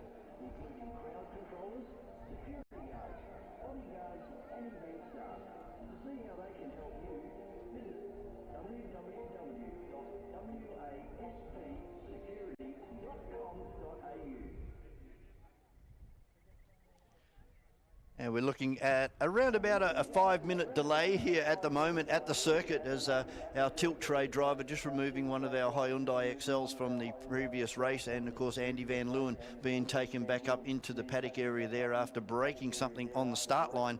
And joining me up in the commentary box for Formula V race number 2 over 15 minutes plus 1 lap, Miles Lockett. And how did you see that one, Miles? Which one, the previous race? Yeah. Action-packed, typical Formula V. Great race at the front with the 1600s. Fabulous race down the back for the 1200s. Caught up with obviously a lot of the drivers in between events. And in terms of the front 1600 guys, Mason was basically just complaining of lack of grip, or his tyres went off towards the end of the race. That's why it allowed Paul and Callum to get away. Paul actually said that Callum actually had that. In the final corner, but was probably a little bit too nice. But so Paul's happy to take that, but certainly a great race there by Callum. Obviously this is only his second meeting up here at CARCO.com.au Raceway in his new Sabre 02. So he's come into grips with that car ever so actually very quickly. So that was good there. And in terms of the 1200 battle, the battle between Jonathan Isaac and Danny Chero, that was just on for young and old, and pretty much everybody just put everything on the table in the final turn 7. Danny running wide, and he said he didn't really want that. He said I probably should have just protected second and not tried to go for the win, but he's hoping for a different result this time out, maybe a little bit more easier result, but the scary boys are here to play today, so it's turning on some really good racing. They certainly are, and for our live stream viewers, we're going to go on board for this next race with young Isaac Scary. Ooh, that'd be fun. So there's going to be some great vision coming through onto the live stream very, very shortly. Once we get this race up and away, we're still just retrieving this Hyundai that's sitting down there in the pit lane, and of course it's blocking the entry for the Formula Ford of Andy Van Leeuwen. So we're just going to have a look. We've got Jamie and Demelza down there in the pit area, and we're just getting ready to do another live cross down into the pit area there with Jamie and Demelza. Once we get the go ahead. So it looks like this, that's one of the cars of Coves. So while we finish this one, we'll go down to Jamie and Demelza, and I believe you've got Leslie Lehair with you. Welcome back to Pit Lane. That is correct. I do have Wesley with us. Wesley, how have you gone today? How do you feel? Could be better. We haven't had a chance to work in the car and spend some time on it, but we're just here to have fun, make up numbers, you know, go and play with the guys at the back, and have an awesome tussle with a few of them, so that's all that matters. Yeah. XLs is a pretty, it's a pretty competitive category, isn't it, Wesley? So really, when you're out there, you're right amongst it. Do you feel the pressure with the other drivers around you? No, there's quite a few drivers out there that are good drivers. They're awesome to race against. Doesn't matter whether you're front of the field, back of the field. There's battles going on, and just have the biggest grin at the end of the day. You know, it's like... How do you feel about your racing today? Are you really happy with the result that you've got? You sort of like, is the car keeping up with your expectations? No. Not at all? Not at all. Look, she needs a bit of love. I've been driving this one for 3 years, and I think it's time to spend a bit of money on it, but other priorities first. The thing about XLs, it's all about the driving, not the car, but in this case here, you're really going to make complaints about the car. It needs to go to the next level, basically. Pretty much. You know, I've given the car to others, and they can't get much out of it as well, and they've all said to me that, yep, I need to spend a bit of time and a bit of money on it. So it's, my driving's okay, can be better, but I need a better car now. And in terms of support, do you have much of a crew here today? No, it's just Craig and I, so we're from Bunbury. We both own Motec Mechanical. Like I said, business comes first. Craig's car was dragged out the back of the yard probably, I think, yesterday morning. Like, drag it out, give it a wash on the trailer. Let's go play. So, yeah, no, normally we've got family, but today it's just the two of us out here playing. So, yeah. Having a bit of fun. I wish you a lot of luck in the next race, and I really hope you fulfil a bit more of an expectation of today's racing that you expected before you got here and had issues with your car. Oh, it'll be better than first round. So first round I got COVID on Saturday morning, so I didn't race at all. So yeah, being out there has just been fun. That's it. Good luck, Wesley. Fantastic. All the best for today. Thanks very much, guys. That's it from us from pit lane. It's back to you guys. Thanks very much. Jamie and Demelza down there in pit lane doing some interviews for us today for our live stream and also for everybody here at carco.com.au Raceway. Cars out on the circuit now coming around on their form-up lap. And as Miles alluded to, it's going to be car number 6 of Paul Multoney on the front row in P1. And starting alongside him will be Callum Lamont. Mason Legg will be on the second row alongside Kathy Lisson. Unfortunately, we've lost Rod Lisson to a broken head stud, so he's gone for the rest of the day. Then we have Lloyd in car number 5. 55 is Ken Wyatt, and 69 is Vinny Padawanu. And then we have Mackenzie Matthews in 92, and the first of the 1200s is Jonathan Scarey, and starting alongside him will be Isaac Scarey, and that's the car number 44 that we will have our onboard camera on for our live stream viewers. Car number 42 of Danny Chero next to Wilkins. Then we have Block Campbell Gow in car number 32, Quinn and Madeline Gow in car number 18 round out a big field. So unfortunately for Rod Lisson, that broken head stud paid to his day. Yeah, it has, but as I mentioned in the previous race, it's enabled him to put the carburetor from his car onto Kathy's car, and she did actually find that the car was had a bit of a misfire in that first race. That's why she probably couldn't stay with the 3 front cars. So they've had a bit of a look at it and hopefully tweaked it a little bit to try and get rid of it. So if she gets a decent start, and Kathy is a rocket off the line, if she can get a decent start and get on the back of Mason and Callum, she'll be there for a few laps, I reckon. So let's see how she gets off the line. The biggest one is obviously Maddie Matthews. She did have issues with first to second off the line in that first race. So we've been talking to her during the break, just trying to get her start procedures a little bit better to hopefully try not to that happen again. But saying that, first to second in her car is very, very difficult at the moment, and it's very, very close to her leg as well. So that's probably not helping either. Renan Block as well, he didn't have a great start purely because that was his first start ever. So hopefully he'll get the better of the start this time. So as the cars now form up, so we've got, as I say, Multoney and Callum Lamont on the front row. This is going to be an interesting battle down to the first corner. And as I said, the rocket ship, that is the Litec number 11 of Kathy Lisson on the second row next to Mason Legg. Then it's back to Michael Lloyd and Kenny White, back to Vinny Padawano and Maddie Matthews. Then it's the first of the 1200s being Jonathan from Isaac Scarey, Danny Chero, Ben Wilkins in the 1600, then Block, Gow, Quinn and Mackenzie Gow as we get the revs rising, and red light on and red light is off. A fairly even start there for our front runners, with Callum Lamont on the outside and Paul Multoney on the inside.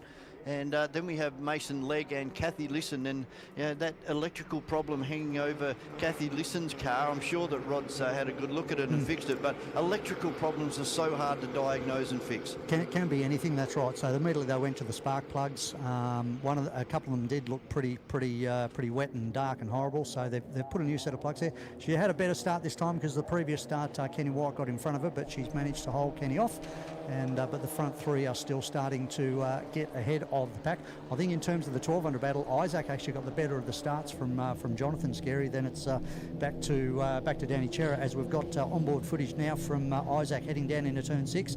Bit of a gap. I can't quite make out who's actually in front of him, unfortunately, just with the camera angle we've got. But he'll be trying his hardest, if it is a 1600, to try and bridge that gap to therefore get a tow and hopefully get away from the other battling 1200s behind him. Now, these 1600s have made a good bolt away from Kathy Lisson. It's Multoney, Lamont and Mason Legg. And then we go back after. Oh, there's a spin down there as well, facing oncoming traffic on the entry into turn number 7. That was very, very Isaac close. Scarey, that was a great piece of driving. That's Maddie Matthews, who spun around there, unfortunately, in turn 7. But Isaac Scarey, great heads-up driving there. He had to crash the curb, but luckily was able to avoid Maddie. Now, Maddie's trying to get that car going again. Hopefully it's not a gearbox related concern, so we'll see whether the oh no, she's picked reverse now and get first and get underway again. So hopefully at this stage, no, we're going to stay green for the duration, hopefully, of this remaining event. 9 minutes and 45 seconds still to go in this one. So unfortunately for Isaac, he's lost 2 positions there. Danny Chero is leading the 1200s from Jonathan Scary. And we'll wait and see. I don't know what happened with Isaac, because he did actually, I was watching the start and he did get the jump off Jonathan, so whether something's happened over the back of the circuit, and he dropped a number of positions to be about 3rd or 4th in the running in the 1200s. But the 1600s, as they come down the hill now, it's still Moltoni from Lamont, followed by Mason Legg. They've definitely got the march on Kathy Lisson, who's holding off it's Michael Lloyd and Kenny White, back to Vinny Paduano, and then the battle of the 1200s on between Jonathan Scary and Danny Chero heading into turn 7. Yeah, Jonathan's just been able to slide up the inside of Danny Chero and then thinks halfway down the main straight, I better go over there and be defensive and make Danny run around the outside. So a very late move on the exit of turn number 7, but side by side. But Jonathan's going to hang on here. Car number 23 is going to hang on from 42 of Danny Chero, and then we go back a long way to the green car, and that will be Wilkins. Yep, in the 1600. He's having his own personal 1600 battle with Brennan Block, who's doing very, very well in the Stinger. And then it's back to Isaac Scary, Campbell Gow. Then we've got Mark Quinn, and Mackenzie Gow is, actually she's not running out the field, because we've got Maddie Matthews just coming across the start-finish line, recovering after a lap 1 spin. Does it feel funny watching your old car going around? No, not at all, actually. A lot of people have sort of said that, oh, don't you miss it, don't you wish you were out there? But look, I made the call at the end of the year, and I'm really glad I sold it to Mark. He's enthusiastic, loves the car, loves the class, and as I said, a really great fit. Paul Moltoni, how on it was he coming through turn 7 Yeah, then? something's happened there, because look at these two. They've fallen right off the back of Moltoni now. Yeah, same thing happened in the first race. Moltoni has said he did set his tyre pressures a little bit higher than the other two, so he was able to get the march on them originally, but then his tyre started to overheat, and then he started to come back towards Callum and Mason, who started their tyre pressures lower. Geez, just watching Lloyd come into turn number 1 there. He went from the driver's left all the way over to driver's right, and then came swinging back out over to the left-hand side for the entry into turn number 1. Yep.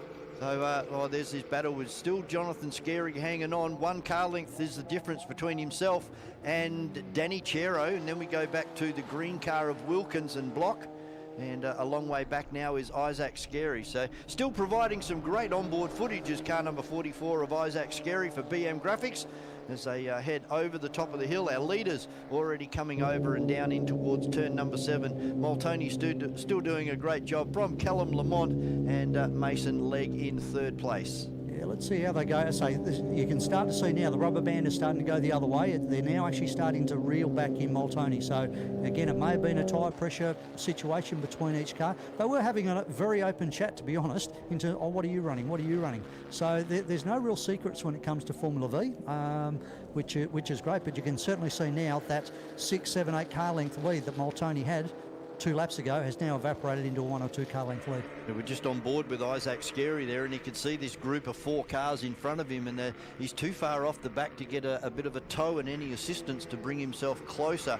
But a good battle here between the newcomer in Quinn and Campbell Gow in 32. Yeah. They're having a good crack down the back Yeah, there. yeah, no, well, again, that's another thing I just said to Mark. You know, each race meeting you come, find the next target up the road in terms of who is quicker than you, and that's what he's doing right now. He's set Campbell as the target. He's got him in front of him. So now the next race, he now can maybe focus on an Isaac or someone like that. Here comes the battle for the 1600s down the hill, and it's Callum Lamont on the outside for Moltoni on the inside. Moltoni taking the inside line. Hopefully the switchback is on for Lamont, but not quite. But that's allowing Mason Legg to get back into this one. Yeah, Lamont moves over to driver's left this time. He won't be able to run around the outside. They just don't have the horsepower or the momentum to drive around the outside when you're 1 car length back. You've got to be more or less side by side to give it half a shot. Yeah, and, it can happen though. It can. Yeah, absolutely, but a bit rare. Oh, Lamont's made a bit of a mistake there, and that's cost him 2 car lengths. So now he falls back into the clutches of Mason Legg. And trying to pick up, this is the battle between Campbell Gow and Quinn. And they're side by side as they come down into turn number 7 to reel off another lap. Quinn done the right thing, stayed nice and tight. Yeah, nice and close, plenty of racing room. Going to make Campbell run around the outside, and I think he's got the horsepower to move over in front of Quinn, which he does. But look at that, that's a gentlemanly driving, leaving the door open for Quinn, and he's taken the advantage. He's going to drive straight underneath Campbell Gow and grab that position back. Absolutely, yeah. Now, something's not going right with Mackenzie Gow here. She's running very, very slowly down the start-finish straight. Not exactly sure what's going on. I know she was having issues with the car not actually running very hot, so they actually changed the jetting in that car. So whether that's an issue with that car, not really sure. Back to our leaders, it's Moltoni still coming under attack now from Callum Lamont, but we're going to come up on some the slower car there of Mackenzie Gow. Very, very shortly, probably during the apex of turn 4. It's still Lamont in second, chasing down Paul Moltoni. They should be able to get past her without being impeded. And this...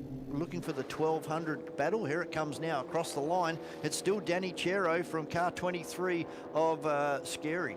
Yeah, it certainly is, and the battle's still raging between Campbell Gow and Mark Quinn coming through turn 7 as well, as we see them on camera right now.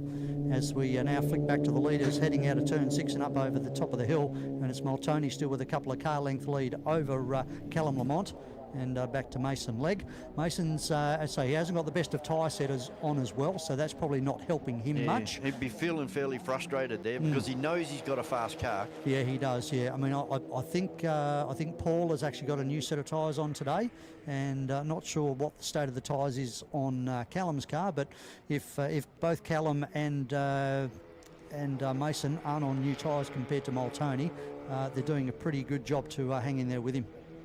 So we've got back to Kathy Lisson has now broken the shackles of Michael Lloyd and Kenny White. They're having their own little battle. Then it's back to Vinny Paduano having a very, very lonely drive. And the 1200 battle is still on. We've got Chero still in front of Jonathan Scary. Ben Wilkins is starting to try and buy into that argument as well.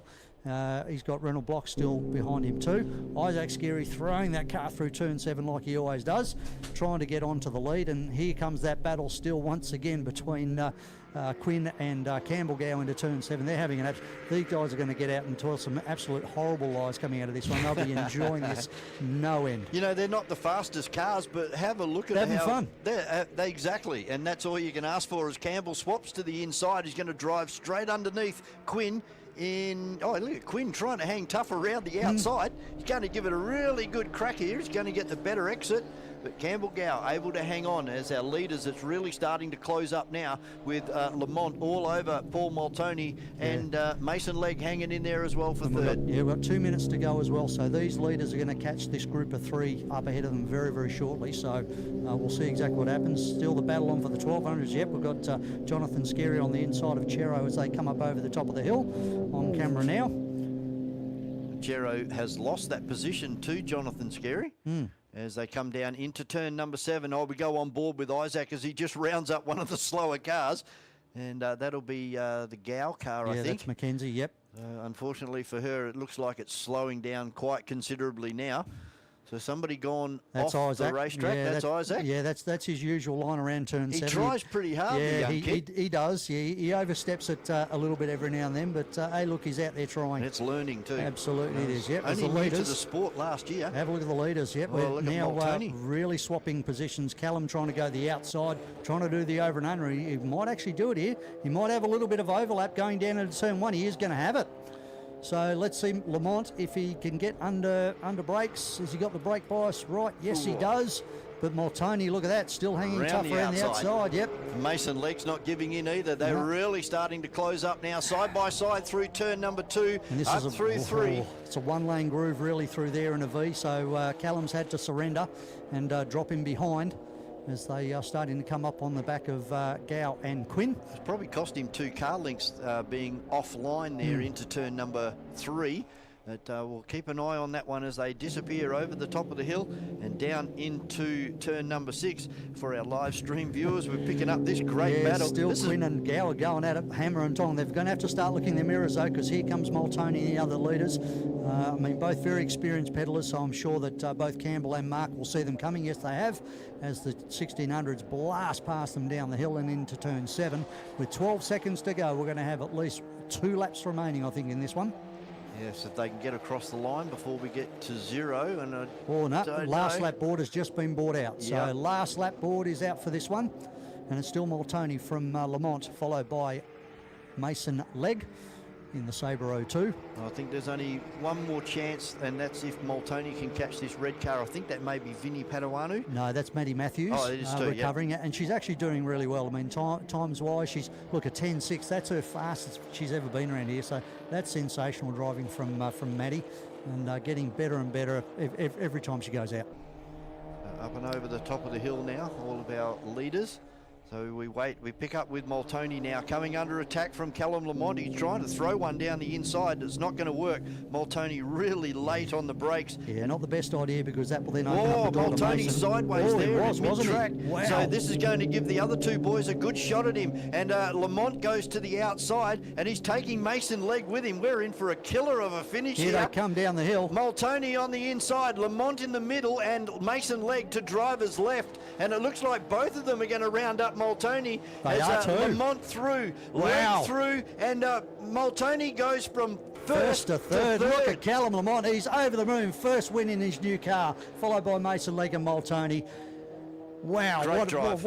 And again, just that simple error in turn 6 by Multoney, and they capitalised on it. So great driving by and again, very, very clean coming down the hill, plenty of racing room, and they all got through. Next across the line in the 1600 class will be Kathy Lisson, P4, followed by Michael Lloyd and Kenny White, just coming through turn 7, as we then wait for the battle of the 1200s.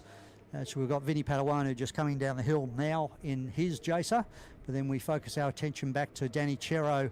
Now, actually, Danny Chero's got a march on. He certainly has. Yeah, so something's happened over the There we go. hill. There's Danny. Yeah, so Danny's got clear of unfortunately, Jonathan Scarry would miss that either off camera or off live, but he's managed to get well and truly clear of Jonathan there in the final lap. So Ben Wilkins is going to come across the line in the Polar. So Danny Chero is going to win the 1200 battle. Renan Block is next in the 1600. Then back to Jonathan. Actually, it's Isaac Scarry. Jonathan Scarry He's made a mistake.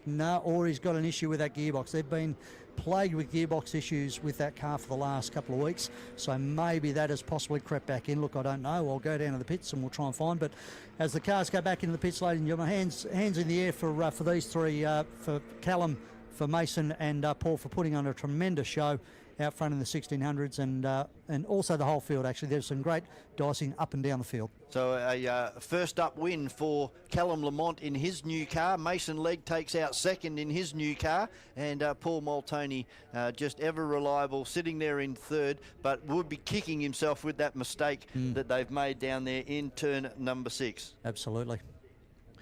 So that's the way that our Formula V's finished off race number 2. We've got one more race for these guys later on this afternoon, and that will be back to 12 minutes plus 1 lap. Miles, great to see you again up here for race number 2. Pleasure, mate. Can you come back and see us in race number 3? Oh, I certainly will do. That'll be great, mate. Next out on the circuit will be production cars, improved production, and street cars. We're just about ready to cross down to Demelza and Jamie McCanty down in the pit area, and I believe that they have Peter Towie with them from Time Challenge, who's doing extremely well down there in the Time Challenge pits today. He's having a great run out on the circuit. He's had a couple of really good finishes. So we're just about ready to throw down to Jamie and Demelza. It's great to be back here with all these people that are participating in the time challenges, particularly Peter Towie. Peter, congratulations. You've had 2 runs at it so far. How have you felt about your 2 races? Well, Jamie, thanks very much. I did a really good run, actually, in the first run. I placed first. And then I found out afterwards a number of cars didn't restart after the red flag. So I think that was a little bit lucky. And my second run was nowhere near as good. So that's just the way it goes with time challenge. I've got to say the fact that I've never seen anybody on the track thus far in my couple of years being here at CARCO Raceway that's actually running a station wagon on the track. I mean, where did this inspiration come from, Peter? Jamie, what better way than to do time challenge by loading up the car, driving it to the track, unloading it, running around, having a great time, pack it all up again and go home. It's just wonderful. Well, who is in your support network, Peter? Well, Jamie, it's me.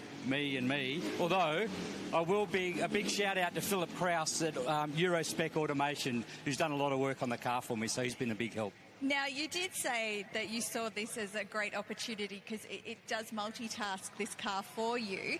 Is that the reason why you got yourself involved in it? You were looking for a little bit of multitasking, or is there something that really you took your fancy and you decided to pursue it? Well, I was looking to get into motorsport and have a bit of fun. So I was looking at all sorts of different cars, you know, the 86s, MX-5s and whatnot. And then I saw this and thought, that's it for me. Practical, low-key, bit of granddad factor, but I can go and have awesome amount of fun in it. And how are you finding the weather with all of this today? Because we have had, obviously, some rain and lightning overnight. We've now got a very sticky day today. How have you found that? I was a bit worried, I must admit, last night when I saw all the lightning and the thunder and the rain. But got up this morning, it was clear, beautiful day, nice and warm, so it's been fantastic. Wonderful. Well, good luck for the rest of today, Peter. Thank you very much. And now it's back to you, Vaughan. Thanks very much, Jamie and Demelza down there. Already our production cars, improved production and street cars out on there on the circuit. This is a 15-minute plus 1 lap journey for these 3 categories joined into one. Of course, brought to you by Culture Fitness, WA Hino and Pool Ledge Systems Australia. And a great run in race number 1 for Nick Middich. Unfortunately for Steve Turpin, the Holden Commodore, giving up the ghost after race number 1. And Peter Callow made a big charge in that first race and ended up finishing second. Ben Peachy would be happy with the new car for him, jumping out of a Datsun into a Nissan this weekend in car number 23. And then Joseph Karukin in the Subaru WRX. He finished in 4th place. And we have Chris Pavey, Damien Croxon, Neil Pollard in the fastest of the Honda Civics. And then we have Jim Gallen in the Mitsubishi. Phil Krause in car number 8. Cameron Burns in another one of the Honda Civics. There we have Sheriff in car number 77, the Commodore. Lansmere in the Toyota 86. Poole making his debut here this weekend in a Holden Tirana, car number 25. He finished mid-pack. A great way to start his motorsport career, and we wish him luck for the rest of this weekend. There we have Woodhead in the Mini Cooper S, car number 98. Tim Riley, the ever-reliable Toyota Corolla, and Laurie Whitholm out there in the Mazda. We have James Russo in car number 265, Madison Galton, car number 24, and then Cove in car number 36, D'Souza in car number 123, Ashley Cove in car 117, and another one of the Cove family in 171. Neville Zocoli in the Chev Corvette. Just looking to see whether he is out there. Yes, it looks like he's down there. And off the back of the field and carrying our onboard camera for this one, car number 444, the Nissan 350Z, powered by a Chev LS1. And that is Jared Carey. And a big shout out to Jared's family in the United Kingdom. I know that they are watching this live stream today, so what better way of understanding what Jared's going through than to be on camera. And through our live stream camera work, you'll see exactly what Jared does on the weekends down here in Perth, Western Australia. Thanks for joining in. Hope you're enjoying the live stream wherever you're watching from around the world. And we're just about ready to get going. 3 categories combined into one for 15 minutes plus 1 lap. Production cars, improved production, and street cars. Jared just finally bringing the car into its space. Green flag has been waved. So watch for the charge from this Nissan 350Z. Lights are turned on Jared Carey's car, so there's the warning, fellas. He is coming through. Red lights on and away we go, and Peter Callow has jumped the start by an absolute light year. And now everybody else is going to have to go back and reform up, and we'll have an aborted start here, and there will be a penalty, I would say, coming for Peter Callow in the R32 Nissan Skyline. I don't know what happened there. He just got off the line. It was a brilliant start, but unfortunately the red light was still on, and he jumped by a long way. So Nick Middich is our pole sitter for this one, the E36 BMW, just heading through turn number 4. And Peachy and Joseph Karukin. Karukin will be one to watch off the start here, starting on the second row, but with the symmetrical four-wheel drive on board that Subaru, he should be able to jump and get a really good run down into turn number 1 for the first time. We've got Neville Zockerly starting down the back of the pack in the Chev Corvette, behind the Cove family, 117 and 171.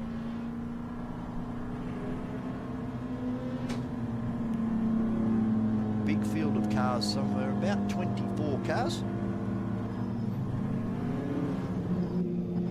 Street Cars Racing, proudly presented by Pool Edge Systems Australia.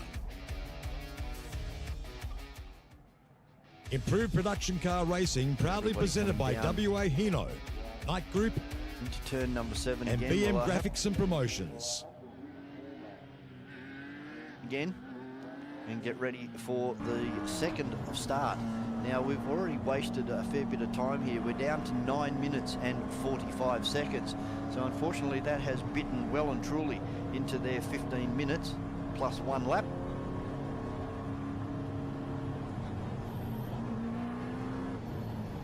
Number 996 works its way into pole position here. Right on the white line is Nick Middich, giving nothing away. And it looks like we are missing Peter Callow in the R32 Nissan Skyline.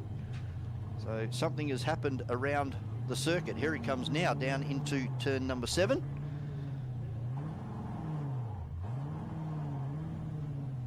Maybe a clutch issue on something on board Peter Callow's car, and it looks like he's going to take his position right down the back of the field with Jared Carey. So we're going to have 2 very quick cars starting off the rear for this one. Wait for the green flag about to be shown. Our starters are all happy this time. Let's see who's going to get the getaway. It should be Nick Middich, but watch this red Subaru WRX. Can he get in front of Peachy? And he does. It was a great start from the Subaru. Pavey has gone up into wheel spin. Pollard had nowhere to go except for the grass. And here comes Jared Carey taking Peter Callow with him as they both bolt down. They've gone past 7 cars already on the way down into turn number 1. A run of about 300 metres, and they've already taken out 7 cars. So stuck behind one of these slower cars now is Carey in car 444. We go on board and see exactly how busy he is. He's going to have to wait until he gets to the top of the hill to make any moves here, and that will be Poole that is in front of Jared Carey at the moment.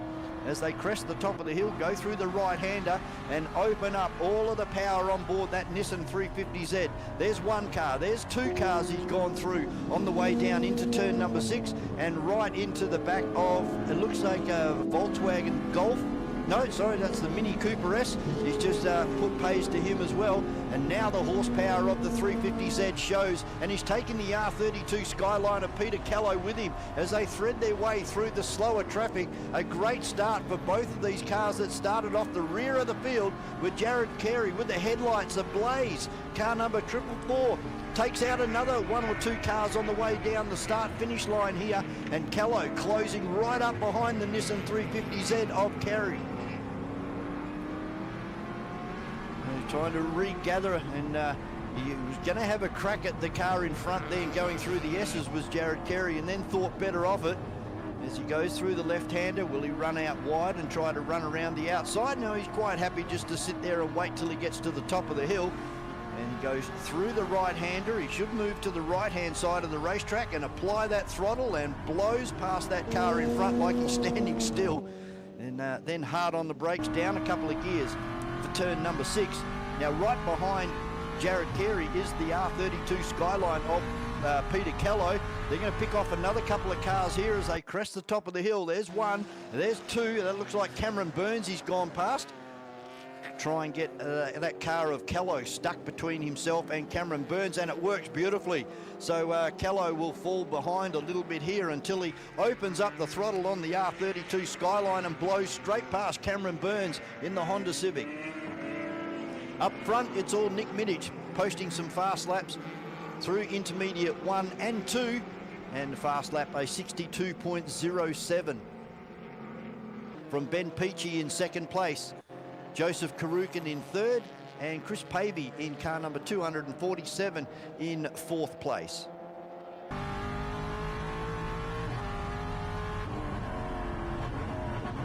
Everybody else starting to get very strung out.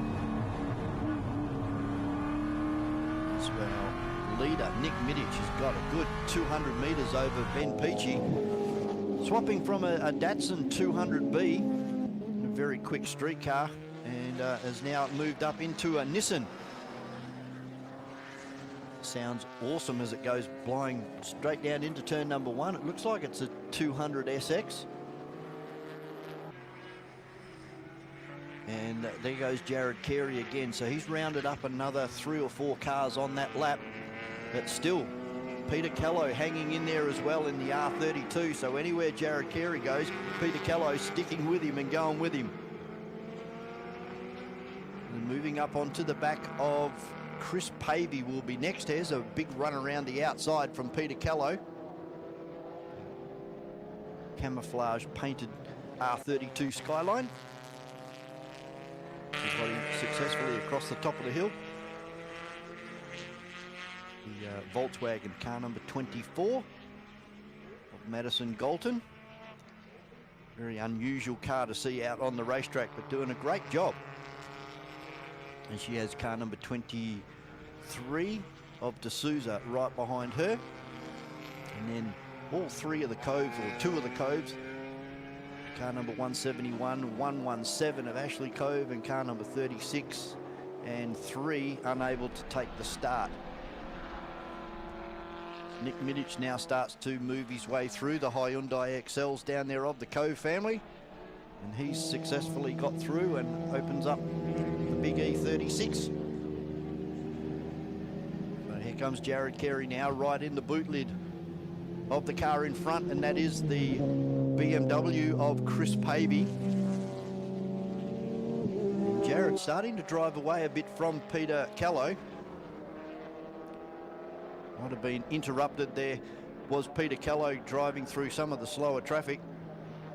And we're down to 3 minutes and 20 seconds remaining, plus 1 lap, as our leader coming up on Madison Galton now in the VW Beetle. Of course, that's Nick Middich. Doing a great job. Here comes second place at the moment is Peachy. Third place coming across the line now is Joseph Karukin. And then Jared Carey up into fourth place now from the rear of the field. Pavey in 5, Peter Callow in 6, and Peter's looking for a run up the inside of the car of Pavey on the exit of turn number 1. Won't be able to get it done there. He'll have to wait till he gets to the top of the hill here. There's some slower traffic on board. Jared Carey runs around the 2 of the Hyundai XLs of the Coves. Takes Pavey and Callow with him. Now Chris Pavey having a good run in the BMW as they head down towards turn number 6. Nobody got interfered with on the way into turn number 6. So it's Carey in front of Pavey and then Callow. Behind them is Jim Gallen, Neil Pollard, Cameron Burns and Phil Krause. That's your top 10. And already our leaders down here, over there in the bus stop. Peachy coming through. Joseph Karukin's just gone through as well. Then we have Carey, Kello and Pavey. Gallen will be next across the line in the Mitsubishi Evo. Coming across in car number 111. Then Neil Pollard in the Honda Civic. Phil Kraus in the Volkswagen. Cameron Burns, briefly, because Neville Zaccoli in the Chev Corvette, closing down on the back of the green Honda Civic of Cameron Burns. We're down to 1 minute and 20 seconds remaining, and then one lap.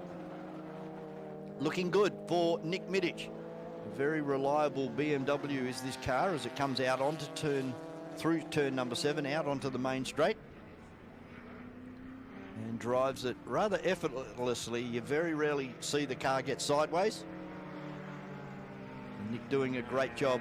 Under 1 minute remaining, so we should get 2 more laps here of CARCO Raceway for this afternoon for race number 2 for our production cars, improved production and street cars.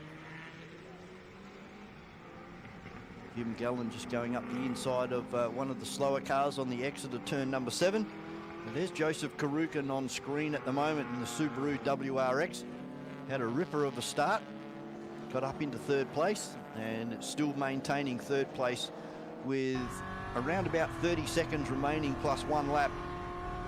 Definitely the 4-wheel drive has its advantages over the 2-wheel drive cars. So we go back on board with Jared Carey, and he's trying to close down that BMW, the Subaru. You can see that's the second car in front of Jared, and the car right in front now is the red car of Joseph Karukin, coming under attack from car number 444 of Jared Carey. Now, can he get this done?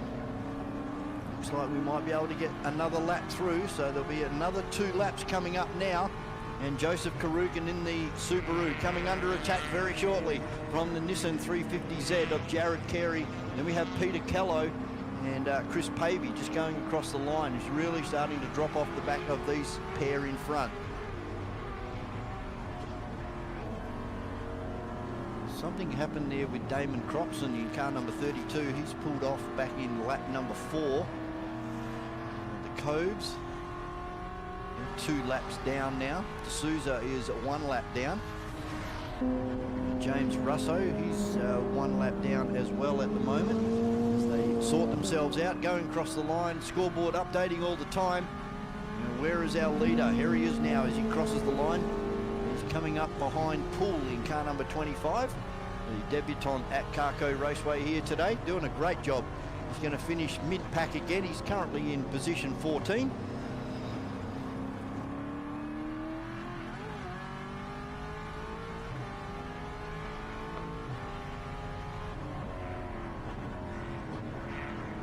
Kello going through. Jared Carey still not being able to get past that Subaru, the red Subaru, heading up through the bus stop area now. The right-hand side of the circuit goes Joseph Karukin. And now able to hang on to that curve all the way around the long sweeping left-hander.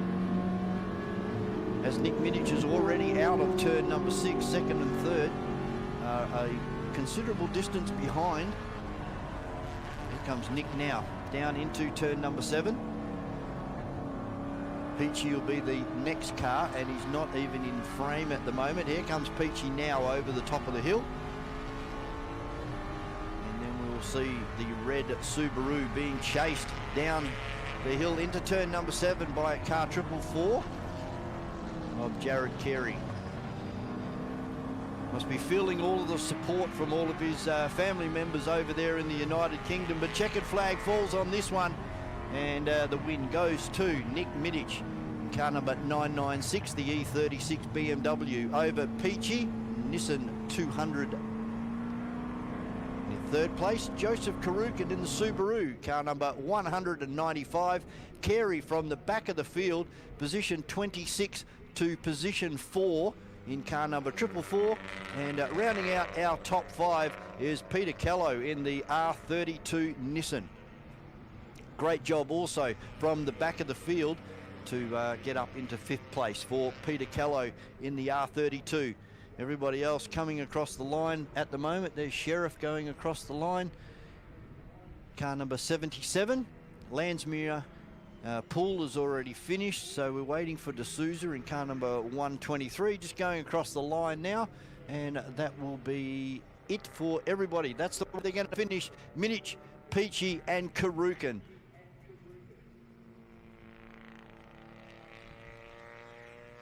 We're going to cross down to Jamie and Demelza very, very shortly, and they're going to catch up with some of our Formula V drivers, and in particular Jonathan and Isaac Scary.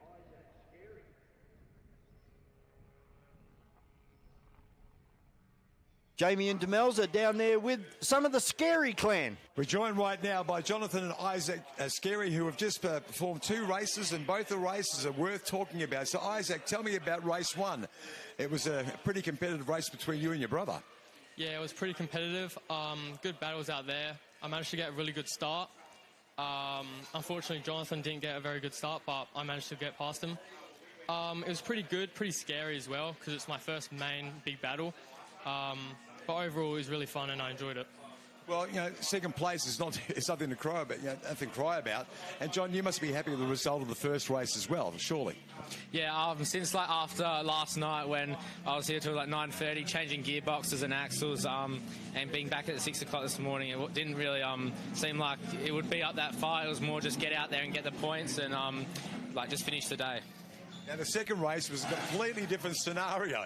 So tell me, Isaac, what did you think? What happened to you on the track for the second race today? So basically, first corner, first lap, somebody went into the side of me and damaged my rim, which made me fall back a lot of positions. But other than that, I caught him. I caught the top 3, but I couldn't catch the first spot. Fair enough. But John, you had a drama with your vehicles. Well, you went a flat tyre on the last lap.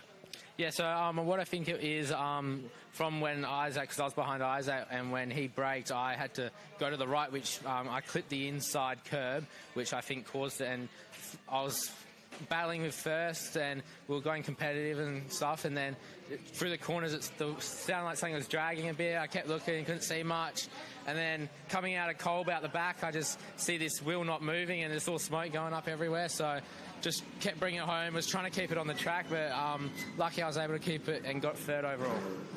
With obviously you've got one more race to go and you've got quite the support crew. Would you like to give a shout out to those who have helped you out for today? Yeah, thanks all the sponsors: Wool Engineering, BM Graphics, BM Promotions, Sharp Cliffs Photography, Sorrento Beach Clothes Resort, also family, friends, also Alan Yeo for letting me his spare gearbox for me to work on. Yeah.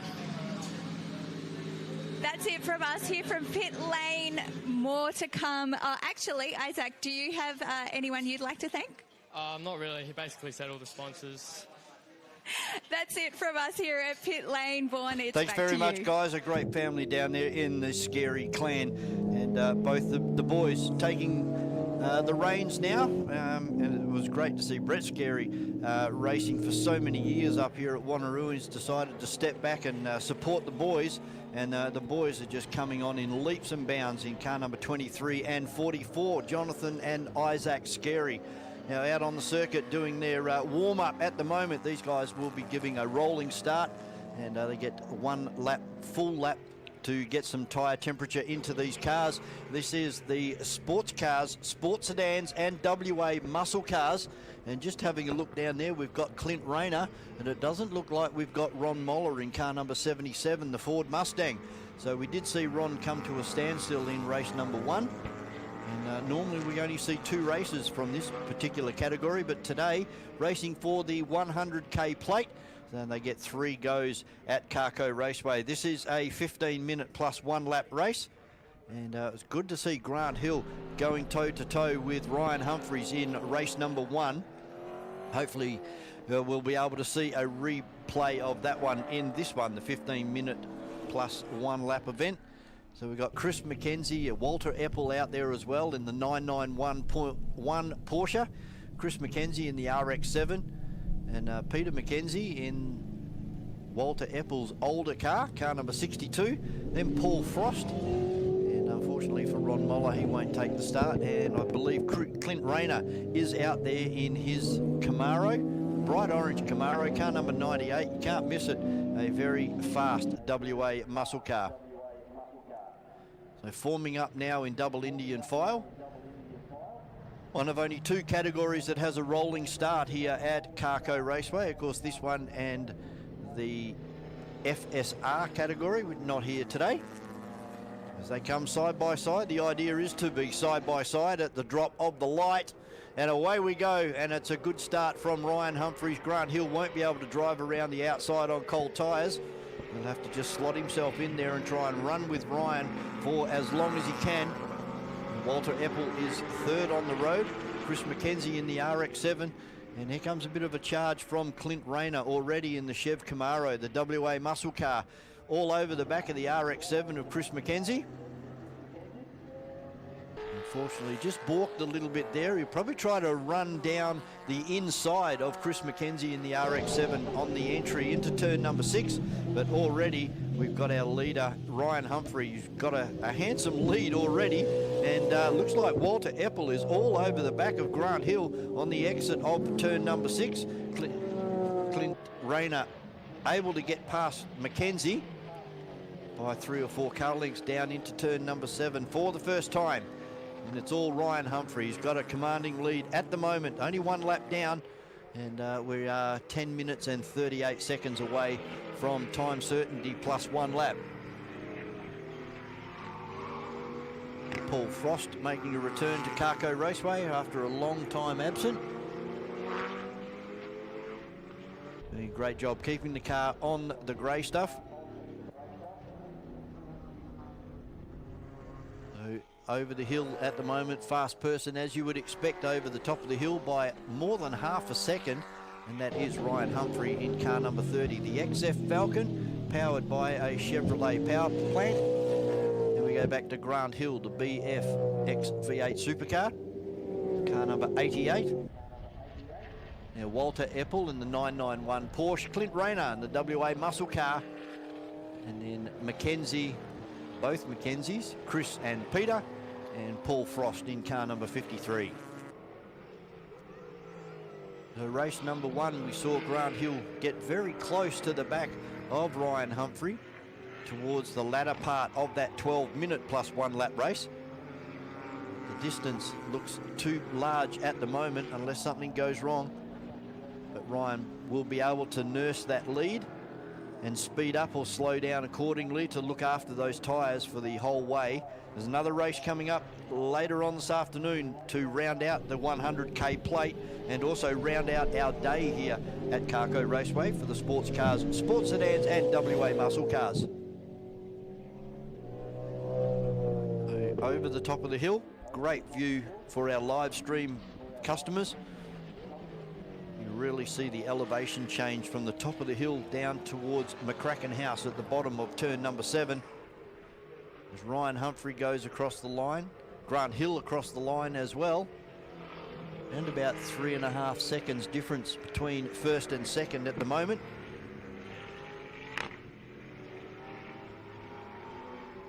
And Clint Rayner trying to do something about Walter Eppel, who's about 4 or 5 car lengths in front as they go through the right-hander. Up on 2 wheels goes the Chev Camaro of Rayner, trying to bring it back down onto the curb for the long sweeping left-hander. Now across the top of the hill. Car looking quite good. It's only early. This car will go off towards the end of the race. Those tyres, they won't like 15 minutes plus 1 lap. Grant Hill picking up on our live stream again.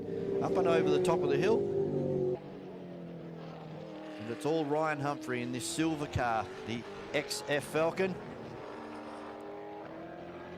Part of the National Sports Sedan Series in 2024, and I'm pretty sure he'll be backing it up this year.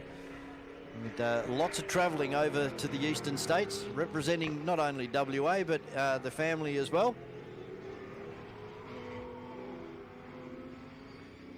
Seems to be holding that lead. It's not increasing or decreasing at the moment, so pretty much a status quo at the moment. Just drops in with a 57.05. Does Ryan Humphrey. Paul Frost now coming down into turn number 7 to finish lap number 3. 7 minutes remaining plus 1 lap in this one. And unfortunately, the car's starting to get rather spread out now.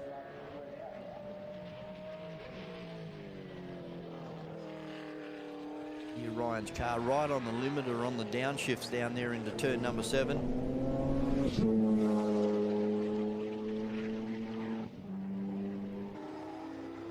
Same with Grant Hill as well. Right up there on the limiter as he came past the start-finish line.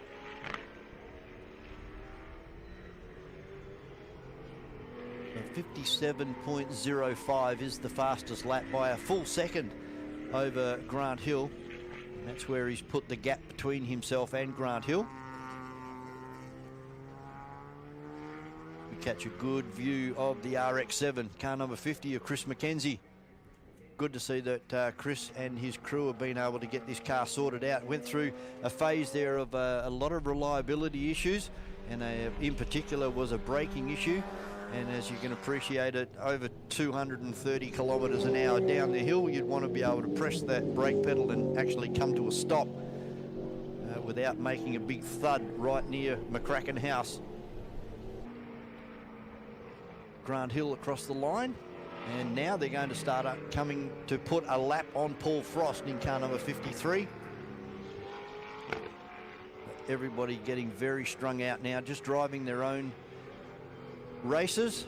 And the only chance I think that Grant Hill has got is if Ryan Humphrey's car breaks or he gets held up in traffic. There's only Paul Frost in front of him. And then it'll be Peter Mackenzie in car number 62, but he's a long way up the road for Ryan to start to deal with at the moment. So on the exit of turn number 6 now, Frost does the right thing and moves right over to the right-hand side and allows Ryan Humphrey in the Falcon to just drive past. Down hard onto the brakes, back into third gear and out onto the main straight.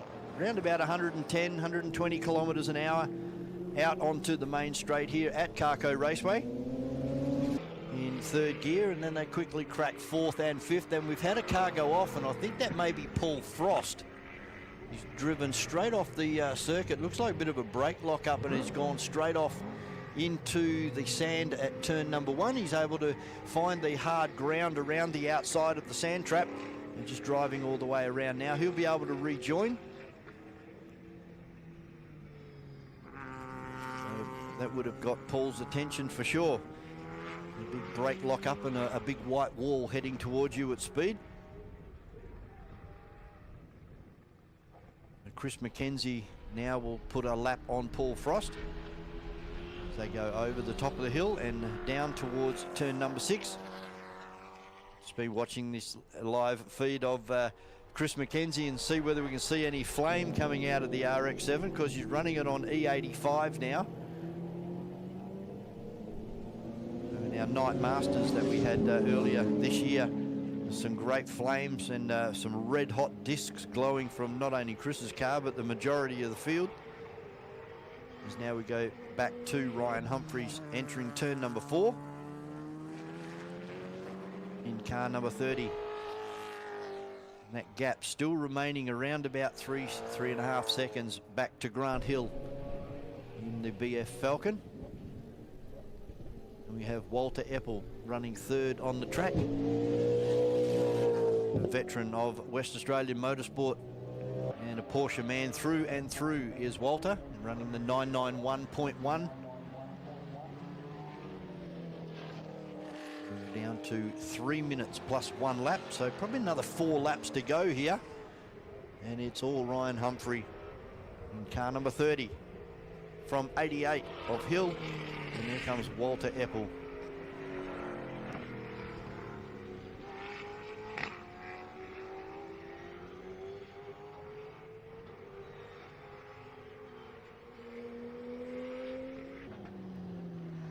And we've got one car that's just completely missed the exit to turn number 4, and that was Grant Hill by the look of it. Yes, it was in the BF supercar. Just missed the entry into turn number 4 and ran it straight off the racetrack. He's able to get back onto the circuit now and rejoin. I don't think there was a flat spot. There didn't appear to be any smoke coming off it before it went into the corner. That's allowed Clint Rayner now to get in front. And he'll be able to fight back fairly quickly on the WA muscle car, a big, heavy muscle car, full of horsepower, limited grip, and limited brakes compared to the rest of the field out there. Particularly the Porsches, they would have the best of the brakes out there, as you would expect from a European car that was designed and built for endurance racing. Clint Rayner now looks in the rear vision mirror and sees the BF Falcon. So it's Humphrey from Eppel, Rayner and Hill, then Chris McKenzie, Peter McKenzie and Paul Frost. Only 7 cars out there on the circuit, with Ron Moller unable to take the start for this one.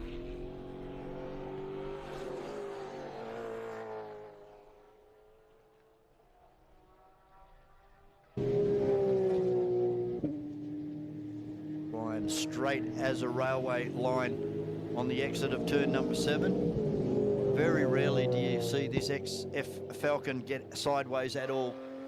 It's got massive big rear tyres and front tyres on this car, running a slick compound. We now have a look down and we see Clint Rayner starting to move around on those tyres, and that's going to allow Hill to fly up the inside into turn number 1. These muscle cars, as we discussed earlier today, they are a large, heavy car. Out of the Howe factory, they're all the same underneath the bodywork. The bodywork is the only thing that changes. There's the Dodge Challenger, the Ford Mustang, and the Chev Camaro. But everything underneath that body is the same. All the bars are in the same areas as each other. And, of course, they're all running the Howe, the McLaren engine, the V8.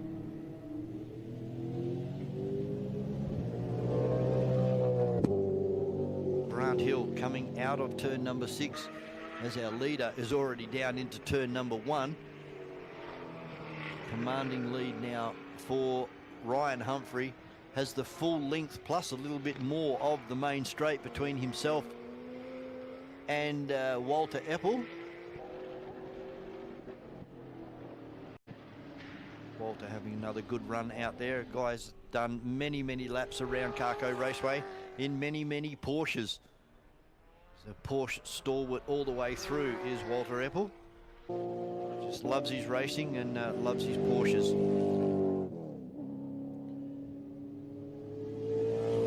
53.16 is the lap record here, held by Tony Ricciardello in a full-blown sports sedan. It was the mid-engined Chevrolet-powered Alfetta.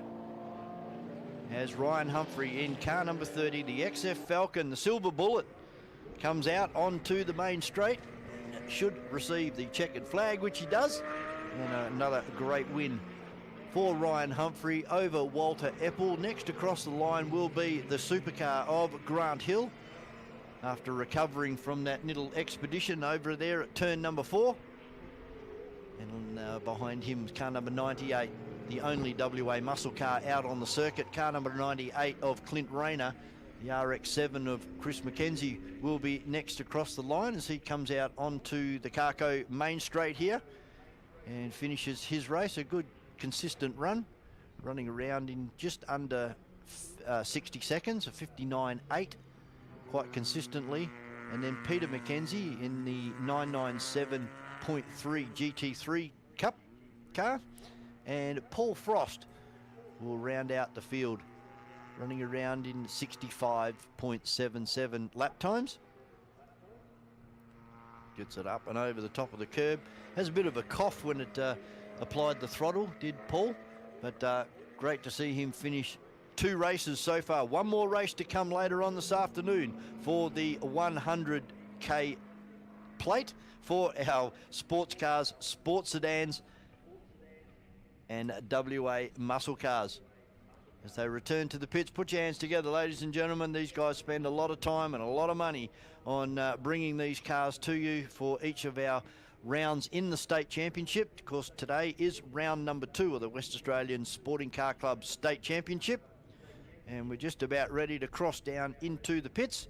And Jamie and Demelza, they will be catching up with Ben Peachy, the driver of car number 23. Brand new car today to CARCO. Jumped out of a Datsun into a Nissan. Guys, I believe you got Ben Peachy with you. That's right, we do have Ben Peachy with us and a little bit of a support crew behind us as well. Ben, you have had an absolute cracker of a day today. You came first in the last heat, and then you've also tracking at second overall. How are you feeling? Yeah, pretty good considering it's first outing in the new car. Getting used to it still, getting it dialed in. Yeah, I've got a few more things to go yet. Still a bit off the pace I'd like it to be, so we'll get there slowly. And how have you found that transition from the old car to the new car? Did it take a lot of getting used to in terms of practice, or is this just a go straight ahead and see how we go? Yeah, well, once you get with a few drivers pushing you, it sort of makes you learn pretty quick.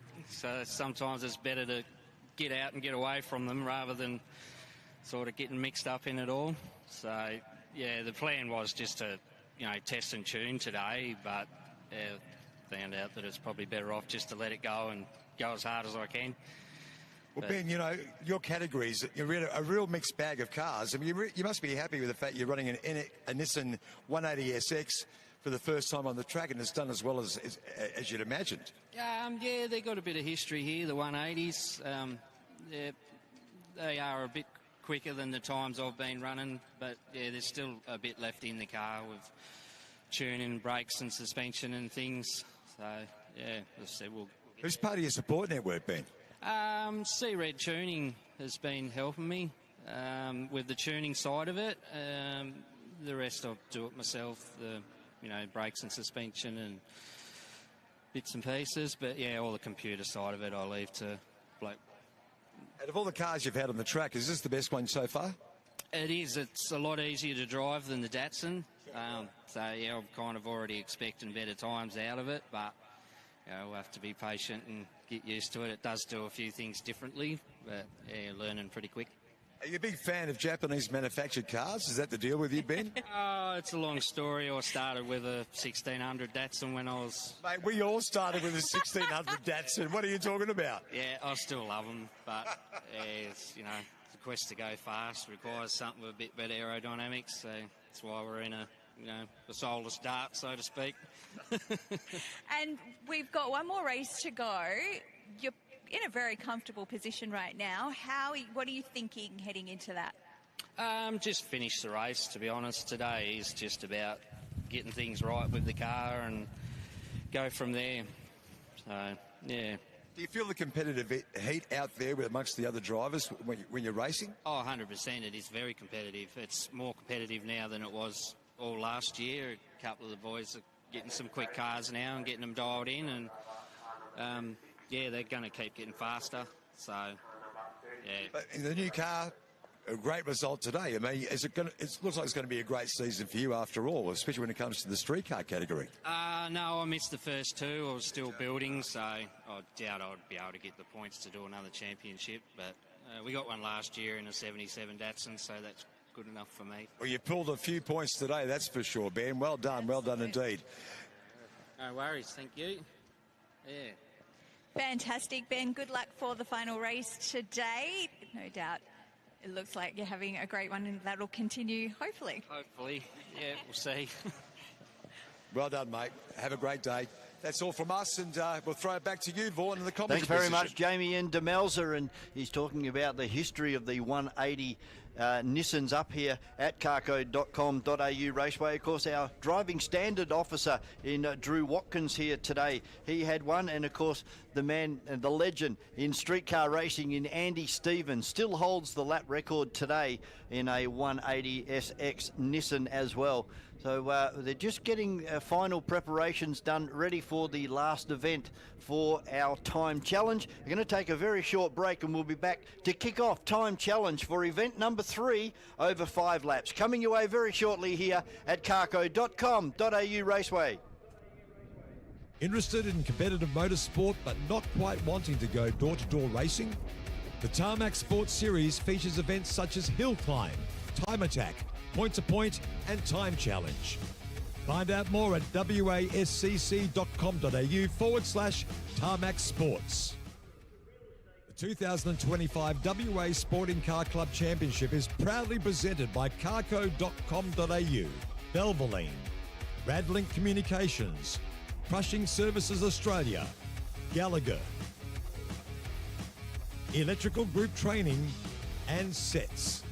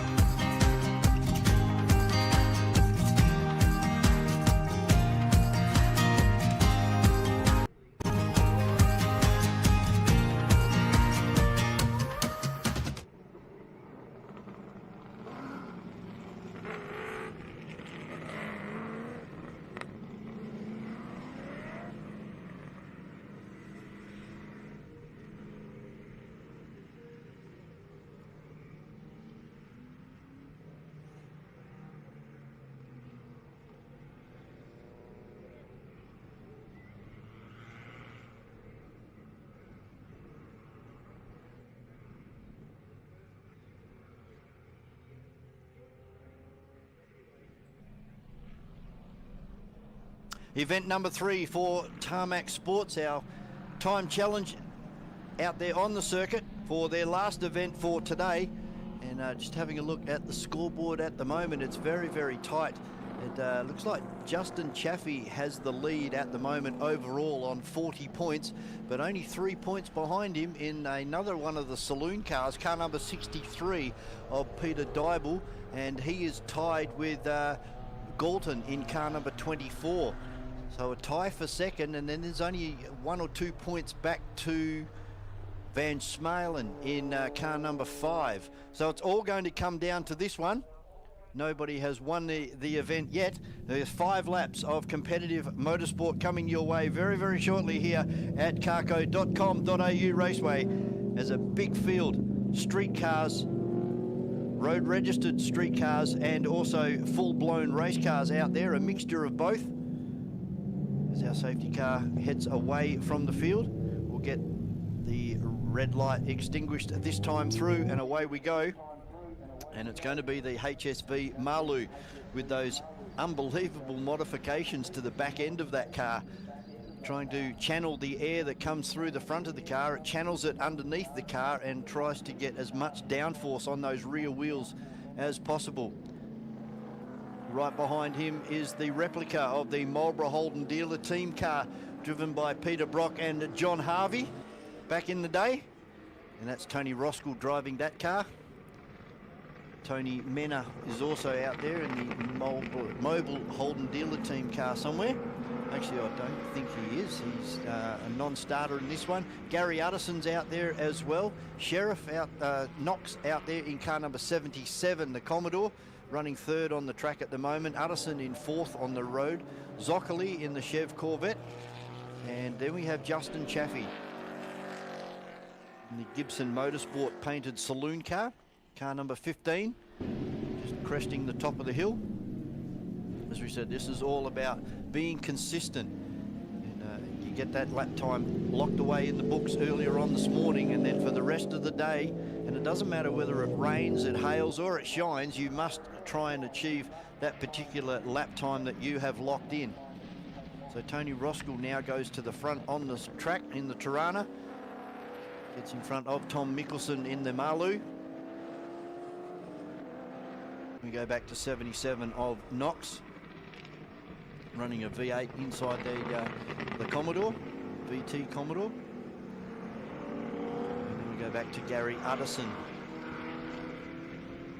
the form of the Holden Tirana. Just comes up through the bus stop there, everybody behaving themselves at the moment and looking good. So if we have a look, and Tony Roskill, there it is, there's what we call snake eyes, 0 points for the last lap. So he has nailed his lap time, put in a 105.00 and came through with a 105.00. So no demerit points at all. Galton goes through on 27 and Knox achieved 65 demerit points for that first lap. Still a long way to go. Another 4 laps of competitive racing at the moment. And we did see Tom Mickelson come on towards the end of the previous one. Currently finds himself in 5th at the moment. He's still in 5th place at the moment. Knox has dropped down to 6. Van Smalen in 7. And now Tony Roskill has blown that out of the water. He's gone from a perfect score to 232 in just 1 lap. So Joe Douglas must have had something go wrong on that first lap.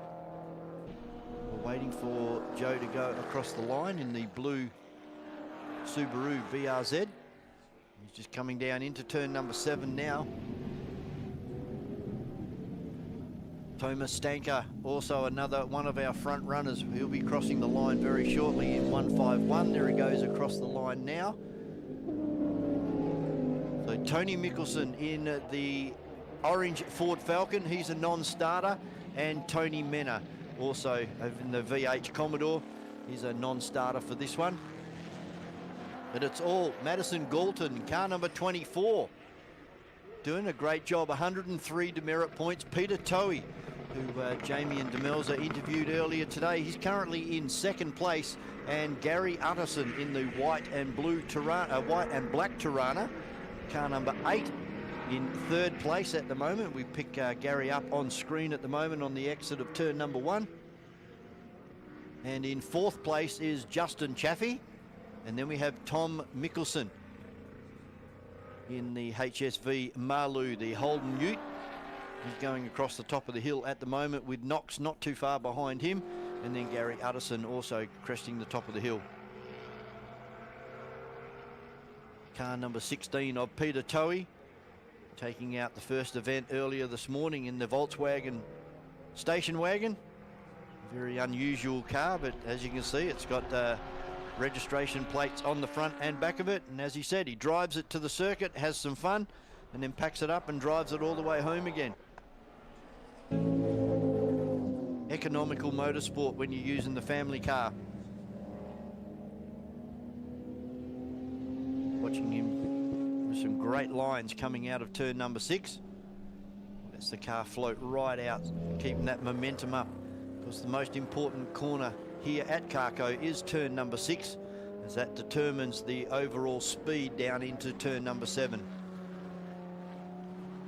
Justin Chaffee just coming out onto the main straight now, just in front of Peter Toey in the Gibson Motorsport livered car, car number 15. But it's car number 24 of Madison Galton in the Ford Focus RS on 138 points. And now Peter Toey has got snake eyes as well, 0 points in P2, and Knox scored 1 point. That's sensational driving from those 2 drivers on that particular lap, nailing their lap times exactly. A 109.8 was nominated for Peter Toey, and he hit that right on the head. There's one there for Cooper with only 8 demerit points in car number 4. And that would be another one of the Ford Focus RSs out on the track. 2 of them on the circuit at the moment. Justin Chaffee and Peter Toey come out onto the main straight. See what happens with Justin this time. Currently sitting in P5. And he's dropped to P7. So Peter Toey now goes to the top over Madison Galton. And Tom Mickelson, as I suggested earlier in the HSV Marlou, he's come across the line, and that will be the end of their circulation. So now our computer will do its calculations and work out the final placings here for the last event for our Tarmac Sportz, our time challenge. Event number 3 for the day for this particular category. Gary Addison coming across the line, car number 8. He was in 4th position. Cooper's gone across the line with only 8 demerit points on that last lap. Ivan Mickelson really out of the ballpark here with 9,549 points compared to Peter Toey on 211. 5 points difference between Galton and Tom Mickelson. So let's see if they're going to stay that way. We just wait for our final placings to come up on the scoreboard. Looking good. 2 out of 3 today for Peter Toey. And it looks like if it stays like that, he will win the day by 1 point from Madison Galton in 2nd, and Justin Chaffee looks like he may get 3rd place.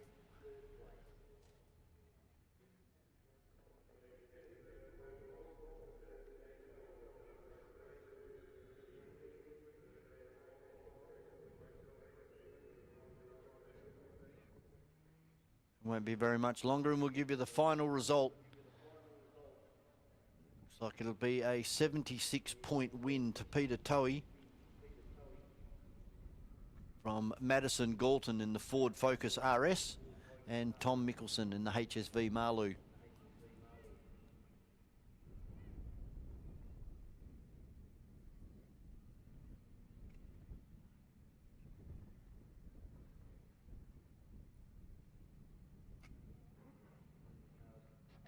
WA XL Cup Racing proudly presented by Retrovision, Liqui Moly, Tech Mechanical, Race Tech, Nexter, and Revolution Race Gear.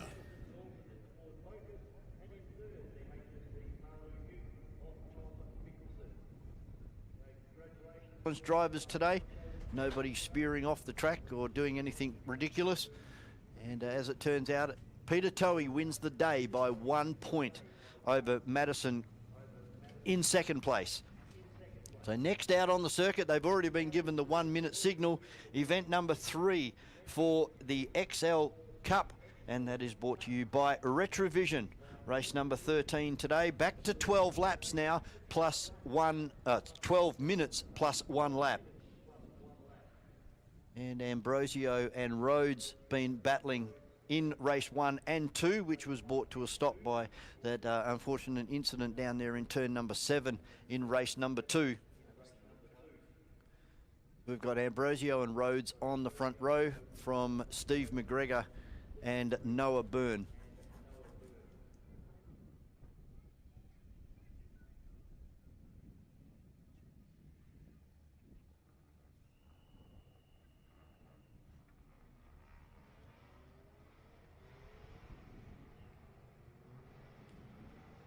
So for our live stream customers, we go on board with Jacob Fisher in car number 12.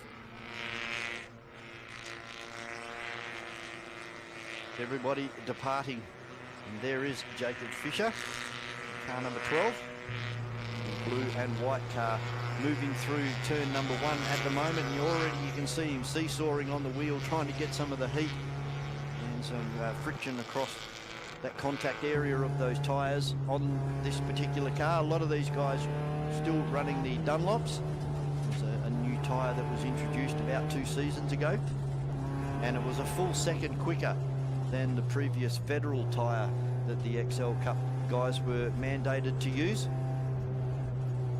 Lap record for this one held by Queenslander Zane Rinaldi on the 1st of the 7th, 2023, a 1:11.3. Now, we have been close to that, not today, but at our previous race meeting, it was just about gone again. So let's see what we can do now. The weather, still direct sunshine, unfortunately, on the circuit, but the temperature starting to drop and the wind starting to pick up now as well from the southwest. All of these things, you throw them into a big pot and we'll see what comes out at the end of it. Race number 3 for Retrovision, the XL Cup, with Ambrosio and Rhodes on the front row, McGregor and Burns on second row, Callow and Seaton.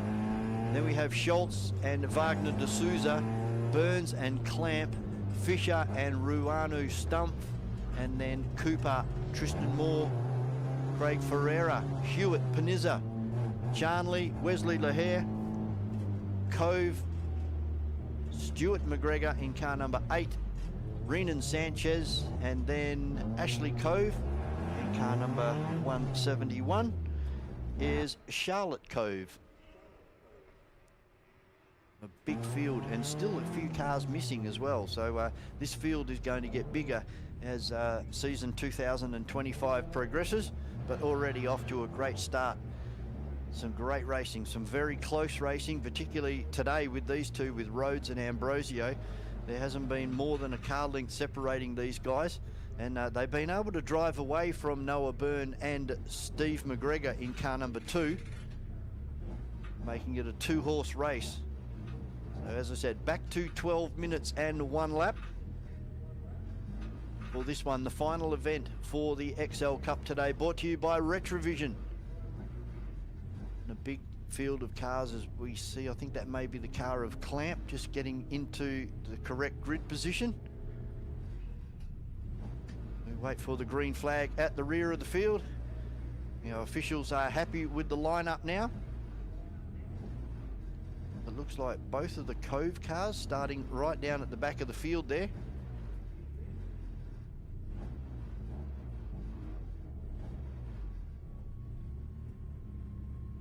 Orange, flashing orange light, so I believe that those cars may be out of position down there at the back of the grid.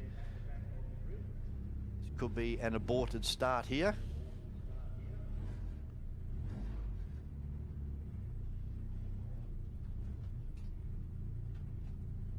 Yep, so we're going to send them away for another warm-up lap here.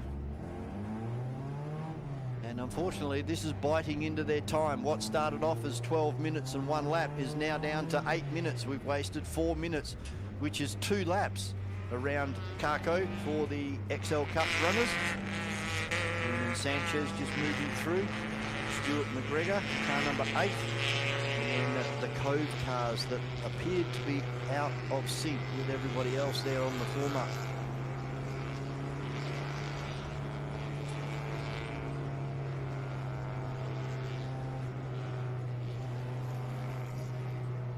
As we see the point score for the day, at the moment it's Steve McGregor in car number 2 on 50 points. We have a tie for second between Zane Rhodes and Carlos Ambrosio. This is anywhere but finished at the moment. Craig Ferreira sitting up there on 37 points, then Noah Byrne on 35. Seaton also, and Cooper's up there on 35 as well. Very, very close as far as the overall point score for the day. This is round 2. The West Australian Sporting Car Club State Championships here at CARCO Raceway. Hope you're enjoying the coverage on our live stream, brought to you by Turn 7 Media and the West Australian Sporting Car Club. As we go back on board, the car of Jacob Fisher. So just cresting the top of the hill at the moment. Jacob's decided now he's starting to get some residual heat into those tyres. Not doing anything stupid and going to loop the car on a warm-up lap. Let's see whether we can get away now. We're down to under 6.5 minutes plus 1 lap. We're looking at around about a 5 to 6 lap journey for these guys, and unfortunately they've wasted a fair bit of time.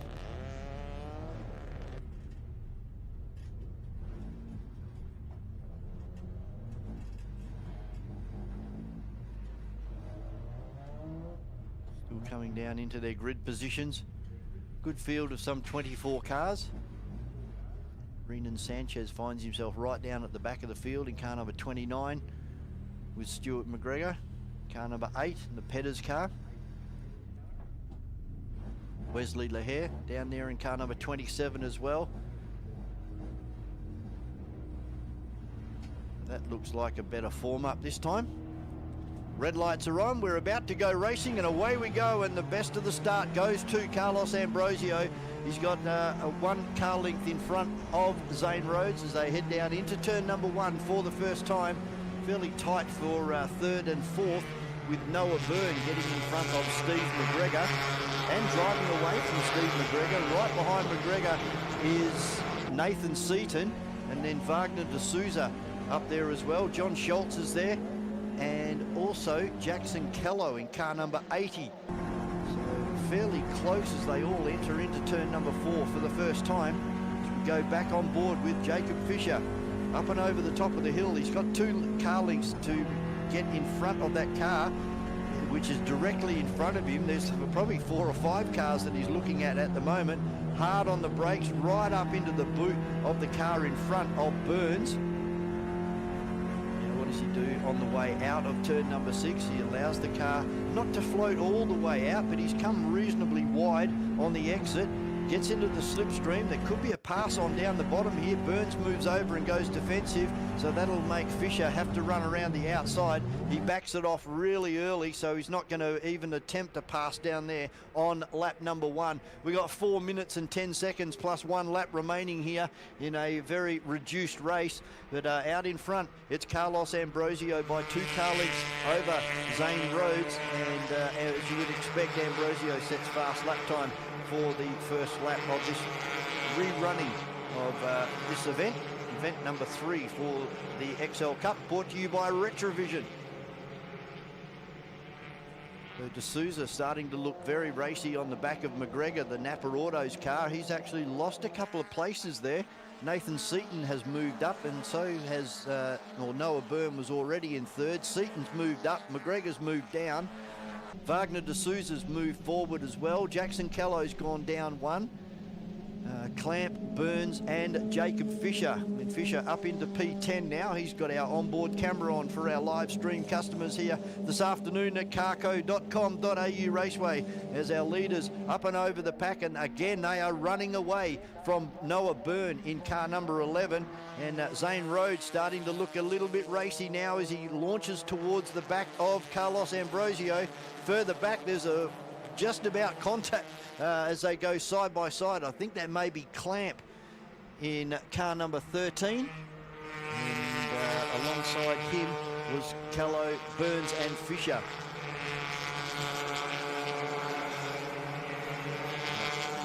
Can't take it away from these 2 guys out in front. They've been the class act all day, not just fighting amongst themselves, but being able to drive away from the remainder of the field.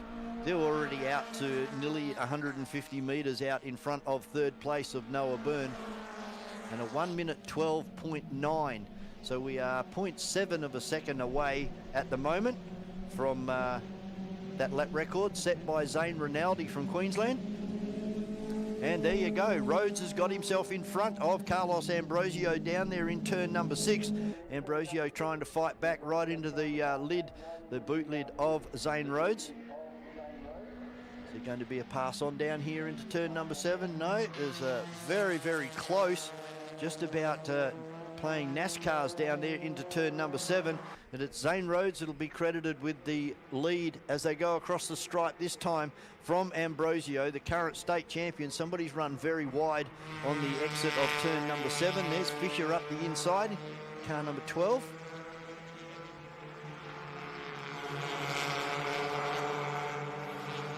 Wagner de Souza having a good run today, and the same with Nathan Seaton in car number 95. Although a long way from 1st and 2nd, Nathan Seaton's been able to move forward through the day and finds himself in third place at the moment from Wagner de Souza. Starting to get a little bit stretched out towards the back end of the field here. Wesley Lahair and Renan Sanchez down towards the back of the field. Stuart McGregor, Hewitt, and then the Cove girls. 171 and 117. And there goes the lead change again, possibly with Ambrosio running to the inside, pushing Rhodes out wide on the circuit. But still side by side as they come over the stripe. It's anybody's game at the moment. Rhodes going to look for a run around the outside of Ambrosio. It's not going to happen. Carlos has got the preferred line on the exit as well. So will maintain first position over Rhodes, and it looks like Ruano Stumpf is slowing down in the blue 50. Just crawling down into turn number 1 this time. Nathan Seaton still hanging on for third from Wagner de Souza. Noah Byrne is right behind them, and then Steve McGregor and Jackson Kello, and then Clamp. So Fisher having a good run down there as well in the top 10 at the moment, sitting in P10. And Ambrosio hanging on here down there in turn number 6 at the moment. And there's Ruano Stumpf in car number 50. He's decided to park the car on the infield. And Zane Rhodes has gone backwards off the circuit down there in turn number 6. It looks like it was the exit of turn number 6, and that's cost him big time. Here is Carlos Ambrosio, and he has got himself and half of the Nullarbor between himself and second place of Nathan Seaton. So we only caught the back end of that, and all we saw was Zane Rhodes going backwards. It looks like it's to driver's right on the exit of turn number 6. Oh, and there's a car. That's Nathan Seaton's gone into the wall hard right here at the start-finish line. There was definitely some contact back there. We could hear the screeching of brakes. And let's hope that Nathan's okay there. He's gone in very, very hard on the main straight. You can feel the thud up here in race control. So half the field have decided to slow down. We've got a local yellow at the moment. But the rest of the race is actually continuing over the back end of the circuit at the moment. 1 minute and 22 seconds remaining, and I believe that this one will probably be called as well. At the moment, still no signs of a yellow, and now they come out. Double yellow wave flags out here on the main straight. But that was a very hard hit for Nathan Seaton in car number 95. They look like they're going to continue with just a double waved yellow.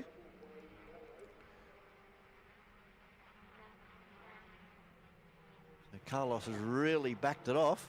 And if he has a look in the rear vision mirror, there's the charge of the light brigade, because there's the checkered flag anyway, so it's not going to matter. That Wagner de Souza, probably his best ever finish here at CARCO. He will take out second place with the demise of Zane Rhodes, unfortunately, down there in turn 6. Steve McGregor will hang on for third place, and looks like Steve McGregor will take out the day from Carlos Ambrosio. That's a bit of a turn. That's a great effort from Steve McGregor in car number 2 for Napa Autos. Noah Byrne will finish in 4th. Jackson Kello in 5th. Then we have Moore, Clamp. Fisher will finish in 8th. Then we have Burns in 9.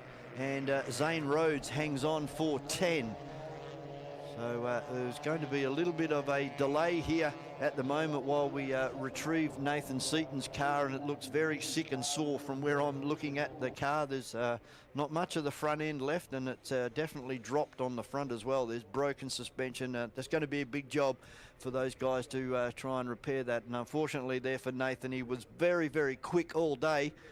And not quite sure what happened. I just caught it once it was already on the grass, but we heard a big screech of brakes and then a loud thud. And unfortunately, Nathan facing backwards into oncoming traffic, and then the big whack into the wall. So not the type of thing that we like to see here at carco.com.au Raceway, but that is motorsport, and that is part of the day game. And we going to have a look. We're going to throw down to one of our time challenge drivers very shortly. We'll just take a very short break and we'll be back with some driver interviews with Jamie and Demelza.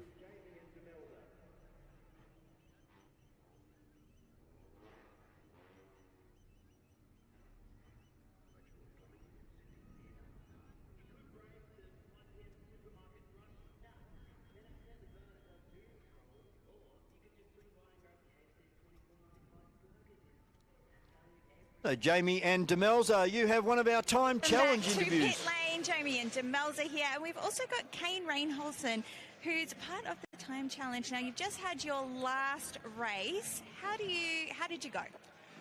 Honestly, last one I'm wrapped. I was pretty consistent. It took the whole day to kind of find that ballpark and get that pace. Just kind of fighting, obviously, losing fuel, the tyre temps, changing conditions. Yeah. Quite happy. Car's in one piece. It's a win for me. You've progressively improved throughout the day. What was going through your mind? Because you did make it into that final top 10. I'm quite happy about that. It was more just calm down, focus, and do your own race. You know, it's all about consistency. So pick your points, rinse and repeat, and yeah. Kane, you started competing with this car in January. Has it taken a bit of time to get used to it? I mean, you're running a Toyota GR86. It's very different from the previous car you were driving. From the previous one, it's quite nice, mate. A lot stiffer chassis. Still, it's my daily driver, so a lot of stuff to do to it. Bigger brakes. You got to dial into camber and the suspension setup. Yeah. You're also saying that there was a problem with the tyres in the few races that you sort of experienced. Sorry, you experienced a bit of problem with the tyres in the 3 races. Yeah, that's due to just the lack of camber on the front tyres, really chewing up the sidewalls. It's like kind of driving on a tightrope coming out some of the corners. It's a bit limiting when you can put the power down, but it's not really letting you. Did you find that the humidity that we've had today, the weather being slightly all over the place over the last 24 hours, has that contributed to your strategy a little bit? Yeah, for sure. So I came here yesterday for a tuning day. Very hot, very greasy. And then, yeah, it's rained last night. This morning, just umming and ahhing, trying to find where's the grip. This afternoon, after everyone's race, put the rubber down. It's been a lot nicer. So you've obviously got it in your head, sort of what sort of strategy you're going to use for the race. So when you get a problem like the tyre issue coming into play, does it really affect your concentration and the discipline about what time challenge is all about?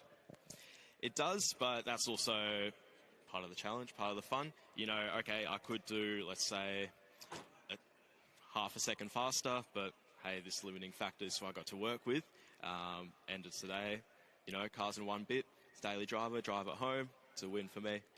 And do you feel any pressure from the other drivers while you're doing the time challenge? At first, honestly, yes, because I'm not a wheel-to-wheel driver. You have someone in your mirror. Everyone's kind of second session, third session, hey, we can give each other space. We're racing the clock, not each other. So, like I said, that was my strategy. Kind of put my headphones on, play some music, get in the zone and run your own race. But with the new car, you're obviously moving towards in the right way, aren't you?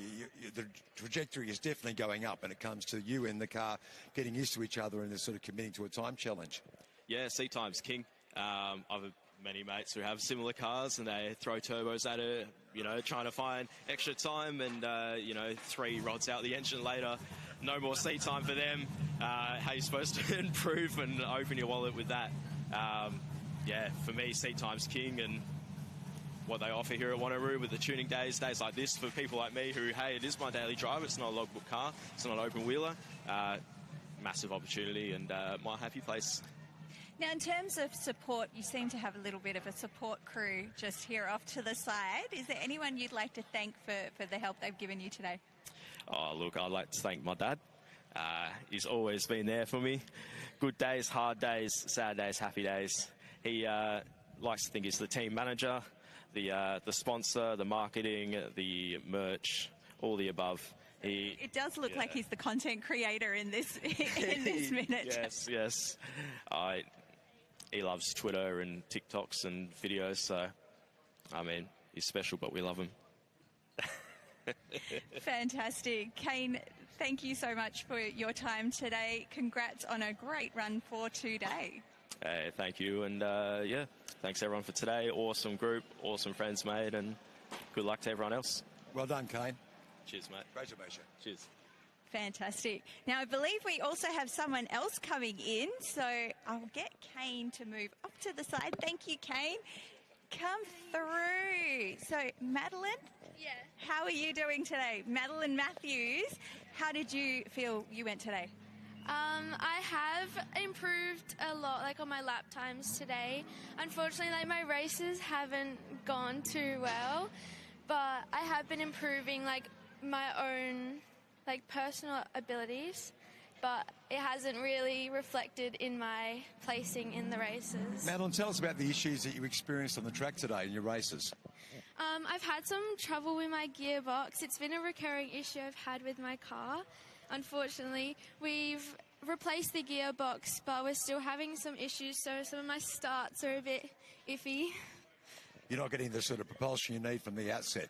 Yeah, so we've tried a few things. We've like changed some stuff in the car, and so far it's working, so hopefully it all holds out for the next race. Madeline, where did the love of racing come? Is it a family tradition with you guys? I mean, I've noticed there's a lot of family lineage when it comes to people participating in motorsport. Is it the same for your family?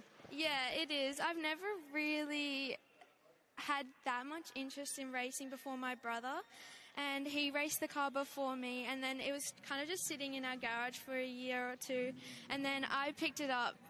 My dad actually introduced me into the racing community, and I've just loved it, and like my passion is just growing more and more like every race. And you're obviously still at school, aren't you? I've graduated from high school, but I'm currently at uni, yeah.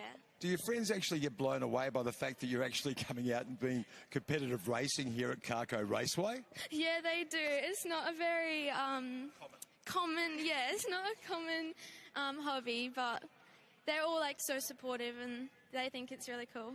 Well, it's probably cooler than playing netball, I reckon. Madeline, what do you think? Yeah, well, I also play footy, so I have other sports. Sports mad. Yeah. Yeah, and is there anyone you'd like to thank for your support today? Yeah, definitely. My dad, he's always here for me. He's the only person who is like so... Like, sorry, I'm at a loss for words. I appreciate his so much. He's like my #1 support. He's always here with me. I love him so much. Fantastic, Madeline. Thank you so much. Thanks. And good luck for the remainder of the championship. Thank you so much. Thanks for being here as well. Well done. Vaughan, it's back to you. Thanks very much, Demelza and Jamie down there in pit lane.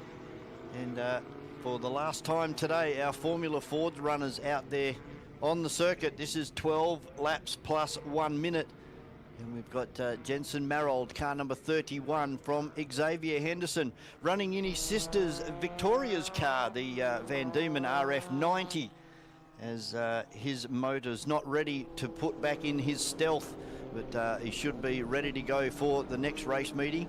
And Xavier Henderson still having a good day. He's up there. He's going to start on the front row for this final race. On the second row will be car 57 of Brock Brewer, and starting alongside him, car number 11 of Mark Redmond. Then we have Garrett Piper, who's having a good run today in car number 6.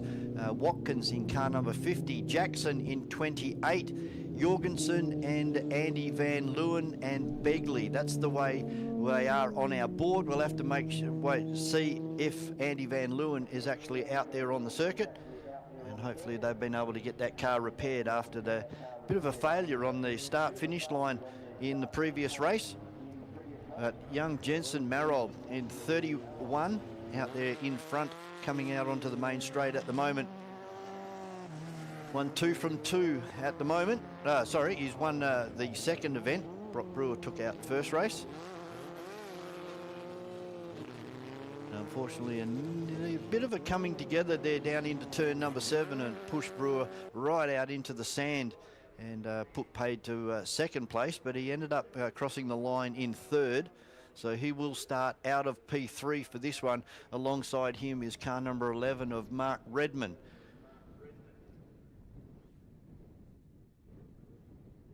So yes, I can see Andy Van Leeuwen down there in car number 66. He'll be starting off the rear, And Andy's had some good speed in that car today as well, so he'll be worth keeping an eye on as we wait for the red lights to shine here at carco.com.au Raceway. The last race of the day, and somebody's bolted early, and that was car number 50.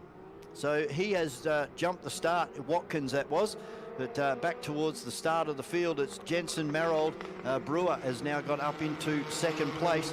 So a very untidy start there for Xavier Henderson, who goes side by side now with Mark Redmond up through the right-hander. Redmond in the prime position here for the entry into turn number 4. But Xavier trying to run around the outside there on cold tyres.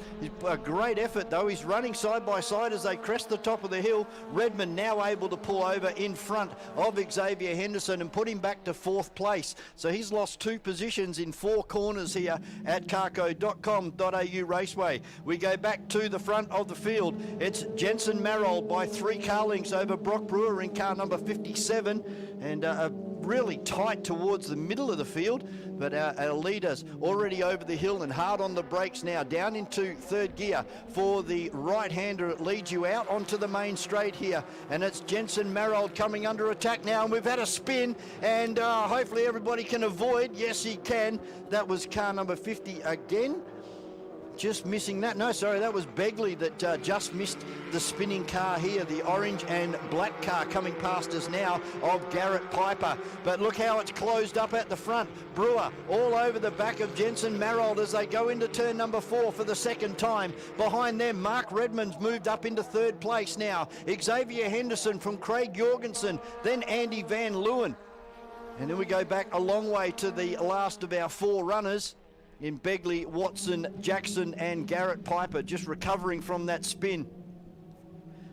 So we're now down into turn number 6, and it is Brock Brewer trying to get up the inside. He's just had the nose of the car just about taken off there by Marold, who's going very defensive, pushing Brock right out to driver's left. They're side by side on the entry into turn number 7. Brewer's going to have to get off the gas here and jump back into the slipstream for the toe.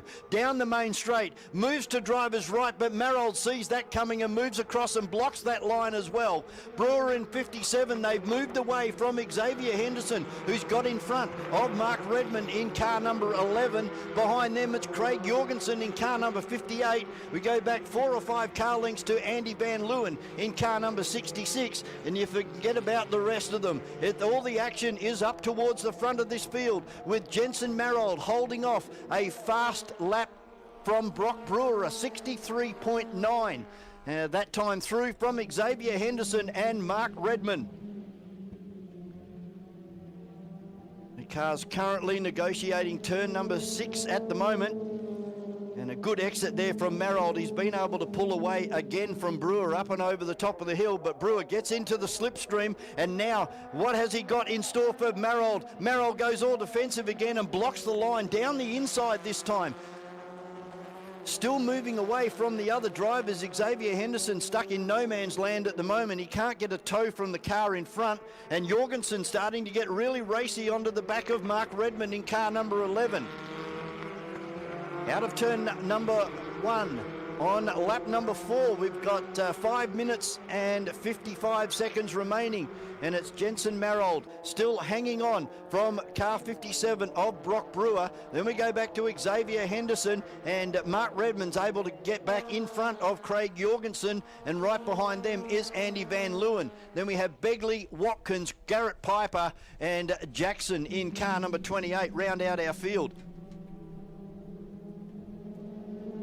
Catching up on the cars now on our video screen, and up and over the top of the hill again. Marold, he's able to move away a little bit by 2 car lengths this time as they go down into turn number 7. Hard on the brakes, throw it into the right-hander and stay off the ripple strips. Good battle for 3rd with 4 cars contesting that, but all out in front. It's Jensen Marold in car number 31 from 57 of Brock Brewer. Then we have Xavier Henderson in his sister Victoria's car for today's race meeting, doing a great job hanging on for 3rd at the moment. Then we have Mark Redmond, Craig Jorgensen and the new paint job for Andy Van Leeuwen, car number 66.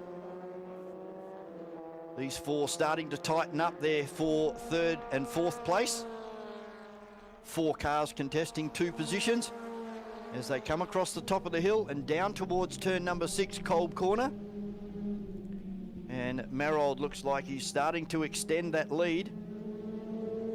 Only slightly. He's moved it out to about 4 car lengths now as they crest the top of the hill.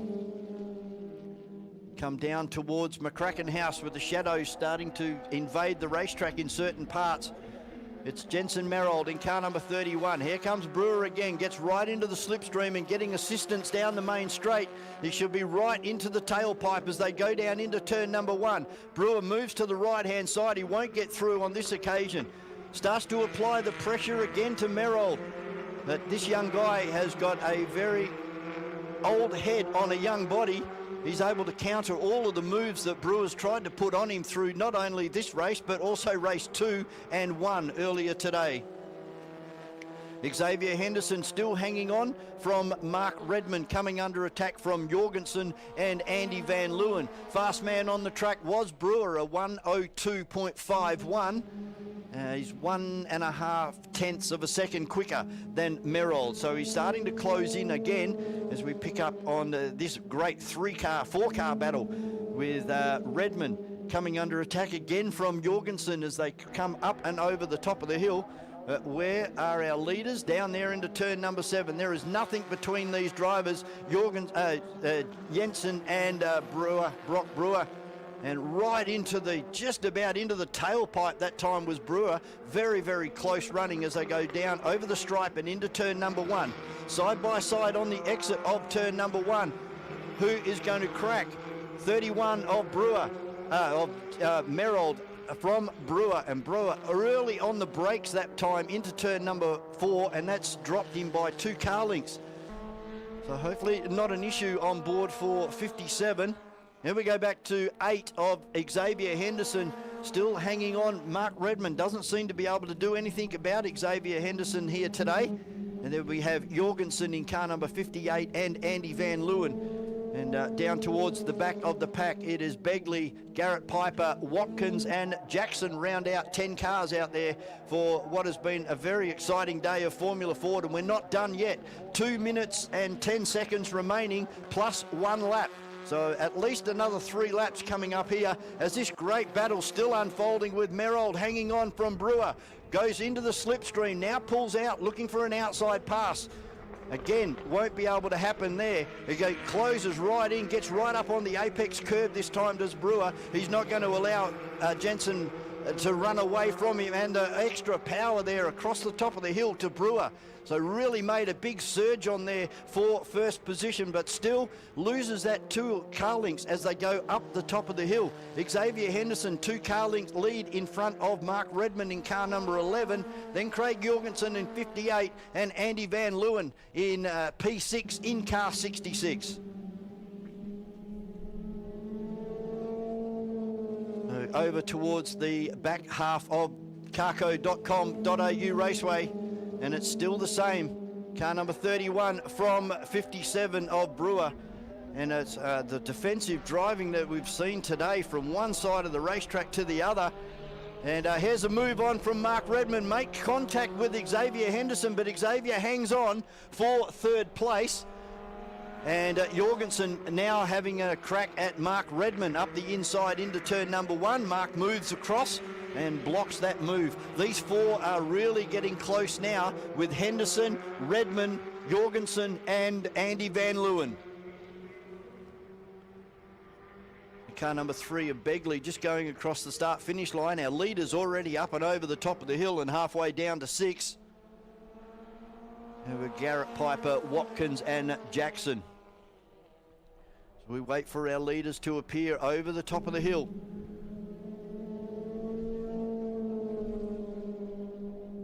Watkins just going through now, and here's our leaders on the circuit. There's Jensen Marold, car number 31, still by 1 car length over 57 of Brewer, and they have got light years between themselves and Xavier Henderson, who's still coming under attack now from Redmond, and Redmond's defending from Jorgensen. So great battles for first and also for third, a 4-car field for third. As Mark Redmond tries to go up the inside of Xavier Henderson, that's not going to work. Car number 8 was right up for that one, moved across and blocked that line on the way into turn number 1. And now Xavier Henderson has a 2-car advantage over car 11 of Mark Redmond. He's 3 cars in front of 58 of Jorgensen. And then right behind Jorgensen, only 1 car length, and closing in is Andy Van Leeuwen in car number 66. The car's currently negotiating turn number 6 at the moment. We're down.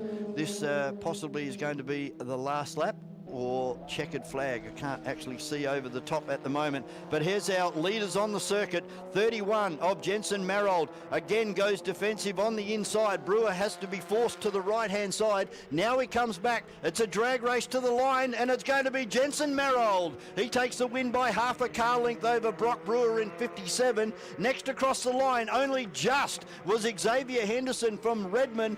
Then Jorgensen and Andy Van Leeuwen takes out 6th position. Coming across the line next will be Begley in car number 3. And then we will have Watkins in 50, Jackson in 28. And it looks like Garrett Piper has lost another position there. And he will finish in position 10. So some more fantastic open wheel Formula Ford racing here at carco.com.au Raceway. Hope everybody's enjoyed the open wheel racing and indeed all of our tin top action. Don't go home yet. We've still got a few more races to go on what has been a big day here at Carco for round number 2 of the West Australian Sporting Car Club State Championship round. And don't forget, check out the WA Sporting Car Club website for future race meetings. We run all the way through until October in 2025. Who will take home the champagne later on in the year? Well, you have to stick around. We're going to take a short break here at carco.com.au Raceway. Formula V, they're coming out next for their last race of the day. Stick around, lots more to come.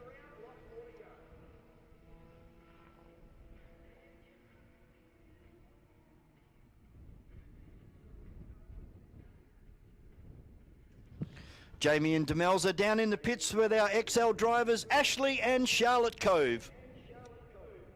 Thanks, Vaughan.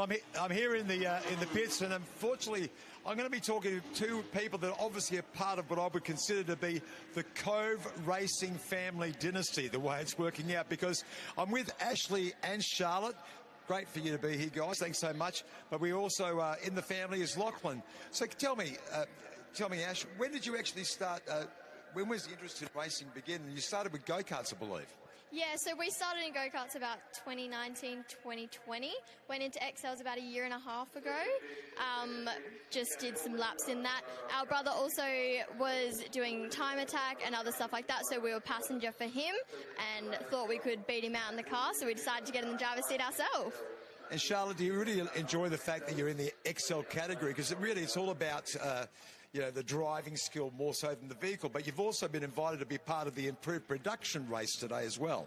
I love both categories, both filled with amazing people, amazing drivers, such amazing support crew around us, and yeah, I couldn't ask for anything better.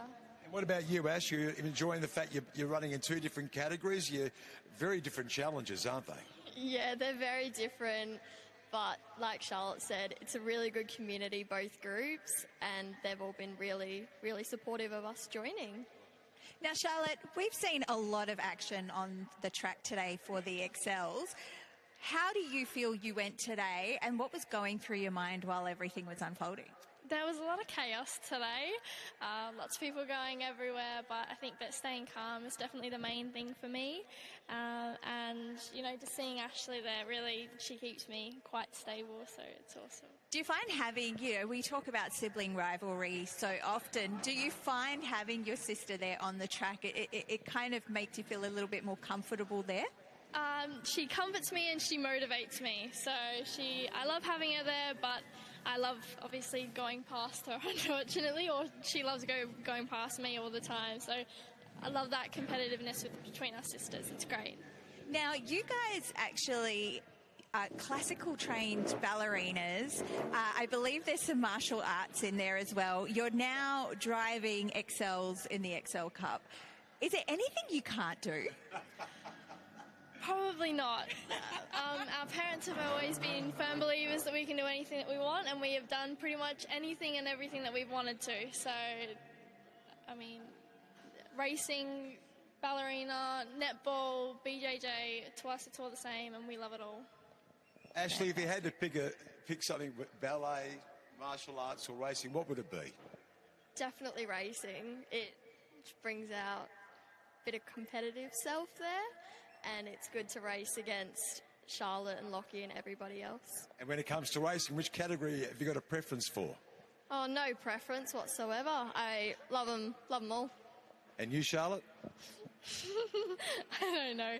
Both are amazing, both amazing communities, so I really couldn't pick. Congratulations, ladies. You've had a wonderful day here, a real inspiration for a lot of people, especially the young people out there that might be interested in motorsport, and we do appreciate your time. That's all from us, and it's back to you in the central commentary. Thanks very much, Jamie and Demelza. And we're just having a look at our starting order for this next one, our 1600 and 1200cc categories combined for Formula V, as over 12 minutes plus 1 lap. And we've got Callum Lamont after his first victory in his new car number 19, starting in pole position from Mason Legg in car number 85. Second row will be Moltoni and Kathy Lisson. Then we have Lloyd and Ken Wyatt, Vinnie Padawanu and Wilkins. Then we have Block. And now things start to get a little bit interesting as I'm joined in commentary by Miles Lockett. It would appear that Isaac Scarey has actually been credited with the win of the previous race, and Danny Chero has received a 5-second penalty. It was enough to hang on for second from Jonathan Scarey. Yeah, that's right. Yeah, so not exactly sure what the penalty was for, whether it was jump start or what, not 100%. We'd have to find that out. But, yeah, so the win in race 2 actually did go to Isaac Scarey from Danny from Jonathan Scarey. Jonathan Scarey actually, he had one of his tyres actually exploded on the last lap. That's why he slowed. His left rear, for some reason, just delaminated on the inside of the tyre. So he's now got a new tyre on board, and he's all good to go for the next one. Unfortunately, though, we have lost Mackenzie Gow for this one.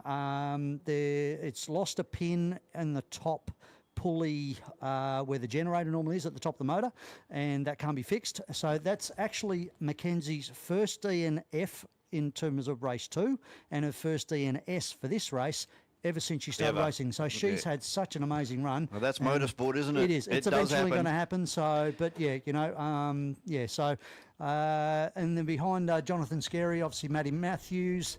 We've got Campbell Gow and Mark Quinn, and those two couldn't wipe the smiles off their faces with the race they had in race 2. They had an absolute ball. Our on-track or our on-car video will be on board car number 6 for Home Chef, on board with Paul Moltoni as we catch a great view looking ahead, and it's a great start from Moltoni, but look at these two out in front, side by side, Lamont and Legg. Then we go back to Moltoni as we jump on board now as we go down into turn number 1 for the first time, and Mason Legg, yeah, around the outside from Great Callum move. Lamont in 19, and that's allowed Moltoni to get right into the gearbox of Callum Lamont as they head through the right-hander and getting ready for the left-hand sweeper. And didn't let Kathy Lisson get away too far as well. She still had some backfiring issues in race 2. They've again had a bit more of a tweak. Rod's been underneath the engine cover of that, and hopefully they may have tried and fixed that little problem to make her a little bit more competitive in this last one, but certainly a great start from Kathy as usual. Still back on board with Paul Moltoni, and you can see him really closing up onto the back of Callum Lamont under brakes.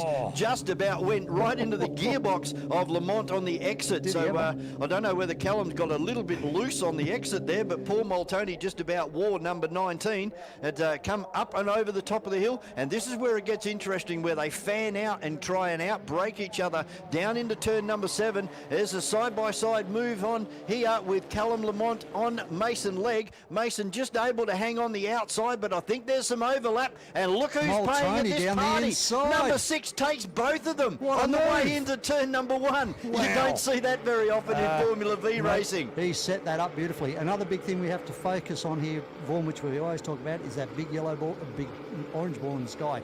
That is right in their eye line, as you could quite clearly graphically see on the in-car footage from Paul Maltoni as he turned into turn 7. You are very blinded in one of these cars because obviously you've got no windscreen, no nothing. And we're back on board with Paul Maltoni as he's looking over there towards the Rangers, right over in the distance, right down into, well, he's going to stay into 4th gear here, down at turn number 6, holds 4th gear, lets the car drift right out to the concrete on driver's left, and now we'll see a graphic demonstration of what you were just talking about, that big orange fireball in there, playing havoc with the guys. When you get the little chips on your visor, it kind of refracts the sunlight and makes it twice as bad. Yeah, sure does. So he skipped away for at least a 3 or 4 car length lead. It looks like Callum's just gone down the inside of Mason. Mason played around with his tyre pressures on that last race and was a lot more happier with the car, so I'm sure he's probably gone with the same sort of tyre pressures for this one. Back in the 1200 battle, just looking back here, we've got Danny Sherrow. He's got a very massive march on Isaac Scary, and further back it's Jonathan Scary, who's got Campbell Gow right behind him, so there must be an issue with Jonathan's car. Yeah, hand up out of the cockpit, he's not obviously happy. Something's not quite right with car number 23. Yeah, that's unfortunately for one of the Scary cars, of course, running for BM Graphics as our leaders. Oh, look at this side by side for second as they disappear up and over the top of the hill. This is a great battle between 19 of Callum Lamont and 85 of Mason Legg. But Maltoni, a 68.2, so we're still 1.2 seconds away from a lap record. That's miles away. It is, but again, these cars get quicker as the race goes on, so expect those times to come down. Now the UV started to drop a little bit. It's starting to get a little bit cooler, so let's see what the lap times produce. But Maltoni's really got the march on in this one. He's got a massive lead just in that one lap. He's probably doubled his distance of lead that he had coming into turn 7 on the after race 2. It was a 68.2 last time through. What does he do this time? Now we're down into 68.1s, so not the significant improvement that I thought was going to happen. Lamont in second, Legg in third, Kathy Lisson in 4th, Lloyd in 5, Kenny Wyatt in 6, Vinny Panuano in 7. Then we'll have Wilkins and Danny Chero, the first of the 1200s. Then Block from Matthews has just moved up, so Scary's lost a place there. Yeah, that's Matthews. Isaac. Yeah, obviously being a 1600, she would have used the horsepower to get past Isaac. And then back to Campbell Gow. He's still got Jonathan Scary behind him. And then Mark Quinn, unfortunately having a lonely one this time. He's not out with his mate Campbell having a good battle. Yeah, he's too far away to get any advantage or any pull in the slipstream from the cars in front. There's a 68.17 for Paul Maltoni.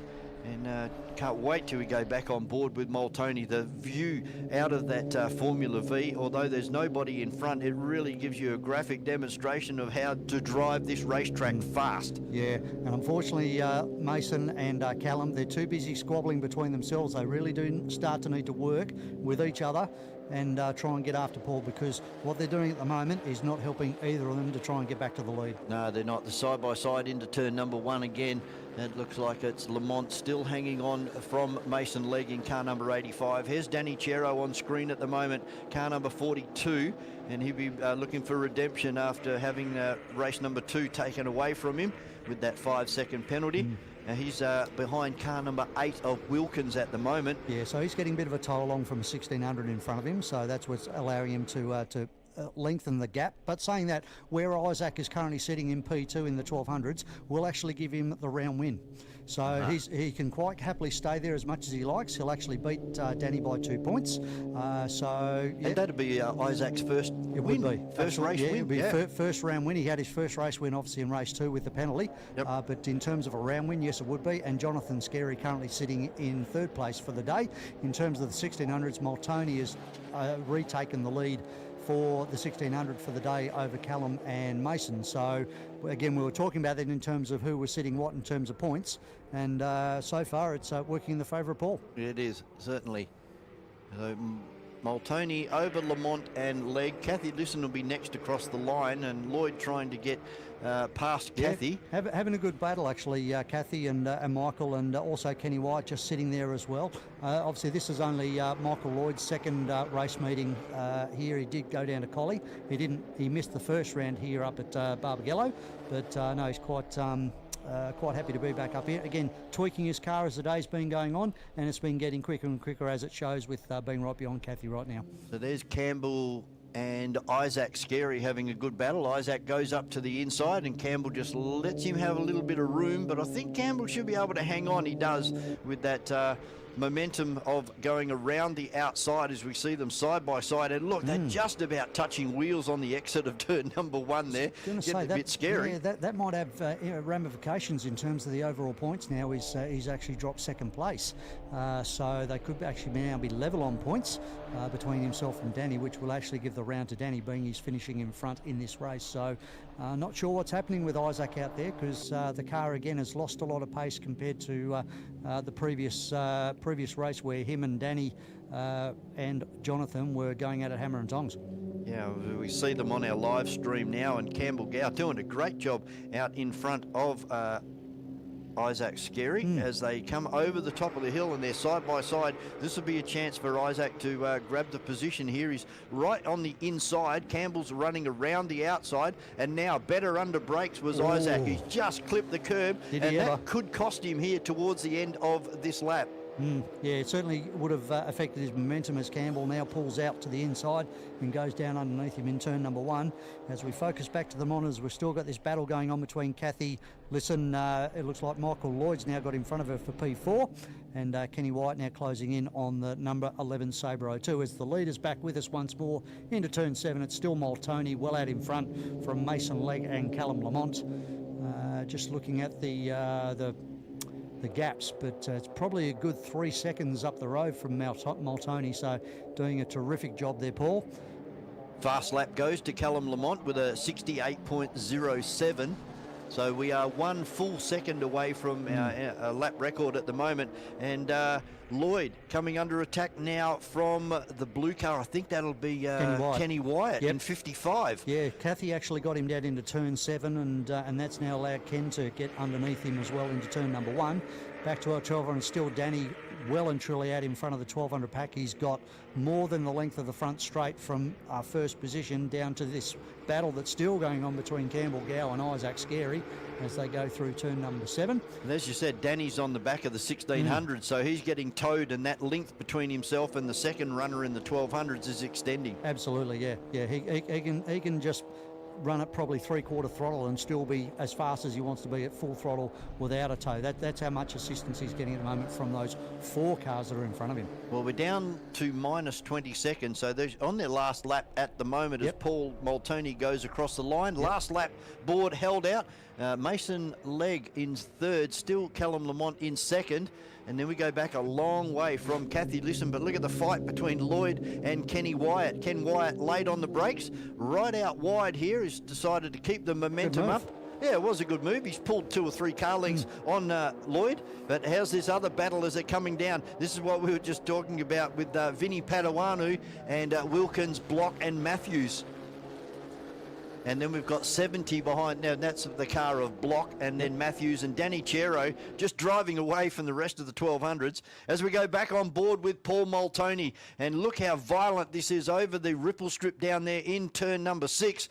Lets the car come right out to driver's left, and that sun. It's the camera on the car doesn't actually show how bad that sun is, but it is significantly bad. And then you go into a shadow where your pupils change, and then back out into the sunshine again, and another pupil change. So it's pretty hard out there. Exactly. You can see the gloss of the racetrack as he goes across the line and takes race number 3, followed by Callum Lamont and Mason Legg in 3rd place. Now we're just waiting on the battle for Kathy Lisson, Ken White and Michael Lloyd. Here they come down there. Lloyd is now trying to move on Kenny White, and is he going to try and go for Kathy as well? No, thinks the better of it, but Ken very, very late on the brakes, and he's going to run very, very wide, gets the car all out of shape, but still manages to hold position. So it'll be Kathy Lisson fourth across the line. That's her fourth for the day.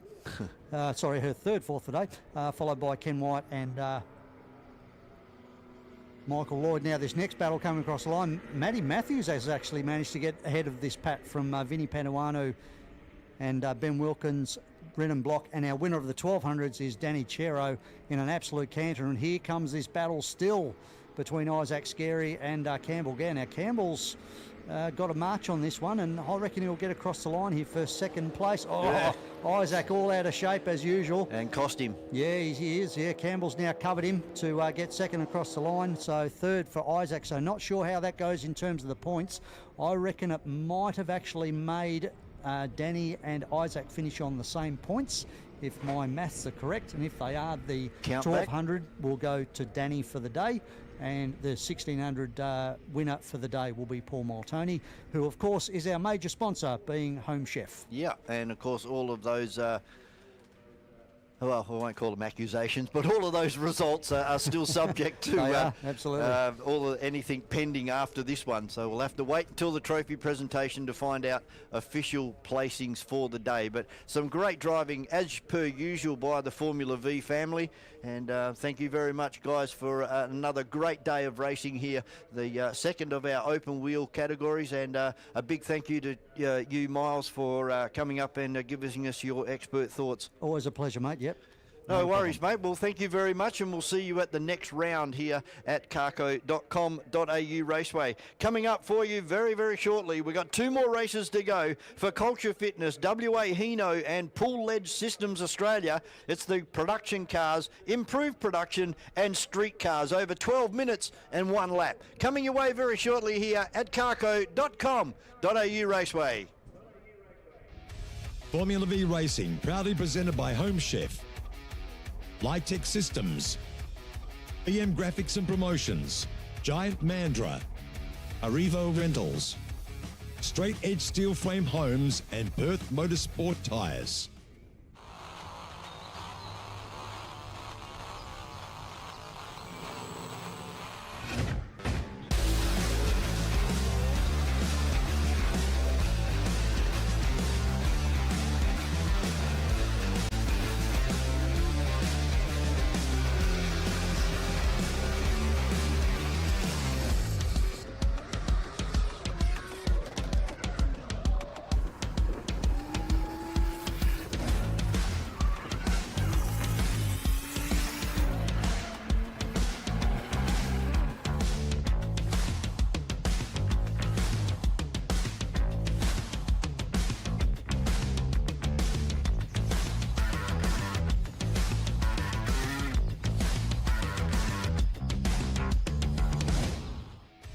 Get your drift on with Drift West.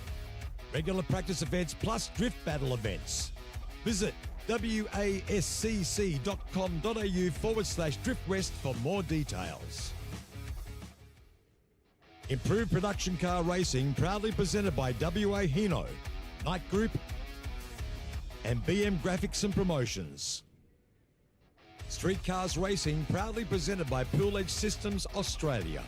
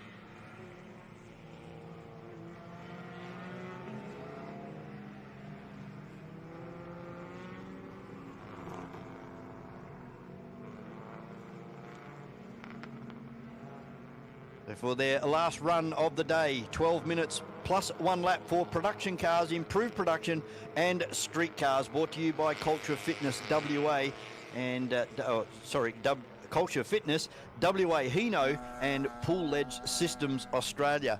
And on pole position after taking out race number 2 will be Nick Midic from Ben Peachy, and a good debut of the brand new car, the 180SX, the Nissan, jumping from a Datsun to a Nissan. And on the second row will be Peter Callow in the R32 Nissan Skyline, and alongside him will be the Subaru, the four-wheel drive car number 195 of Joseph Karukin. Then we have the BMW of Pavey, Neil Pollard in the Honda Civic up there in the top 6, Jimmy Gallen in the Mitsubishi, Phil Kraus, Cameron Burns up there in the top 10, Sheriff in car number 77, then Jared Carey. We go on board with car number 56 of Rob Lansmere, and Rob driving the Toyota 86, as we see him just feverishly trying to get some heat into those tyres and brakes. He's coming up and over the top of the hill at the moment. Then we have Damon Croxon, Poole in his first event at CARCO Raceway today in car number 25, the Holden Tirana. The Corvette with Zoccoli, car number 95, Woodhead in the Mini Cooper S. Then Laurie Whitholm, Tim Riley, James Russo, Madison Galton, car number 24, and then the Cove in 36, D'Souza in 123, and I don't think Steve Turpin will be making a start in this one. So a quick look towards the back of the field, and I can't see the Holden Commodore out there anywhere. So bad luck for Steve Turpin. I believe that car failed after qualifying earlier this morning. And then we have Ashley and Charlotte Cove rounding out the field in those beautifully presented Hyundai XLs right down the back of the field. A great interview given by the girls as well. A bit of an insight into the Cove family and their racing aspirations. All eyes down on the front row. This could be a ripper race here with Nick Midic and Ben Peachy on the front row. And the second row is pretty good too, with Peter Callow and the four-wheel drive Subaru of Joseph Karukin. The red lights on, revs rise, and away we go here at CARCO Raceway. And look at the jump from Joseph Karukin. That's exactly the start that we were looking for in race 1 and 2. He's been able to pull it off this time and takes the lead from position 3 to 1 before they got to the first corner.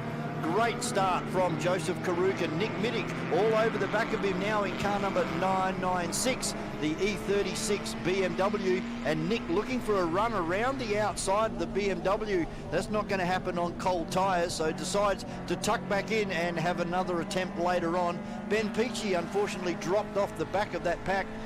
Peter Callow got in front there for a split second, and then Peachy able to take control again.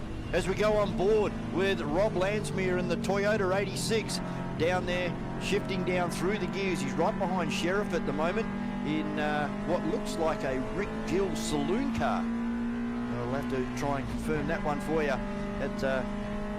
Rob Lansmere, a very experienced driver in the Toyota 86, just flexing the fingers there from hanging on very tight around turn number 6. Gives the fingers a little bit of exercise as he goes down into third gear now. Hard on the brakes, turns it into the right-hander at the bottom of the hill. Tries to keep off the ripple strip, just gives it a bit of a touch with the front left, and carries on down towards turn number 1 for the second time. Look at this battle with Pavey and Peter Callow. The BMW and the R32 Nissan Skyline. And then we have sorry, I've just been told that is actually Rick Gill out there in his saloon car. So doing a great job out there in a different category today is Rick Gill in car number 77 as he comes across with Lansmere not too far behind. But Joseph Karukin, man of the match at the moment, he's actually lost 2 positions. He was in front on lap number 1, but now starting to suffer at the hands of Nick Midic and also Ben Peachy. As they run up the inside of Peter Callow, and look at Jared Carey. He's trying to sneak through on Chris Pavey and gets the job done. Pavey fighting back on the outside. Carey goes to the inside in the Chevrolet-powered Nissan 350Z. Goes right up besides Joseph Karukin and gets it done. Karukin slots in the middle of Carey and Pavey.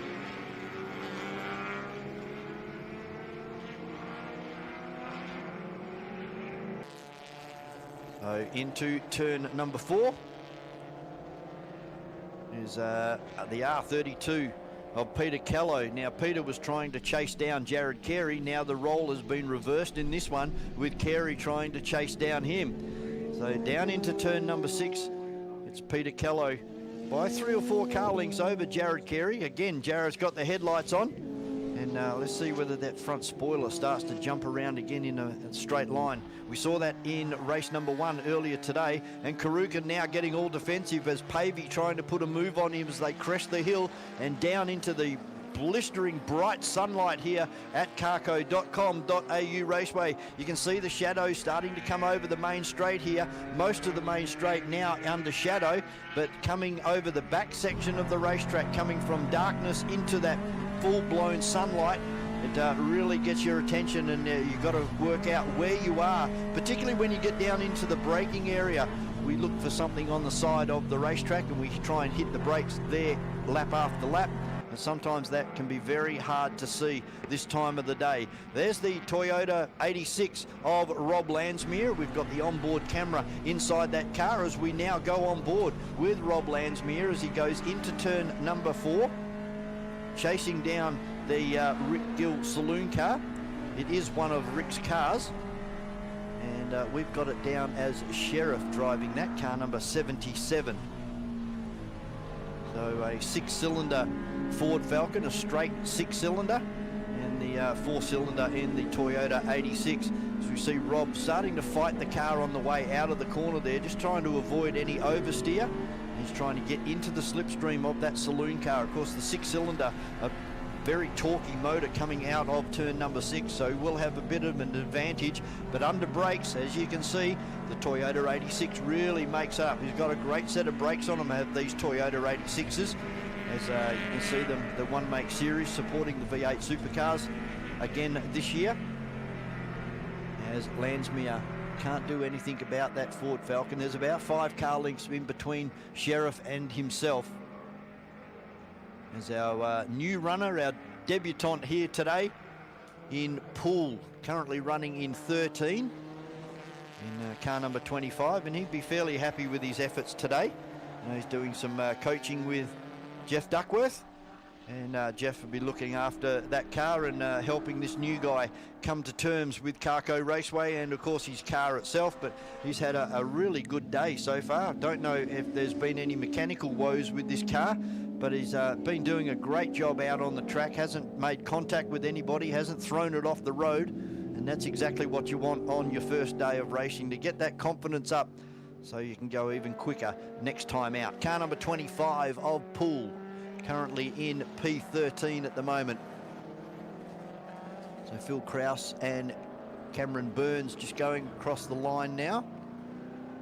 Actually, it looks like we may have lost Krause. No, there he is. He's just lost a couple of positions. Cameron Burns has now moved up into 9, Sheriff into 10, and Landsmeer in 11 in car number 56. It's the little Mini of Woodhead, car number 98. And Laurie Whitome in the Mazda RX-8. They move up through the S's, the left and the right hander there. And you can see the slight elevation change as they come up towards the right hander, where the cars have a tendency of getting very, very light across the top of the hill. And there's somebody gone, and that's the Mini. That's a big roll over there on the middle of the track on the exit of turn number 4. Sorry, it's on the entry of turn number 4. And Woodhead looks like he's okay. He's actually rolling the car out of there. So he's managed to keep the car running and driving it out of harm's way. A very scary moment there for Woodhead in car number 98. And it looks like we're going to continue racing. There's no need to throw a yellow. He's well and truly out of harm's way, actually making his way down to the V8 supercar pit area, coming down the side road. But it's all Nick Middick at the moment from Ben Peachy. Peter Callow moved up into 3rd. Jared Carey in for 4th at the moment. Joe Karukin in 5. Pavey in 6. Gallen in 7. Neil Pollard in 8. Cameron Burns in 9. And Brett Sheriff round out our top 10. We are down to 60 seconds plus 1 lap remaining here for the second last race of the day. The production cars, improved production and street cars, brought to you by Culture Fitness and WA Hino and Pool Edge Systems. You see the blue flag on the main straight being shown to most of the runners as the faster cars are starting to come through, including this one, car number 111, the Mitsubishi of Jim Gellan. And he's got a little Honda Civic of Neil Pollard right behind him, because it looks like a big contingent of WA improved production drivers have nominated their interest in attending the Nationals later on this year. So it'll be great to see the WA boys, and hopefully we can bring home that #1 plate. Back to WA as we pick with up Jim Gellan again, and he's just gone through one of the red cars. I couldn't pick that up, it was so quickly done. It was one of the back markers, and that's allowed Neil Pollard to get right up on the back of the Mitsubishi. But over the top of the hill, the torque of that turbocharged motor on the Mitsubishi just drives away from Neil Pollard. But under brakes, this little nimble Honda Civic should be able to make up some inroads into the back of Jimmy Gellan and keep the pressure on as they come down the main straight, going past car number 24 of Madison Galton at the moment in the Volkswagen Beetle. And Chris Pavey is next up the road from car number 111 of Jim Gellan. So Nick Middich coming over the top of the hill in the E36 BMW. Pretty uneventful day so far for Nick Middich. Riding his E36 BMW. He comes across the line. What type of lap times is he doing? He's was out a 61.8 and now we're down to 63.1. So starting to slow down now towards the back of end of this race. I believe they'll be on their last lap at the moment. Peter Callow looking very racy now, only 2 car lengths behind Ben Peachy in the 180 XS. As they go in through the right-hander, hard on the brakes, and see what Peter Callow can do in the R32. Jared Carey a little bit too far back from Peter to be able to do anything about Peter and Ben Peachy in front of him. Fast man again. Sector 1 goes to Nick Middich in car number 996 with a 27.19. Big gaggle of cars coming through turn number 7 at the moment, including the Cove sisters. Coming across the line now and putting a lap down on James Russo. Just going through, still sitting in position 13, then Laurie Whitome. So this should be checkered flag, and there it goes to Nick Middich in car number 996. He takes the win from Ben Peachy and Peter Callow. Jared Carey, car number 444, the 350Z Nissan, will finish in 4th place. Joe Karukin, what started off so well, he's going to finish up in 5th position now, crossing the line in the Subaru WRX. Next across the line will be Chris Pavey in car number 247, BMW, and not too far behind him is Jimmy Gellan. And looks like Pollard may have actually got in front of Jim Gellan, and he has. So Pollard takes 7, Gellan for 8, Cameron Burns and Sheriff should be next. Cameron Burns coming across the line, and somebody getting all out of shape as they come out of turn number 7, and that will be Phil Kraus getting it all sideways right in front of Sheriff, driving the Rick Gill saloon car in car number 77. That's how they finish in their final race for the day, brought to you by Culture Fitness, WA Hino and Pool Edge Systems Australia. A great run all day by our 3 categories combined, and turns out some fantastic racing as what we've seen all day.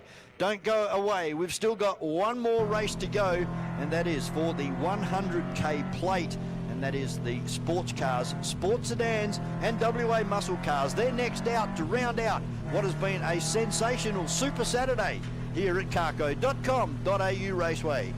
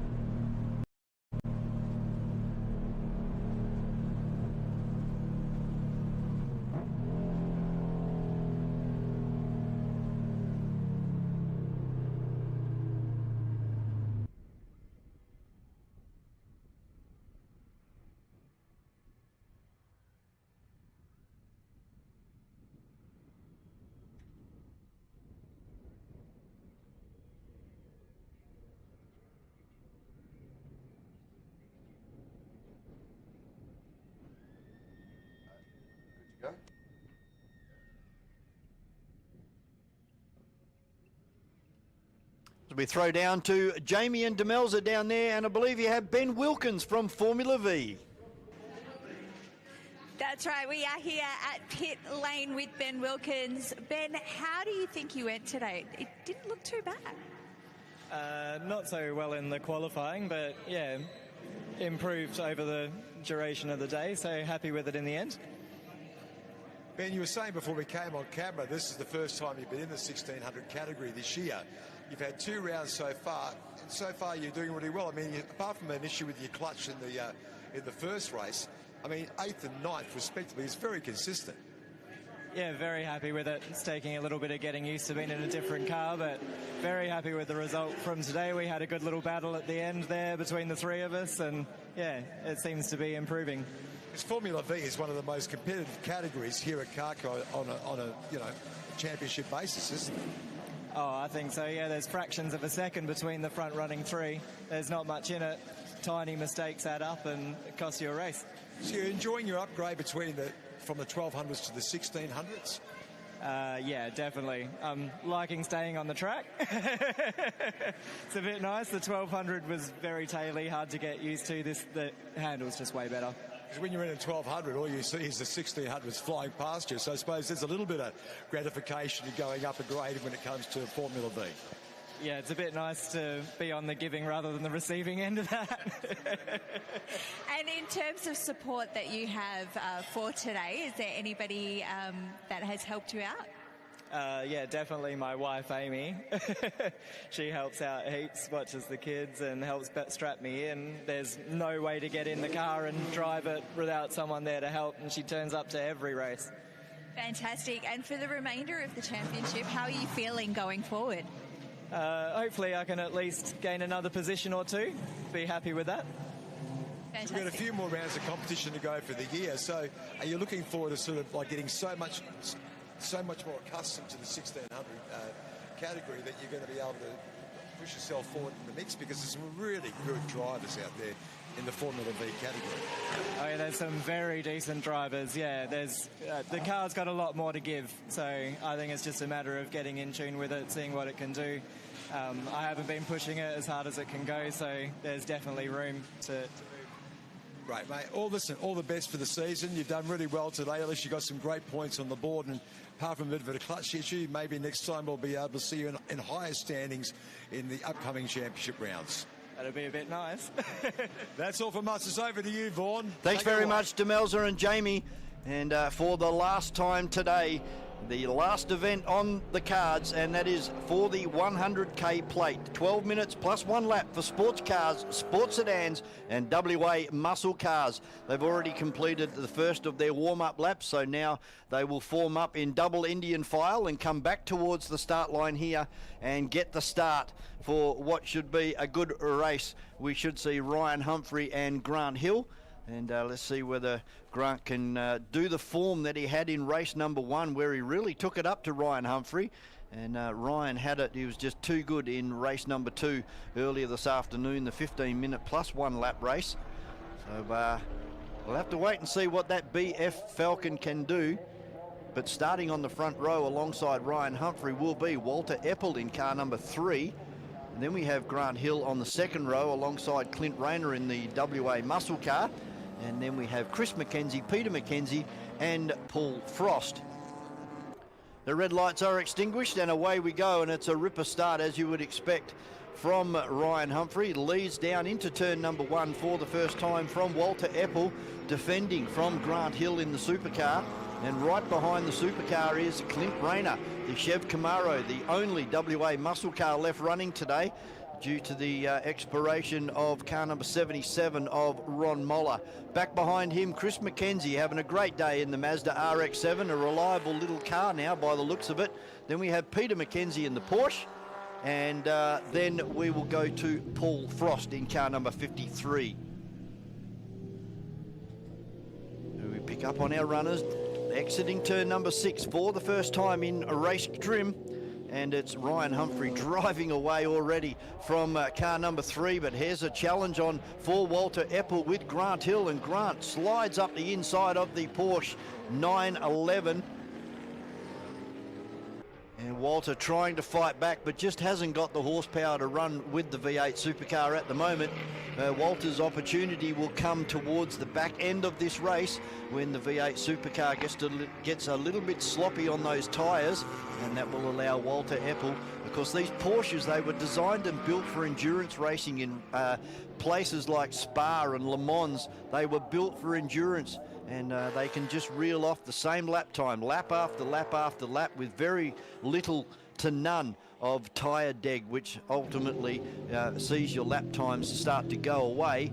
These are a very consistent race car, and you can see that Walter is not letting that big V8 supercar run away from him at all. He'll get a bit of an advantage, Will Grant Hill, out of turn number 6. He's just got a bit too much torque, but under brakes, Walter Eppel closes up, and we've got this elastic band effect again, where the V8 gets away in a straight line, but under brakes, the Porsche of Walter Eppel really starts to close in by 2 or 3 car lengths too. It's not just 1 or 2 car lengths, it's 2 or 3. So keep your eye on the Porsche. And we go back to the Chevrolet Camaro in car number 98 of Clint Rayner. Having a bit of a lonely run there. He's not able to put a challenge onto the Porsche at the moment. And we go back a long way with the two Mackenzies, in Chris in the RX-7 and Peter Mackenzie in the ex-Walter Eppel Porsche, the 997 Cup car. And then a long way back now is Paul Frost in car number 53. Having a pretty consistent day is Paul Frost. He's been at the back, but he's having a great time, and obviously the car's not giving him any problems out there. He's still circulating around, and circulating at around about a 67-second lap.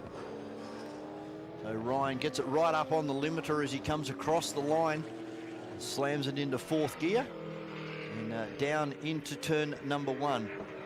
Still about the same gap margin between Humphrey and Grant Hill. But Grant is now starting to drive away a bit from Walter Eppel.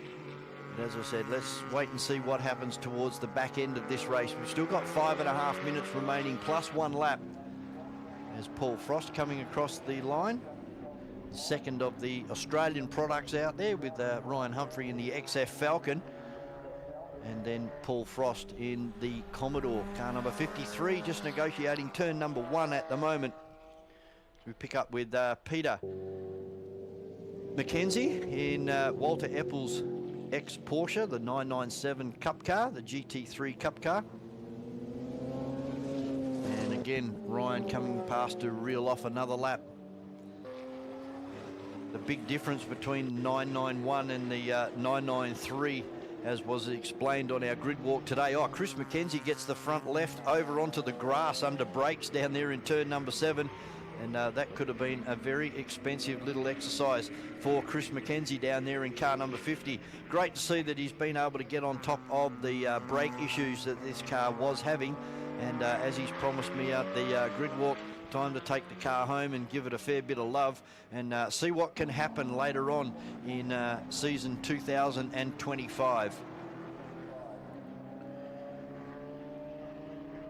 Pan towards the top of the hill and catch car number 30, the XF Falcon of Ryan Humphrey. You can see the hand off the steering wheel, cracks it down a gear and brings it out onto the straight, and a reel off another lap. 3 minutes and 55 seconds remaining here in this one. And now it looks like Clint Rayner getting closer, although sideways, right behind the car number 3 of Walter Eppel. So there could be a move on here very shortly from Clint Rayner, although those tyres will be starting to go away on that big heavy WA muscle car. And oh, that looks like Chris Mackenzie's just had a bit of an off down there in turn number 7, ran very, very wide, and that's allowed Peter Mackenzie in the Porsche to get through. There they are, as Grant Hill down there into turn number 6. And behind him will be Walter Eppel, being charged down now by car number 98. And actually under brakes, Clint Rayner makes a heap of room up between himself and Walter Eppel. So much so that there's only 2 or 3 car lengths now, the difference between Walter Eppel and Clint Rayner as they come up and over the top of the hill. We got 3 minutes plus 1 lap remaining. So a good 4 laps coming up here to round out our Super Saturday for round 2 of the West Australian Sporting Car Club state championships here at CARCO Raceway. You can see how dark the main straight is now, completely covered in shade. You start to pop out of that shade into the sunlight on the exit of turn number 1. And it's not too bad once you get to turn number 4 because you're heading to the east direction. But it's when you come back over the top of the hill and drop down into turn number 7, the final corner here at CARCO Raceway, that's when that sun gets right in your eyes. And it's not only the visor on your helmet that refracts the light, it's all the little tiny chips that are in the windscreen. It spreads that sunlight and makes it very, very difficult to see. So Ryan Humphrey rounds up Paul Frost, car number 53. And Grant Hill, unfortunately, not able to take it up to Ryan Humphrey in this last race of the day here at CARCO. This is a good battle developing here with Walter Eppel in the Porsche from Europe versus the American muscle car, the WA muscle car, the Howe built with a McLaren V8 on board is Clint Rayner. We noticed when we had our visitors over a few years ago for the Trans Am Challenge that these cars, they have a tendency of eating tyres. A brand new set, they would have gone through 3 sets of tyres today on Clint Rayner's car just to try and keep that car in the competitive state that it has been in all day. So they do eat their tyres. They are a groove tyre, they're not a slick, and the further the race goes, the particular pattern on this tyre gets very, very soft, and they start to move side to side. As we can see Clint Rayner thinking about a move on here on the Porsche, and again closes up under brakes. He's got some great set of brakes on this Camaro as he gets it all sideways. Here the big spike in the RPM as it came off the corner. So Clint Rayner really trying to put in one for the books here as he gets right under that big whale tail of a wing on Walter Eppel's car. Out through turn number 2, through the right-hander where it gets nice and light and very airy underneath when you hit the ripple strip. Get right up on 2 wheels through the bus stop section of CARCO Raceway. Down to 25 seconds remaining, waiting to see where our leader is and will he be able to crack off another lap. Here he comes over the hill now with 14 seconds remaining. This is going to be very close as to whether we get 1 or 2 laps. And Ryan runs the car very, very wide. Looks like he's going to cross, yep, with 2 seconds remaining. So we get another 2 laps here. And I think Ryan is starting to suffer either with tyres or there's an issue on board. He has lost a heap of ground to Grant Hill. And it might give Grant Hill the incentive to just drive that car a little bit harder and see whether he can catch Ryan Humphrey in the closing minute or so of this race. And Clint Rayner all sideways again on the exit in his pursuit of the Porsche right in front of him in turn number 4 at the moment. Back towards the rear of the field, it's the 2 Mackenzies, with car number 62 of Peter in 5 and Chris McKenzie in 6. And just making his way over the top of the hill to reel off another lap is Paul Frost in car number 53. The last lap board on display this time for Ryan Humphrey. Still has a good 50 or 60 metre advantage over Grant Hill in the supercar. I don't know that Grant's going to be able to do anything about this. You can see that the XF Falcon, it's on rails, it's not moving across the racetrack at all. It's really well grounded and well planted onto the surface. He applies all of that horsepower, in excess of 500 horsepower on board the XF Falcon. He blasts over the top of the hill and down towards turn number 6 for the last time. Just incredible to think that this car started life as a road-going XF Falcon that Ryan used to use to travel to and from university. And it's just been worked on over several years now. And it is what it is right now. It's a Chevrolet-powered XF Falcon. Takes out the win and the 100K plate for Ryan Humphrey. A fast finishing Grant Hill takes out second place in car number 88. Next across the line, he's held the big Camaro off. It goes to the European superstar of Walter Eppel over Clint Rayner in car number 98, the Chevrolet Camaro. And one more car, or three more cars to come across the line. It'll be Mackenzie coming across the line next in car number 62 in the 997 GT3 Cup car. And he's having a bit of a battle as they come down here for the final time with Chris Mackenzie in the RX-7. Chris not going to be able to do it. And Peter has run extremely wide, missed the apex big time on the exit, entry into turn number 7. He will take out fifth position. Chris Mackenzie in the RX-7 takes out 6th, and Paul Frost rounds out our 7 runners for the 100k plate as they come down into the paddock area. Put your hands together for Ryan Humphrey. 3 from 3. Another fantastic day here at carco.com.au Raceway for the XF Falcon, and also Grant Hill. Tried to go with him, but unfortunately just didn't have enough in the tank to be able to get over the top.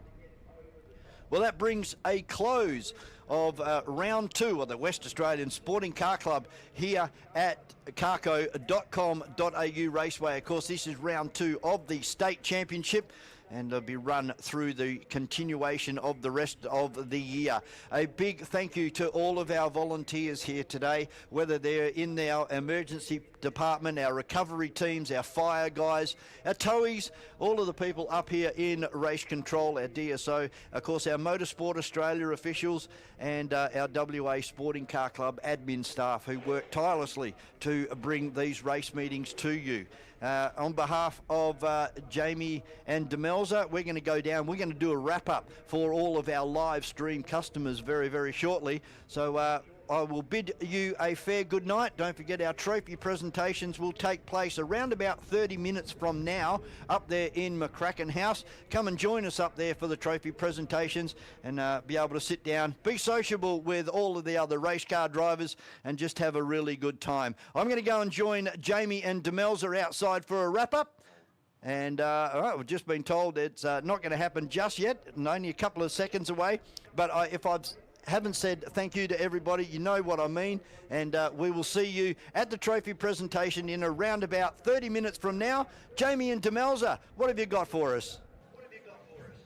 Well, you're not going to believe it. We're going to do a bit of a wrap. We need you here, Vaughan. We need you here to discuss exactly what happened today, because if anybody knows about motorsport here at CARCO Raceway, it's you. And lo and behold, he appears out of nowhere. Vaughan, how did you see today's racing? I thought it was an outstanding day of competition. Yeah, as we said, round 2 of the state championship for 2025, and I reckon it's gone up a level compared to round 1. That racing today was so close, so intense, very little carnage, which is great. Nobody going home hurt. There's a few broken race cars as per usual. And egos. And egos, yeah, that goes along with it. That's motorsport, Jamie. But overall, sensational day. If you missed it, please try and get up here and support local motorsport.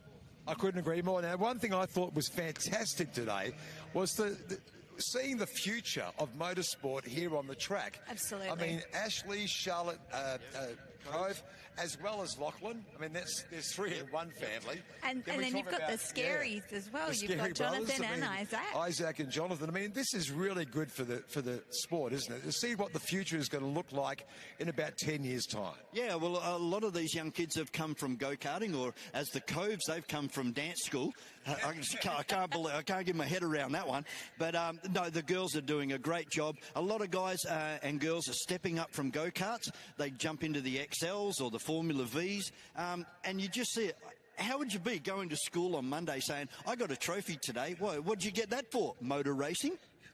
Unreal. Absolutely. Yeah. And when you talk about people like even Ben Wilkins, who we spoke to just a moment ago, coming up from the Formula V12s to the Formula V16s, I mean, it's a big change. And this is the first year they're trying it out on the track, and they're loving it. They're thoroughly enthralled with the opportunity.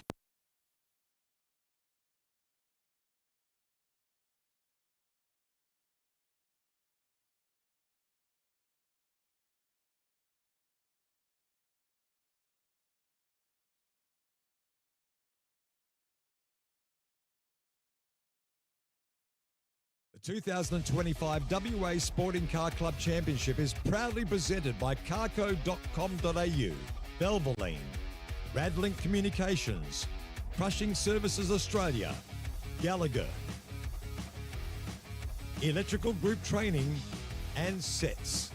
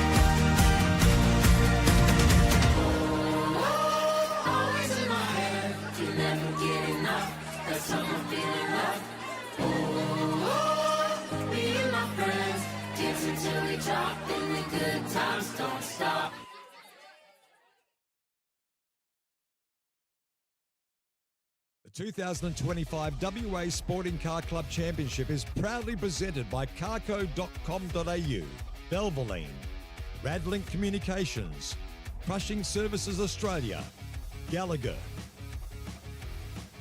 Electrical Group Training, and Sets.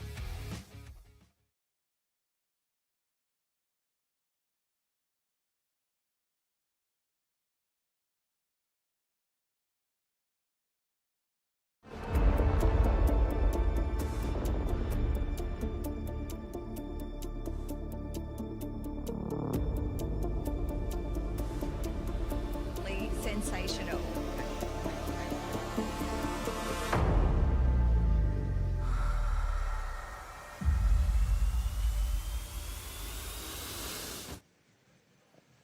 We've got our audio back, so we're back online. So, Demelza, with the wrap we're going through at the moment, what did you think about today's racing, and what comments would you like to make? I absolutely loved the Excels today. I think, again, after round one last time, round two this time, they've just provided some sensational racing. There's been thrills, there's been a couple of spills, and it's just really great to see that category just continue to grow from strength to strength.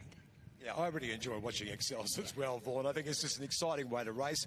It's not about the vehicle, it's about the driving skill. Oh, that's right. And who would have thought 30 years ago when those cars came out and every university girl had one. With the Pocahontas blue, yeah. I might add. And the fluffy dice as well for the... Yeah. Who would have thought that they would turn out to be such an exciting little race car to watch? Of course, the Nationals last year spoilt me a little bit because we saw XL Racing at arguably Australia's best standard, and that was just phenomenal. But, you know, really the racing across the board, even the improved production cars put on a good show. Yeah, improved production cars with the street cars and also the improved production with those guys. 3 categories into one makes for some great racing. Great combination. It is. It's awesome. All different cars, different speeds. But again, it doesn't matter where you are in the field. There's always somebody to have a dice with. Now, as far as I'm concerned, I mean, even the guys that were sort of in the middle of the pack of each race, I mean, they're really happy with the results of today as well, regarding the fact that we thought that the weather last night would have actually put a bit of a kibosh on the quality of the racing today. No, it certainly didn't. Once we got that rubber down after round number 1, I was talking to the guys at lunchtime. They said the track was starting to come back. There was some grip being developed out there. And as you saw this afternoon, the racing was just amazing. Next level. And I guess it's setting us up for an absolutely sensational championship this year. Yeah, we've got to make sure you come out here to carco.com.au Raceway if you can't get online and watch what we call the best local motorsport you'll find anywhere in Australia. And if people do want to know more, Jamie, where can they do that? wascc.com.au. That's the website, or the website you have to get get all the information about what's happening here at carco.com.au Raceway. Yep, and the next round, I believe, might be coming up in June. So go to the website and check it out and maybe pop it into your calendar. On behalf of Demelza, Vaughan and myself, thank you so much for your time and enjoying our wonderful streaming service of today's action here at CARCO Raceway. We look forward to your company again in June.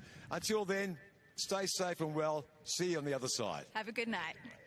The 2025 WA Sporting Car Club Championship is proudly presented by carco.com.au, Belvaline, Radlink Communications, Crushing Services Australia, Gallagher, Electrical